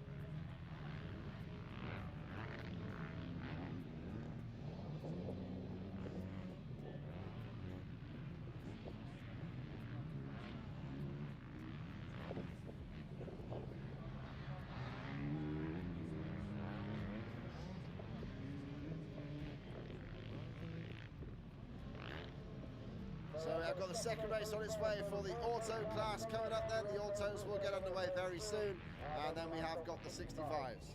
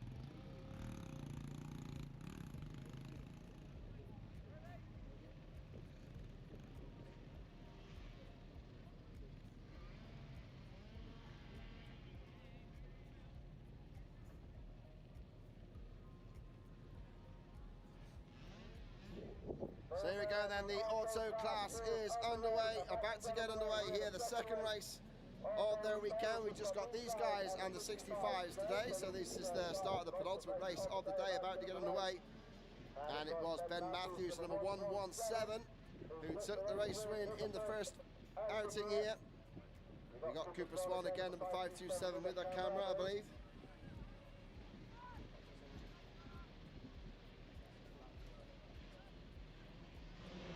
And they are go! The autos class get underway. And it looks like the 117 again. It is Matthews that has taken the lead instantly, number 117. Looking very good out there.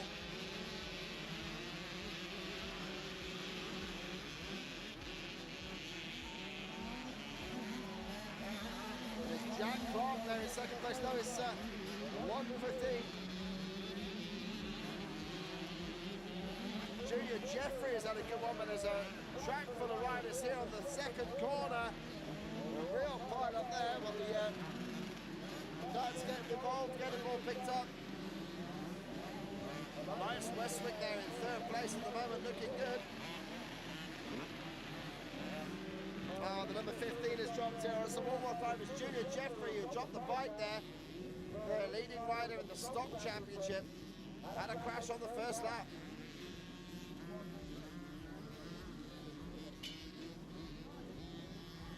Got the onboard camera with number 51 of Ethan Kent, who was in the top 10 in race 1.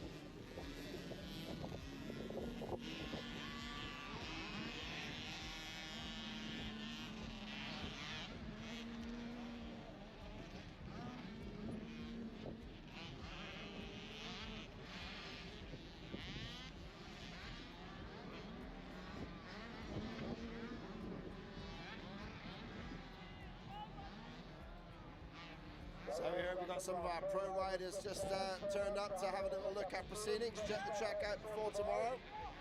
So yeah, maybe catch some autographs if you're bold enough, but yeah, for sure some of our lads for tomorrow are already here. Pro races tomorrow should be absolutely fantastic. Out in front, Ben Matthews is making this one his own on the number 117 machine. Elias Westwick, who was second in race 1, is also right up there in this race in second place.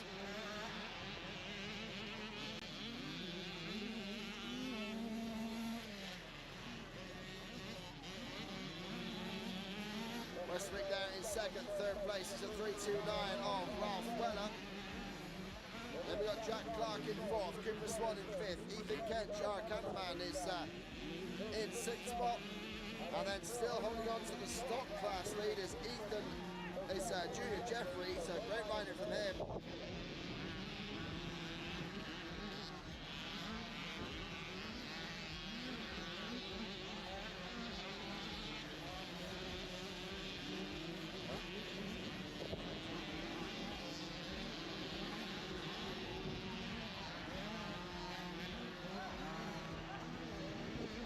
So Ben Matthews out in front of this one, Elias Westwick in second place again, Ralph Weller looking good in third place.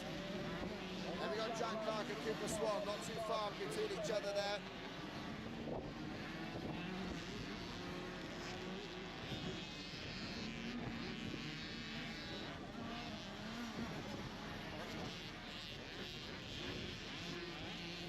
Number 117 already, Ben Matthews is over the finish line area.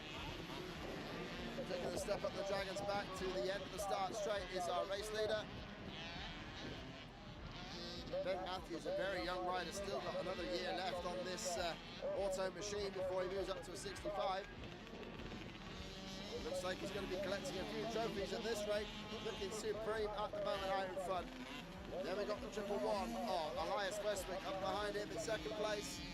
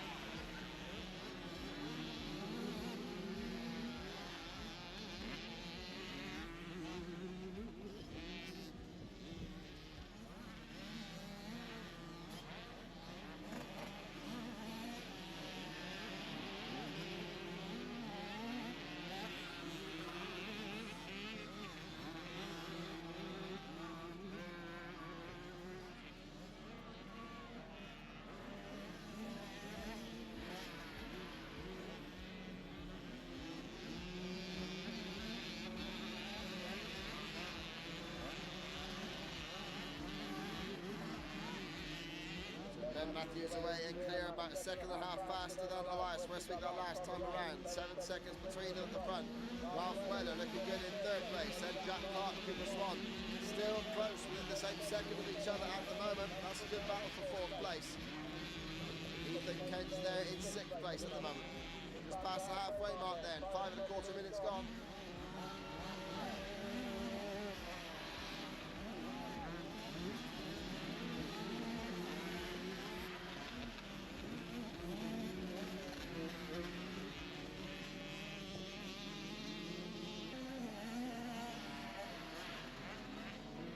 Last commentary area there goes Ben Matthews, still in complete control. Only marginally faster than Westwick that time, and he doesn't need to put much into it. He's got a good gap already. 7.2 out they crossed the line last time round. Then we got Ralph Weller, Jack Clark and Cooper Swan getting closer to each other. Through goes Weller in second place on the little gas. Then it is Cooper Swan trying to close in on Jack Clark. Quite a gap behind Swan towards Ethan Kench in sixth. Then it's Vinnie Ray Courtney in seventh, Gunnar Day in eighth. And Blake Benson has passed Junior Jeffrey for the lead in the stock class.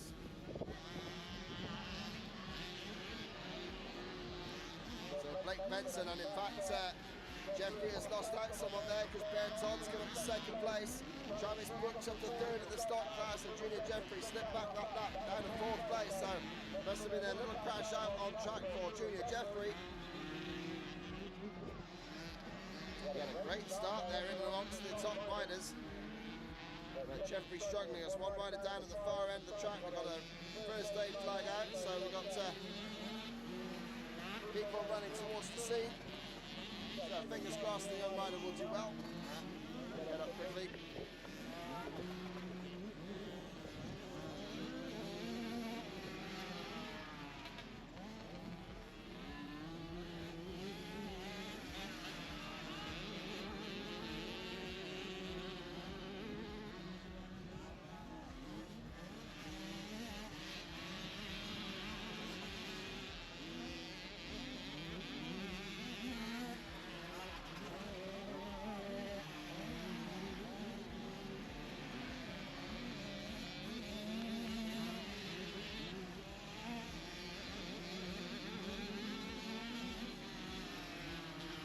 Still Ben Matthews away and clear out the front of this one in the modified class.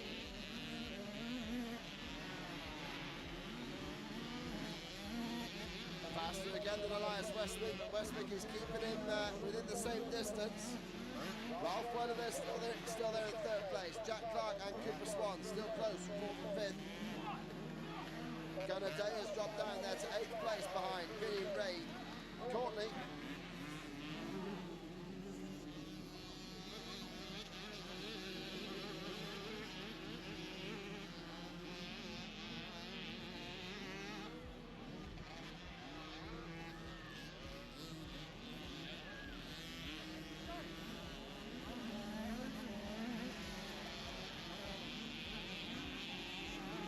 Ben Matthews showing great style here on the live stream as he approaches the final corner of what will be his fourth lap. Eyes across that finish line beam, 8:46 on the clock, so it should be 2 laps, maybe just the one. Who knows what he's just started there.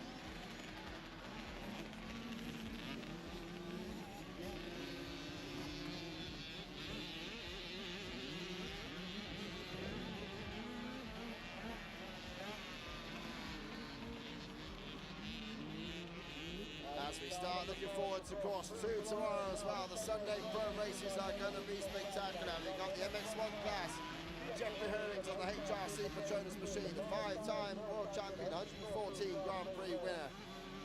But of course, chasing him as well, Conrad Muse, 5 times British champion on the Brendan True 7 Honda. Going to be great to see those two go at it yet again.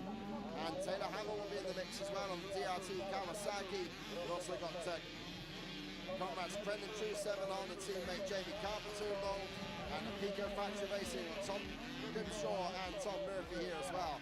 The MX2 class should be all-out war between Jamie Keith on the Goswell Honda and Vinny Askew on the Dirt Store Triumph. We've got Joel Rizzi there on the 772 Ride Kawasaki as well in the mix. So that should be fun, and Charlie Richmond, after having a nice outing in the Clubman A class today, will be warmed up and used to the track by the time he hits the track in the MX2 Pro class tomorrow for Brendan True 7 Honda. So for sure we're going to have 2 fantastic Pro class encounters, full British Championship length motos, 25+2 for the Pro classes tomorrow. Going to be absolutely fantastic. And of course we'll have the whole supporting class as well. 2 races each for the Clubman's A and B, the Clubman C's, the Vets classes, 125s and 250s, which was a great scrap earlier, and of course the 85s. So it's going to be a superb day's racing tomorrow. We've got 65s here to come at the end of the auto final race, as Ben Matthews starts the final lap of the day for him at 10 minutes 35. He crossed the stripe, so it's his final lap now. The 65cc class will round out our day's action here today. And then if you're watching at home on the live stream, look forward to seeing you tomorrow, and look forward to seeing everyone back here to trackside as well.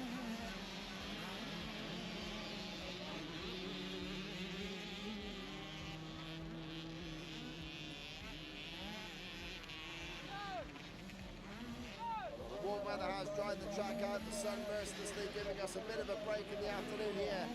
So a little bit of cloud cover to keep the temperatures down a bit, but still a very dry circuit, but racing all good, strong, no problems at all.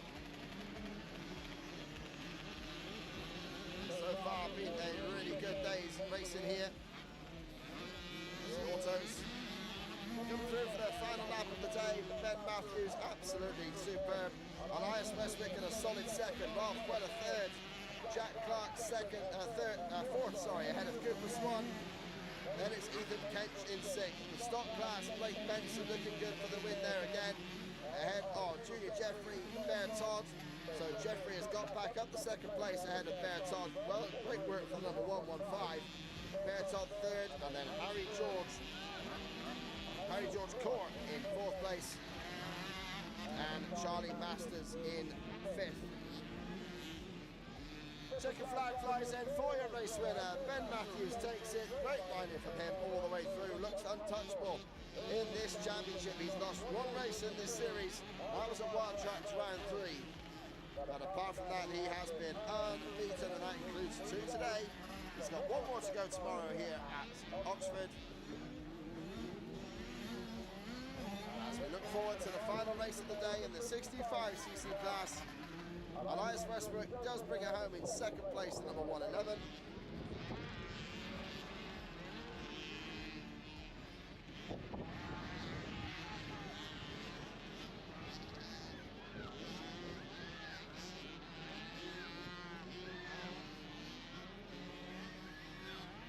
And Ralph Weller brings it home in third place for the modified class. Jack Clark fourth. Right across the dotted stripe now comes Cooper Swan in fifth. The final corner, just taking the checkered flag now, is our camera boy, number 51, Ethan Kench.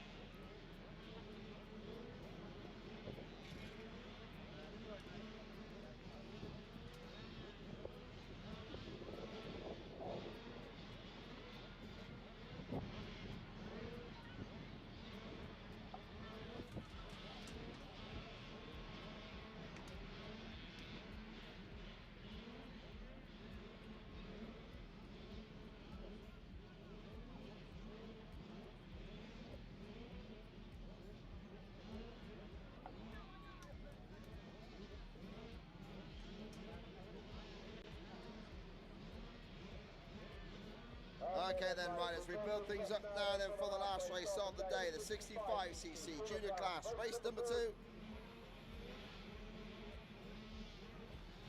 Race number 1 saw a great scrap between Roy Townley Jr., number 80, and Cohen Llewellyn, number 630. Those two were out in front. But anything could happen here. We've got Charlie Campbell leading the series, number 84. We had great fighting in that first one as well. Callum and George Barcham was right in the mix.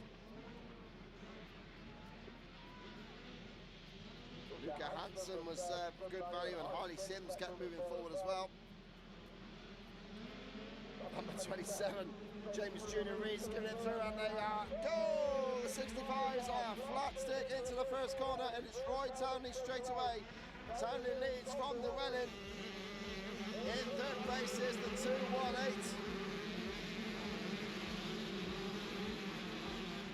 Or is that the 210? Sorry, get the numbers right as they come through towards us here. It is Townley, numbers taken in from the Welling. Then it's the 278 of Archie Pierce, who was third in race 1. He's third again here. Scrapping behind him as well.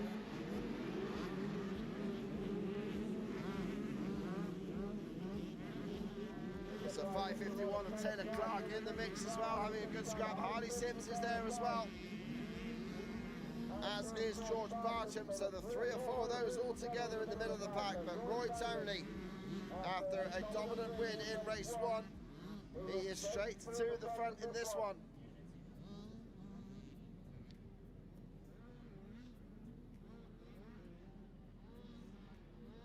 So Townley it was that led from Llewellyn and Archie Pierce in 3rd. That's how they finished race 1. So they are in key positions again, but will it stay the same this time as they all head towards the south end of the circuit? In case you're wondering there, I've said it before, but the north end of the circuit is the checkered flag, the finish line. The south end of the track is right down the bottom end. We're literally on the points of the compass almost exactly for that one. Almost military precision here on MOD ground, so superb work.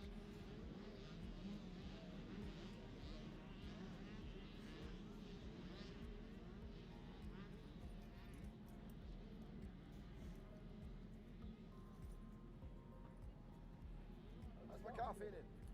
How's my car feeling?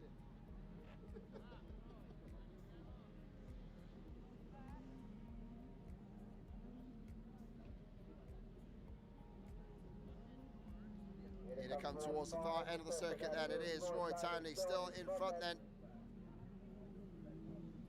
with Cohen Llewellyn trying to chase him down this time. Was Llewellyn got any answer for Townley? They're absolutely flying over the big tabletops in the back of the circuit, and Llewellyn can't quite match the pace of Townley over the biggest of those big tabletops.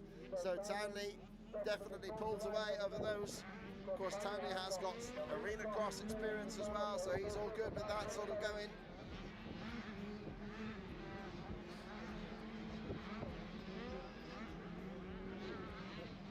Harley Sims is looking good as well. By the looks of it, Sims has fought his way up to 4th already. So Sims had good pace in race 1. If he can get up there this early, is he going to be able to attack the rear end of Archie Pierce? Less than 4 seconds behind the number 278. So watch for the number 18. He had a good charge in race 1. 5th place for 551, Taylor Clark. 6th place for 215, George Barcham. 7th there for Fraser White, ahead of Teddy Wright. So Fraser White ahead of Teddy Wright, we'll get that one right. Charlie Campbell 9th, and in 10th place it is Luca Hansen, ahead of his, I think it's his brother Caleb. So the pair of them are together, the 2 Hansen boys.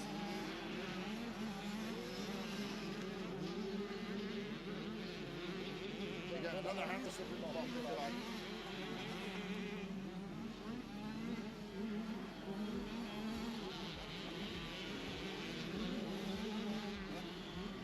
Oh, what a crash down there. One of our young riders just down.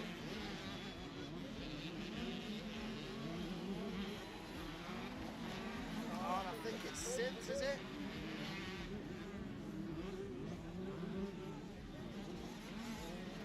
Nice, number 14 has fallen there. Sorry to panic anybody there.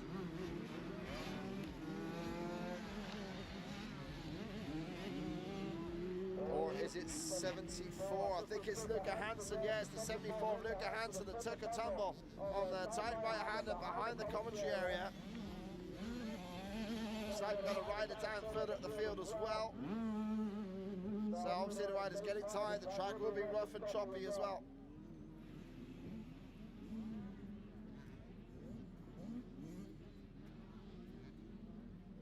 Now then, Harley Sims, as he closed in, looks like he's making ground here. I think that's Sims on our screen.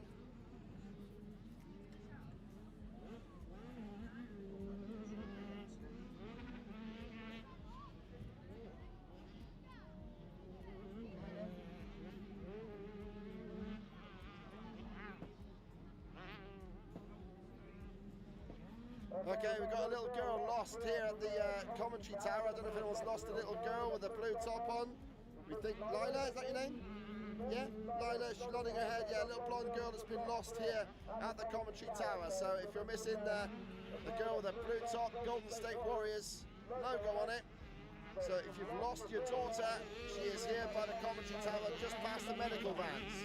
So you can see all the ambulances and that sort of thing. Then we've got young Lila here with a couple that's kindly brought her to the commentary tower. So if anybody has lost Lila, their young daughter, she is down here at the commentary tower past the ambulance area, okay?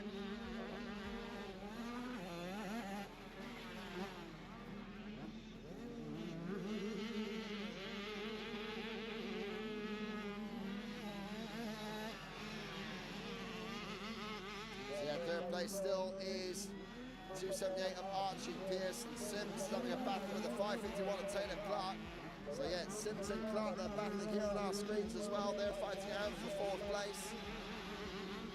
So just going to give a shout out to the paddock again. We've lost a young girl, got a young girl lost down here. So if you've lost your young daughter, she is down by the commentary tower next to the ambulances. So if you can pick up your young daughter, that would be much appreciated.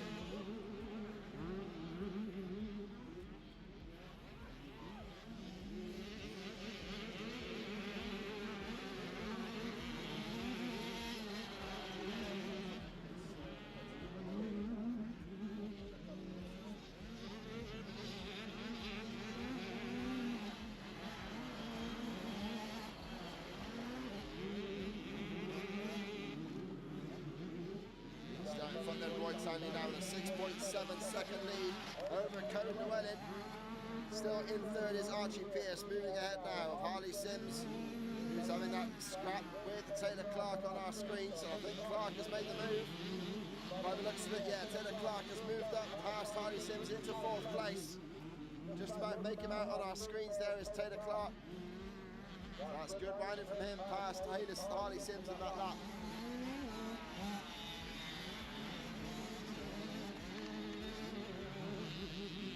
Okay, just for the live stream viewers, you're going to hear me call out because we've still got a lost little girl here by the commentary box. So I know it sounds weird for that side of it, but yeah.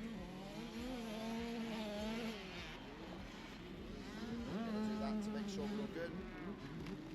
Okay, attention Paddock, if you've lost a little girl, Lila, if you've lost a little girl called Lila, she's up here at the commentary tower next to the ambulances.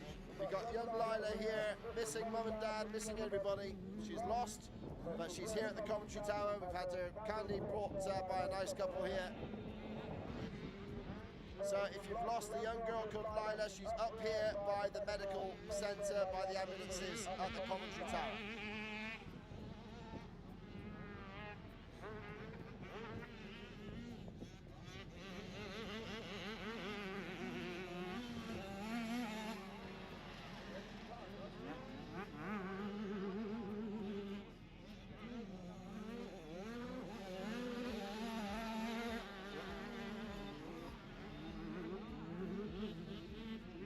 If you're looking for a young girl called Lila, you just pass the commentary tower. Is that you with the hoodie?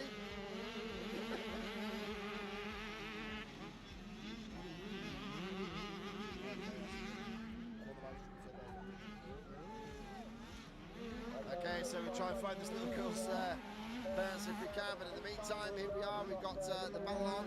Taylor Clark has indeed passed Harley Sims on that lap, but Sims hasn't given up the ghost. He's also chasing.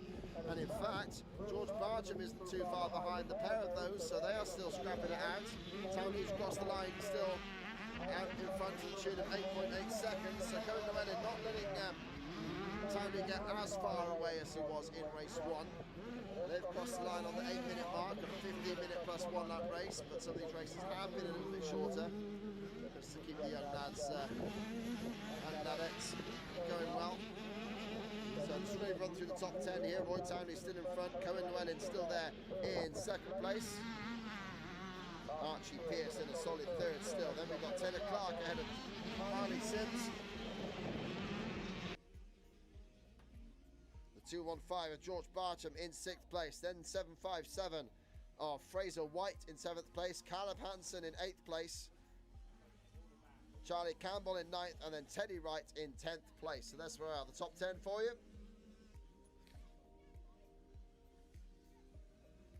And the battle on our screens. Where? Battle for 4th place still there. Taylor Clark still with Harley Sims, although the next rider there into shot now. George Bartram is closing in on Harley down the south end of the track. Just going to have one more go at finding this girl's parents if we can. If you are missing a young girl, if you're missing your young daughter, Lila, she is here at the commentary tower. The commentary tower is past the medical vans, past the ambulances. So if you're looking for a young girl called Lila, she is up here next to the ambulances.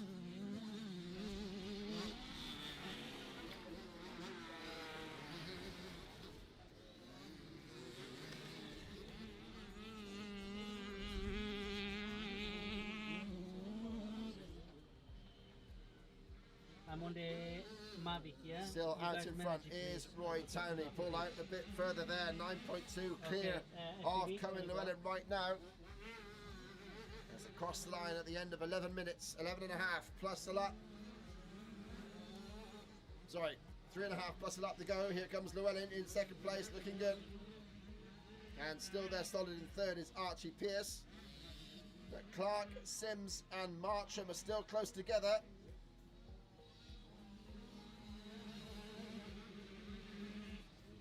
And in fact, Bartram has pushed Sims forward, and now Sims is right on the rear wheel of Taylor Clark again.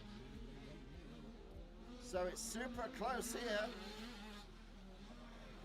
Here comes Sims chasing down Taylor Clark. Around the commentary box they come. And Sims is all over the back wheel of Clark all of a sudden. You missing Lila?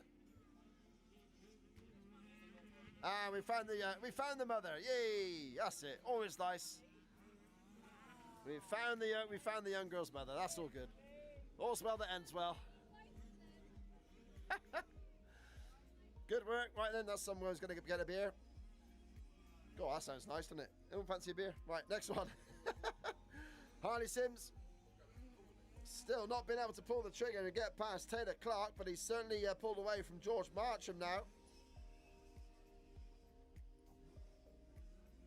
Keep an eye towards the top of the circuit, see where our leader is. Roy Townley crossed the line with a 9-second lead. Townley with the whole shot straight away, making no mistake in this one.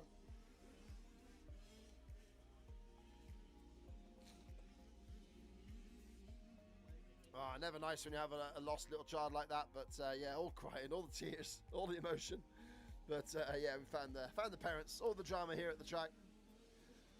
Roy Townley then leads the way. Cohen Llewellyn in second place. Still third is Archie Pierce, but that battle for fourth still rages on.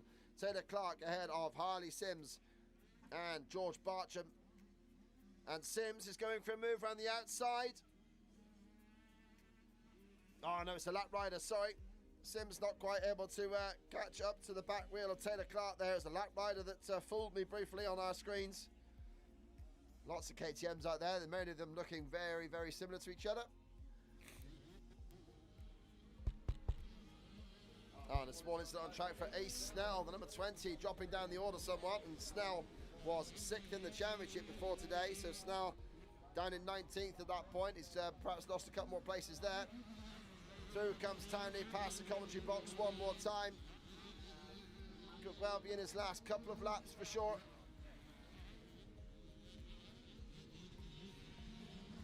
And the number 20 of Ace Snell gets going as well, looking very, very good.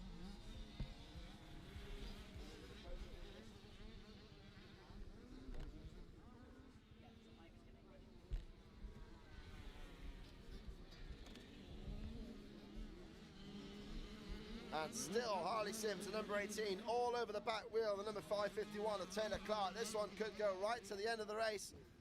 Sims not giving up on this at all, keeps on charging, chasing after Taylor Clark.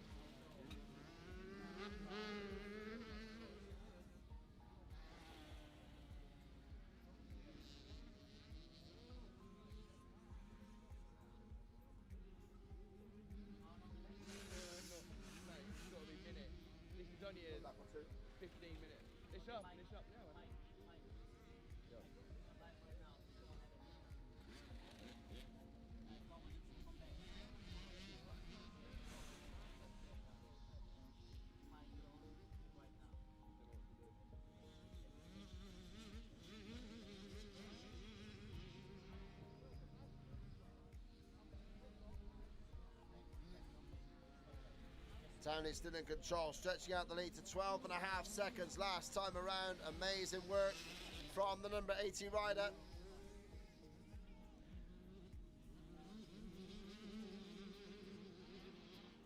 And Charlie Campbell's made progress in that lap. He's moved up, the series leader, up into 8th place ahead of Caleb Hansen. So although Campbell not enjoying the same success as he has enjoyed all the way through this Mecca-X series, a little bit more competition here this weekend at Oxford. So for sure, Campbell making the best of it though, up to 8th place ahead of Caleb Hansen. He's still beating most of the competition he's had to deal with in this series so far. But Townley heading towards the finish line area now. This could well be the finish here.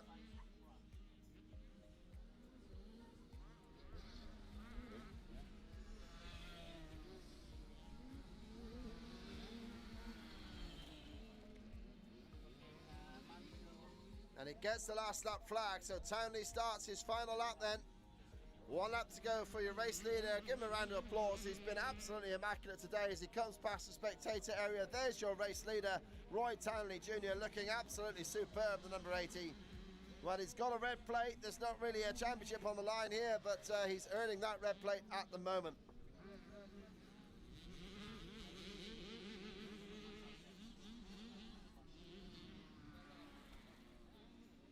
Cohen Llewellyn still giving chase. In second place, the number 630. In third, still Archie Pierce, and still Taylor Clark.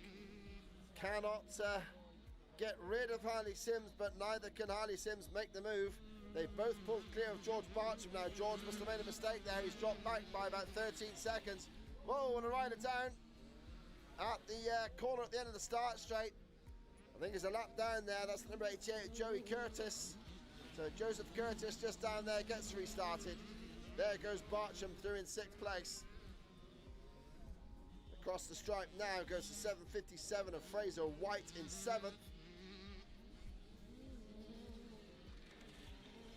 So at the last lap of today's racing then, guys, been an absolute pleasure to be on the microphone for you, both on the live stream and trackside. Looking forward to doing it all again tomorrow. And tomorrow we have got 1 race each for the autos and 65s, 2 races each for the Clubman's A and B and the Vets classes, and the 125s and 250s and the 85s, and of course 2 superb 25 plus 2-minute races for the Pro classes. MX1 and MX2 together, going to be an absolute corker. Cannot wait for that one. I'm sure you're looking forward to joining us trackside, and of course on the live stream we will be here as well. So looking forward to this one superbly for tomorrow. But yeah, we have got the last lap here to come with Roy Townley Jr. looking to wrap up this one.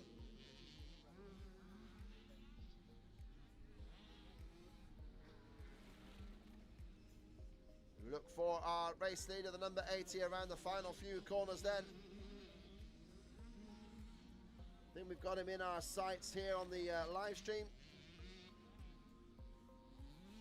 No, that's not him.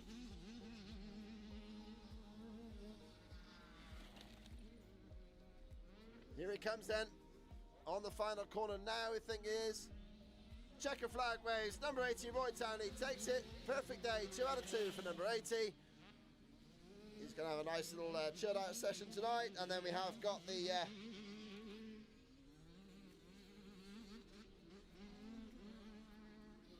racing for him tomorrow. The 65s race 3 will be the second race of the day tomorrow. But join us tomorrow morning, 9 o'clock. The Pro Time practice will be videoed for us and presented then on the live stream a bit later, closer to the racing. But yeah, we will get them on the track very soon there. So Roy Townley takes the win in the second 65cc race. Cohen Llewellyn second, and Archie Pierce in third. So there we go. That is 65cc top 3 rounded up. Taylor Clark did take 4th place there. Harley Sims brings it home in 5th place. And then bringing it home top 10, George Bartram, Fraser White, Caleb Hansen got back past Charlie Campbell into 8th.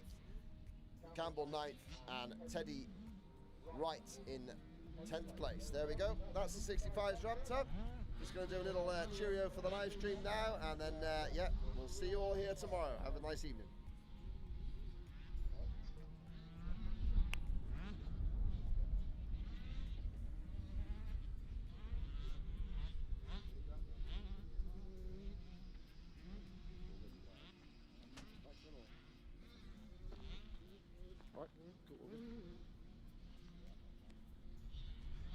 Okay guys, thanks so much for joining us on the live stream here today from Oxford Motor Park. Of course, apologies if it's been a bit patchy in places there, sorting things out to make sure it's absolutely as good as we can get it for tomorrow. So yeah, really looking forward to tomorrow. We're going to have the top pros here, of course, Jeffrey Herlings, Conrad Muse. Always great to see those two guys go at it. And MX2 Pro class looks to be an absolute war as well. So really looking forward to that.